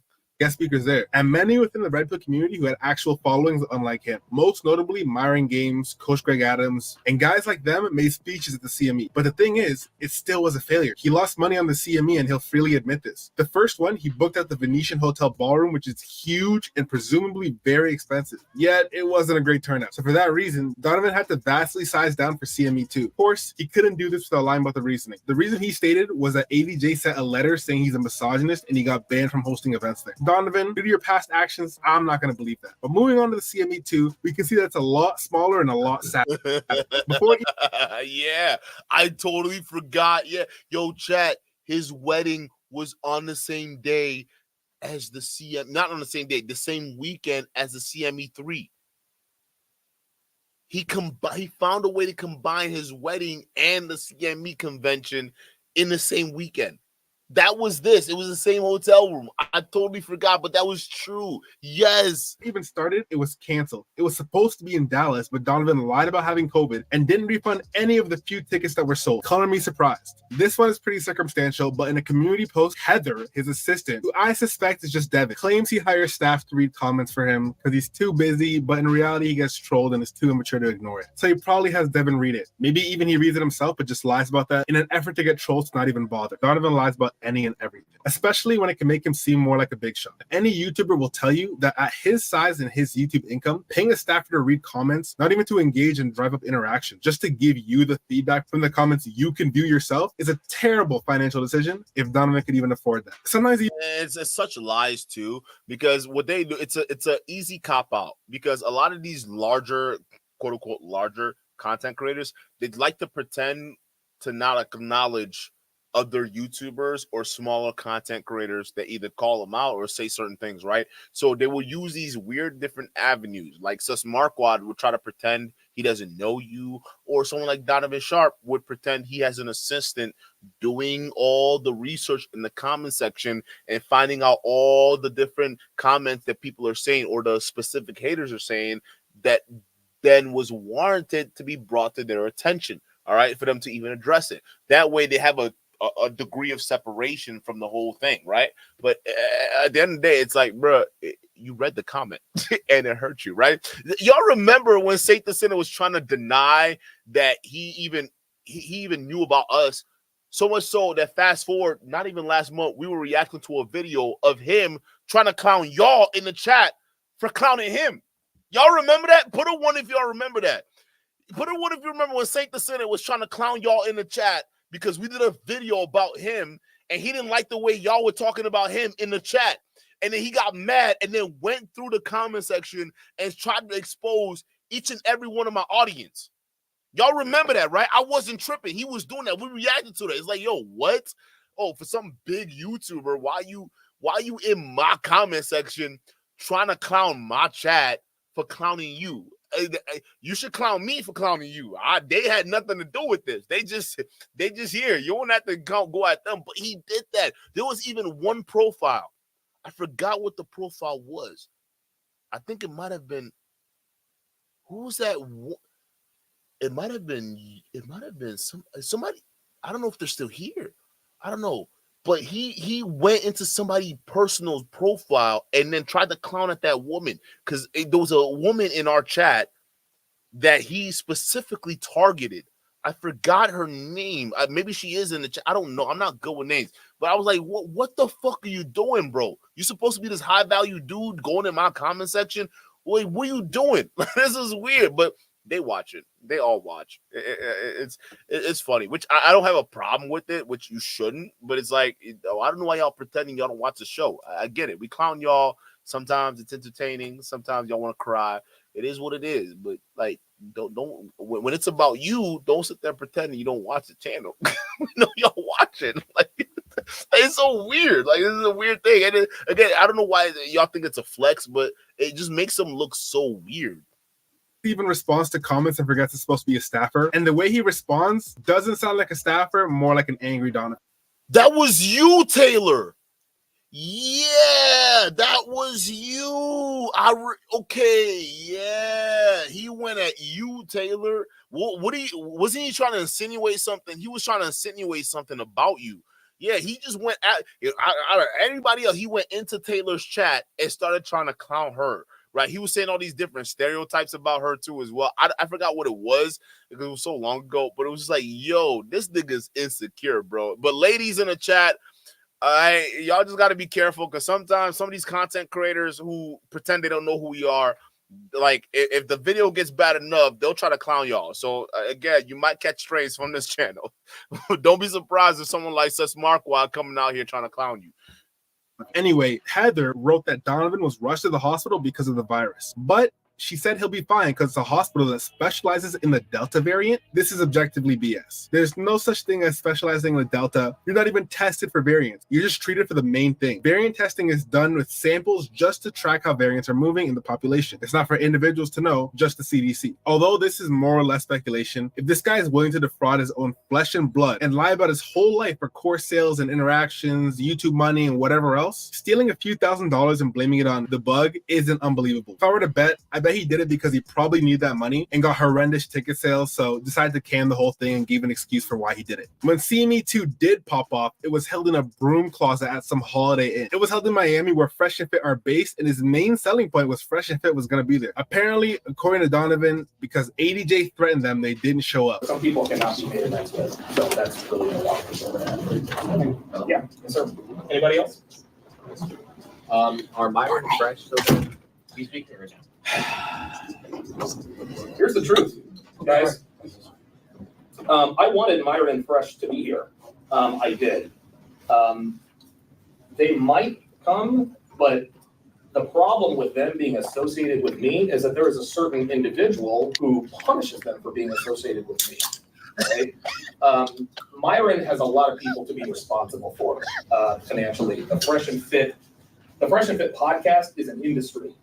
There are employees. I'm talking benefits, everything. That thing is a runaway train, and it's not stopping anytime soon. Myron's one of my best friends.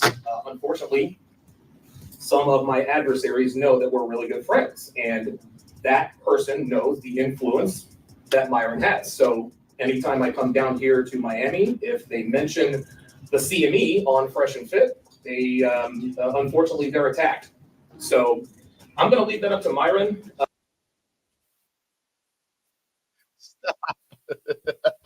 Stop it. Stop with the lies. Stop with the lies. Nigga, wasn't this you? Huh? Wasn't this you on Fresh and Fit about a day ago? Hold up. Listen, I got like ultra wide monitors. Hold up, because it looks weird on my StreamYard right now. Hold up, chat. Let me make this look right. Boom. All right, perfect. Wasn't that you on Fresh and Fit literally a day ago? Let me zoom in, chat. Let me zoom in. So all this bullshit lie about the reason why Myron did come to my CME, guys, The reason why they come to my ZME is because obviously a lot of people know who they are. I mean, obviously they know who the Special Fit are, and if they, I mean, if God knows, if people associated with Anthony Johnson know that Fresh and Fit are coming to my CME, well, Anthony Johnson, he's gonna have a problem with it. Okay, so that's why Fresh and Fit didn't want to show up. It's because they didn't want to show up because you're a loser. You're a loser. And you out here lying, but here you are on this show looking like a clown literally a day ago. Huh? Look at this. Look at this. So you expect us to believe that bullshit story about, Fresh and Fit couldn't show up just because, I mean, they just didn't like it. I mean, Anthony Johnson would go after him. You're lying. This is why people don't watch you anymore, because these are obvious lies they can easily debunk, Donnie. I would like for him to come, but I'm not going to ask him to risk his livelihood, Walt's livelihood, Maurice's livelihood, or Aaron's livelihood to speak. I honestly, I thought he might come through, but he's still a little bit timid just given what's happening behind the scenes. But I can assure you that those who have done these things will pay. But that doesn't make sense because Myron and Fresh showed up at the CME later. They skipped the actual CME. Then once it was over, they pulled up. They were just chatting and posing for photos. Did they clear? Facts. He's looking like a liar. He just got worried because he wasn't really sure if they were going to show up because they were running late. That was it. That's how insecure this guy is. He had to keep the audience on ice. Oh, I know I promised you Myron is my best man, and they didn't show up right away. But I promise you, it's because Anthony Johnson is after me. You're pathetic, bro. This is why you're losing. Clear that with ADJ? More likely, it was all a lie. Again, my speculation, but it seems like Myron committed at one point, saw that the attendance was less than 30, told Donovan it's not worth my time to prepare a whole speech and presentation, but I'll pull up afterwards, and did just that. CME 3 came around, and again, another selling point was Myron coming on as a guest. And of course, he just outright didn't show up at all this time. He claimed to have sold 75 CME tickets, and everyone was allowed a +1. Yet this is the turnout of the event? Less than boom. Right there. So he was talking about the first event, but the second one, he didn't show up. We didn't even see. We saw Big Mo. Big Mo, shout out to Big Mo. Big Mo is the only one that cares. Big Mo was the only one we saw at that wedding, to be honest with you, bro. Big Mo and Pearl. Wasn't Pearl there, chat? Was Pearl there? It was Pearl, Big Mo were the only one we recognized because we covered that show. Y'all remember that, right? It was the two notables we knew were Pearl and Big Mo. So we know Myron wasn't showing up to the second one. Or I think this was a third CME. They never had a second one. I mean, he called this a CME 3, but they never had a second one. But yeah, look at this. No one showed up. Even your best man didn't show up. And y'all are getting mad at me. Who was the guy in the chat saying, "Oh, Duke, how can you make the assumptions that if he chose Myron as his best man, that it was just a bad choice?" I'm paraphrasing here. You probably didn't say that, but like I pulled up the comment here. Listen, bro. If you say somebody's a best man to your wedding and they don't even give you the courtesy of showing up, what's the point of choosing a YouTube guy? Just think about that. This is all we've been saying. It's not any normal person who has a wedding. They're not choosing their quote unquote colleagues on YouTube to be their best man or yet alone fill up the wedding. Yeah, you'll get Pearl to show up. You'll get Big Mo to show up. But you can't rely on these other guys. And look at the CME. Look at this trash. Look at this. Y'all paid $2,500 to be here. 100 people were there. This man is losing money on event, money he clearly needs, but at the very least will soon need if his YouTube continues on this trend, just to spite someone and, of course, maintain his image. Wow. Now, we're on the rapid-fire round of Donovan's lies and manipulation. We know Donovan is obsessed with maintaining his fragile image. Here it is right here. Here it is. I'm glad you responded. He says, because you're assuming, bro. Listen, I said it in the last part. Assumptions make an ass of you and me. But, again, I'm just basing things off of observation here. He says Myron was going to be his best man. Myron didn't show up. He doesn't have any real world friends. I'm sorry, bro, but like I'm not. Listen, I collab with YouTubers, yeah, but you're not gonna sit here and tell if I'm getting married. How weird would it look if I say, "Oh, yeah, one of the guys I'm collaborating with, yeah, they're they're gonna be my best man at my wedding, guys. Y'all would look at me like some kind of like, bro, like Duke, like what's going on? You don't have anybody else but some other YouTuber we know. That's how we look at things. So when you say, "Oh, Duke," it's just an assumption you're making. No, it's a correct assumption, though, right? Yeah, it does make an ass of you and me, but it also made an ass out of Donovan because his best man never showed up. I'm sorry. Like, I was that again. The guy he promoted never showed up. So again, when you have a wedding, and if it's that important to you, you invite people who are close to you. Okay, you don't invite YouTubers. So with that comes lies about his wealth that I touched on a bit earlier. But he also lies about owning several rental properties while in Vegas. He then goes on to say that the reason he had to sell them was because Yellen raised interest rates a lot. I'm not going to sit here and say, well, the reason why Devin is with me is because I ran Airtight Game. No. No. When Devin met me, I owned 7 rental properties in Las Vegas. She knows I'm a man who can make money. That's a lie. This nigga was running away from his obligations in Vegas. Not in Vegas. And was it Florida? No, it was Florida. That's why he had to flee to Vegas. I forgot what Red Pill Examine had in there. But check out Red Pill Examine's video because he exposed that. Donnie was on a run. He never owned properties. Dude was on a run. Even when I decided to sell all my properties when Janet Yellen raised the interest rate to $40,000. Yeah, shout out to the chat. Yeah, y'all can verify it. It was Florida. You were running from Florida. It took you up until it was 2021 when it was 2021 or 2022 when he finally paid off that debt because he stole his daddy's identity to get himself a fucking apartment. That's what it was. You stole your daddy's identity, Mr. Edwin Hopkins Sr. Because they're both named the same. It's just junior and senior. So he stole his daddy's name to get an apartment, never finished paying the apartment in Miami, and ran off on the bill to Vegas. That's where we're speculating he met Devin at. Because, again, like, he just now paid the debt off. Like, it was 2021 or 2022, which ironically was when the CME2 was supposed to happen. And y'all remember at that time, I speculated that he took y'all money and paid off his bill. That's what we speculated because it just didn't make any sense how all of a sudden you're back in Miami on the date where the bill was noted to be cleared up with the state. Something ain't right. And I think this is what Don Ozzy was missing. I wish they put that part in there because I think there was a direct connection with what what he was running from with stealing his daddy's identity to when he finally was able to host that again or try to in with the CME2, but then ended up canceling and then no one got their refund for it, is because somebody was using that money to pay off some debts. That's what we speculated. It may not be true. We don't know. But all we do know is this dude was running from responsibilities, bro. He wasn't paying bills. He didn't own multiple apartments. He couldn't even afford one without stealing his daddy's name. She was still with it because she saw the potential, right? False. Rates barely moved under her. Furthermore, from 2012 to 2019, which was around the time he said he was buying rental properties, real estate prices skyrocketed. 2012 was an amazing time to buy. I had sales jobs here and there. I got lucky with this. Now, I did start my own mattress company, and I ended up selling that off. Then I got lucky with a few rental properties in Vegas. But then, of course, the housing bubble and all that, I feel like I should investigate this, especially after exposing Myron's real estate. I feel like I should look into this.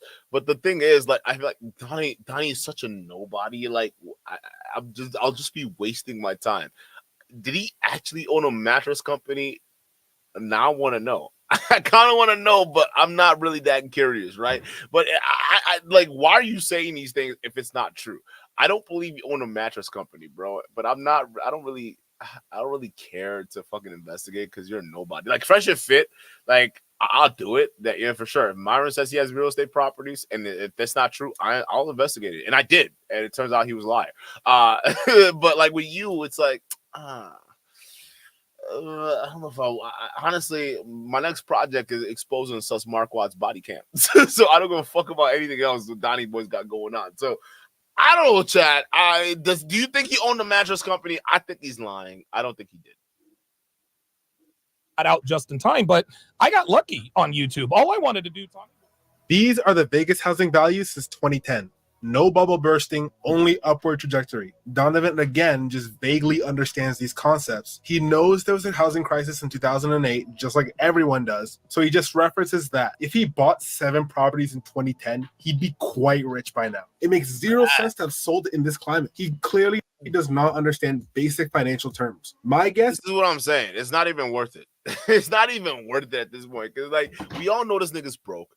And he's just lying. So I'm just wasting time and resources trying to find out. That's all. Find out what I already know. Like, this nigga's lying. It makes so much sense. Like, if he owned all these different properties, you'd be making way more money than hell. Even Myron and Fresh right now, and their real estate properties is in the slums. Okay.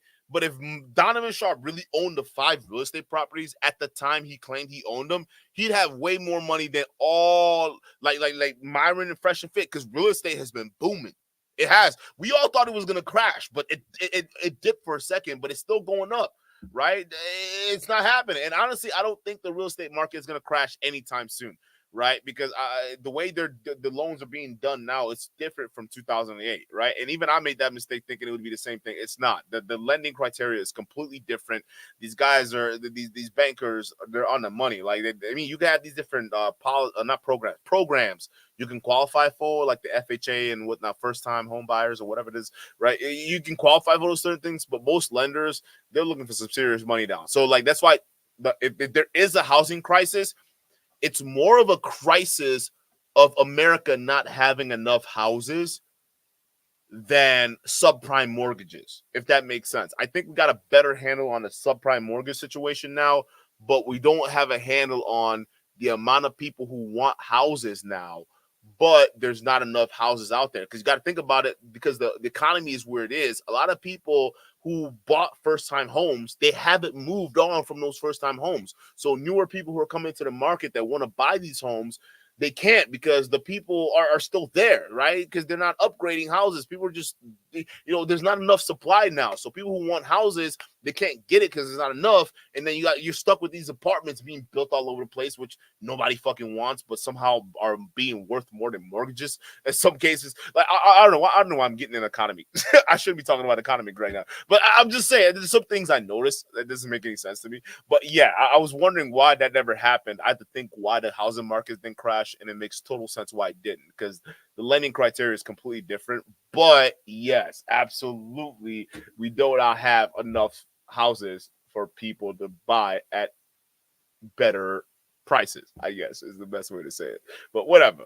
He knew a guy who owned rental properties and heard him talk about things in passing, thought he was cool, and then began to say that he owned those 7 properties. Also, he said he had to borrow money for a one-way ticket to Vegas in 2010. Then he got a job at a call center. Then he said he had fast cars and did coke with strippers all the time. Does any of this sound like a person who saved up enough money to buy not 1, but 7 properties quickly? Didn't think so. No. Also, he probably had terrible credit. He was arrested on identity fraud in North Carolina. And from 2010 to 2012, this was right after the great financial crisis. So lending rules were super strict. Nothing about this story makes sense because it's all a lie, in my opinion. Here, Donovan says he retained 2 law firms to sue Anthony Johnson. I have already retained 2 attorneys, bought and paid for. I have the money and the time to see this through.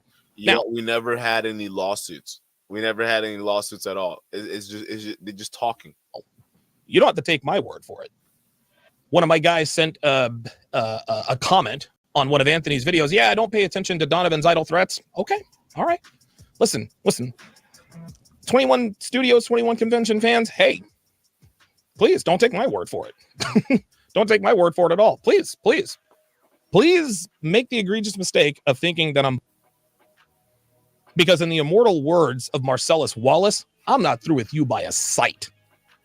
Now, there's not going to be, a blowtorch or whatever he said in Pulp Fiction, but legally, this is not over. I will absolutely, positively make sure I see this all the way through to the end.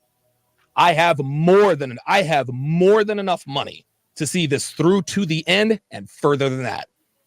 Brags that he has all the money in the world to do it. Reality is, the only thing he could even bring against ADJ is a defamation suit, as far as I can tell. However, the statute of limitations for defamation is 1 year in Florida, where ADJ is, and 2 years in New Jersey, where Donovan is. But at the end of the day, bro, what did Anthony Johnson say that was defamation that wasn't exposed to be true?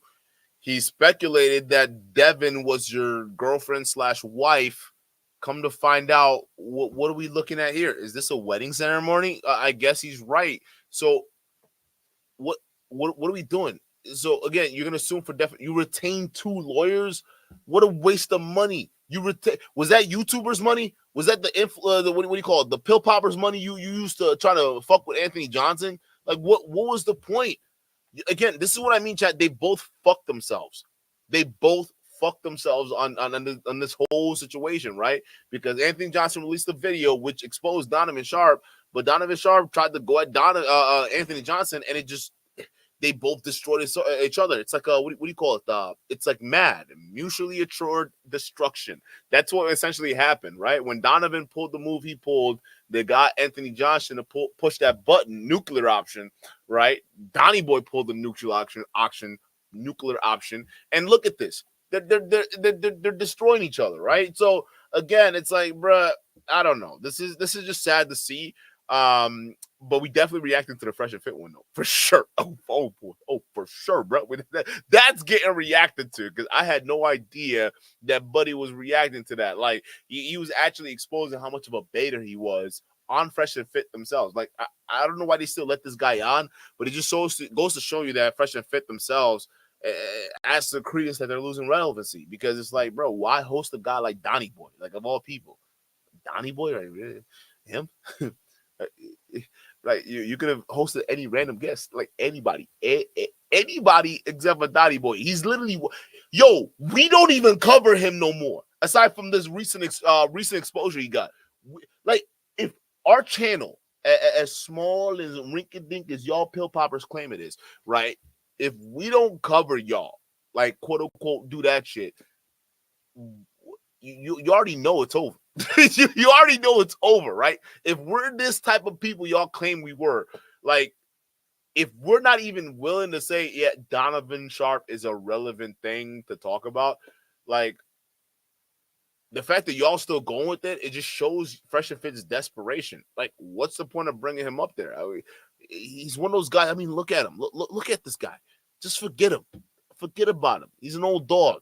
It is what it is, right? He's the old dog past his prime that still think he has it. I think you got to let him down easy or hard, however you want to let him down. You just got to let him know it's a young man's game now. Bye-bye. Thank you for your contributions, OG. Extra stage left. That's it. That's all you got to say at this point. Like, why y'all Fresh and Fit still treating him like he's relevant? Like, I think this is adding to the fact that Fresh and Fit, y'all are starting to become irrelevant. I don't even feel like covering y'all. Like, I'm just be real, and that's not good. Like, honestly, I'm be real with y'all, chat, because like I cover a Fresh and Fit video any day, right? But now, like recently, I'm like, I don't know, like there's nothing appealing to this anymore. And like, am I wrong? Am I wrong to say that, or is it me? To me, I just feel like, what's the point? Like, Fresh and Fit just doesn't feel. They don't feel relevant no more. Like, I don't know. Maybe y'all are thinking, Duke, that's just you just talking. Like what's the point? Like, though Fresh and Fit are definitely, I don't know, bro. I'm looking at them, I'm like, there's nothing important to say. Maybe it's because they switched to the Castle Club and everything's on. I don't know. To me, it's just I really don't see them as anything to talk about. So I think they're done. I think Fresh and Fit, this is the twilight. What was the super chat that said that? I forgot the super chat. But yeah, you're right. I think this is the twilight zone for them, bro. It's over. They're done. I think the red pill, and y'all know for a fact, and I'm gonna make this announcement now, because I'm one of the late comers to come to this, but I'm gonna be 100% now, because I was saying that it wasn't gonna happen, but now seeing Fresh and Fit going down this road, I'm starting to think that it might actually happen, that the red pill is dying. I thought they were all becoming Republicans, but I mean, if that's true, that is true. Don't get me wrong, that is true. But just see, because I remember I told y'all, chat, like the biggest indicator you're gonna find out and I've said this in numerous streams, right? That the indicator you'll know if the red pill is dying is Fresh and Fit. If their platform goes down, the whole red pill is down, because they're the last ditch effort for anybody who gets canceled to remain relevant. Because if you get canceled, at least Fresh and Fit will host you, right? And you'll still stay relevant because they have a strong base. But if Fresh and Fit's base is not even as strong no more, like, I think that's it. There's not much to this to talk about. This is hilarious. I'm like, it's completely hilarious. Like, and they deserve it. They absolutely deserve it because, again, y'all were warned. Y'all were warned numerous times, but instead of heeding the warning signs, y'all are just labeling and pointing fingers and doing this. I mean, it is what it is. But hey, shout out to y'all. We're still gonna cover the listen, I know like Donnie Boy's in there, so we'll probably cover the Donnie Boy one when he went on Fresh and Fit. But probably there's another video we gotta do before that. There's a video we're gonna do before that tomorrow, so just keep that in mind. But I think that even that takes more of a precedent than a Fresh and Fit video. I really don't want to sit through another Fresh and Fit video, but it is what it is. But we'll cover it. But we got to cover MTR's response, okay? We got to cover MTR's response to Turtle Boy, because y'all remember MTR went silent for a minute. He went silent for a minute, and now he's back, and now he's talking about things with Turtle Boy. And I mean, chat. We got to see what MTR has to say about this, because I mean, last we left off, Abba and Preach had their choice words to say, and now we got to figure out what MTR has to say as a follow-up. So I think that takes precedent over Fresh and Fit. Like, I don't think Fresh and Fit's that important, but it is what it is. We'll get to it. Shout out to you, chat, for being here. Let me know what you think about this whole exposure with Donnie Boy, and don't forget, Don Ozzy's the full video is linked in the bottom of the description here, so go ahead and check it out. Click the link, go right over to the channel, watch the rest of the video, and give that channel a subscribe, because my boy is definitely working hard. So shout out to you guys, and I'm gonna catch you guys on the next one. Peace. But ass.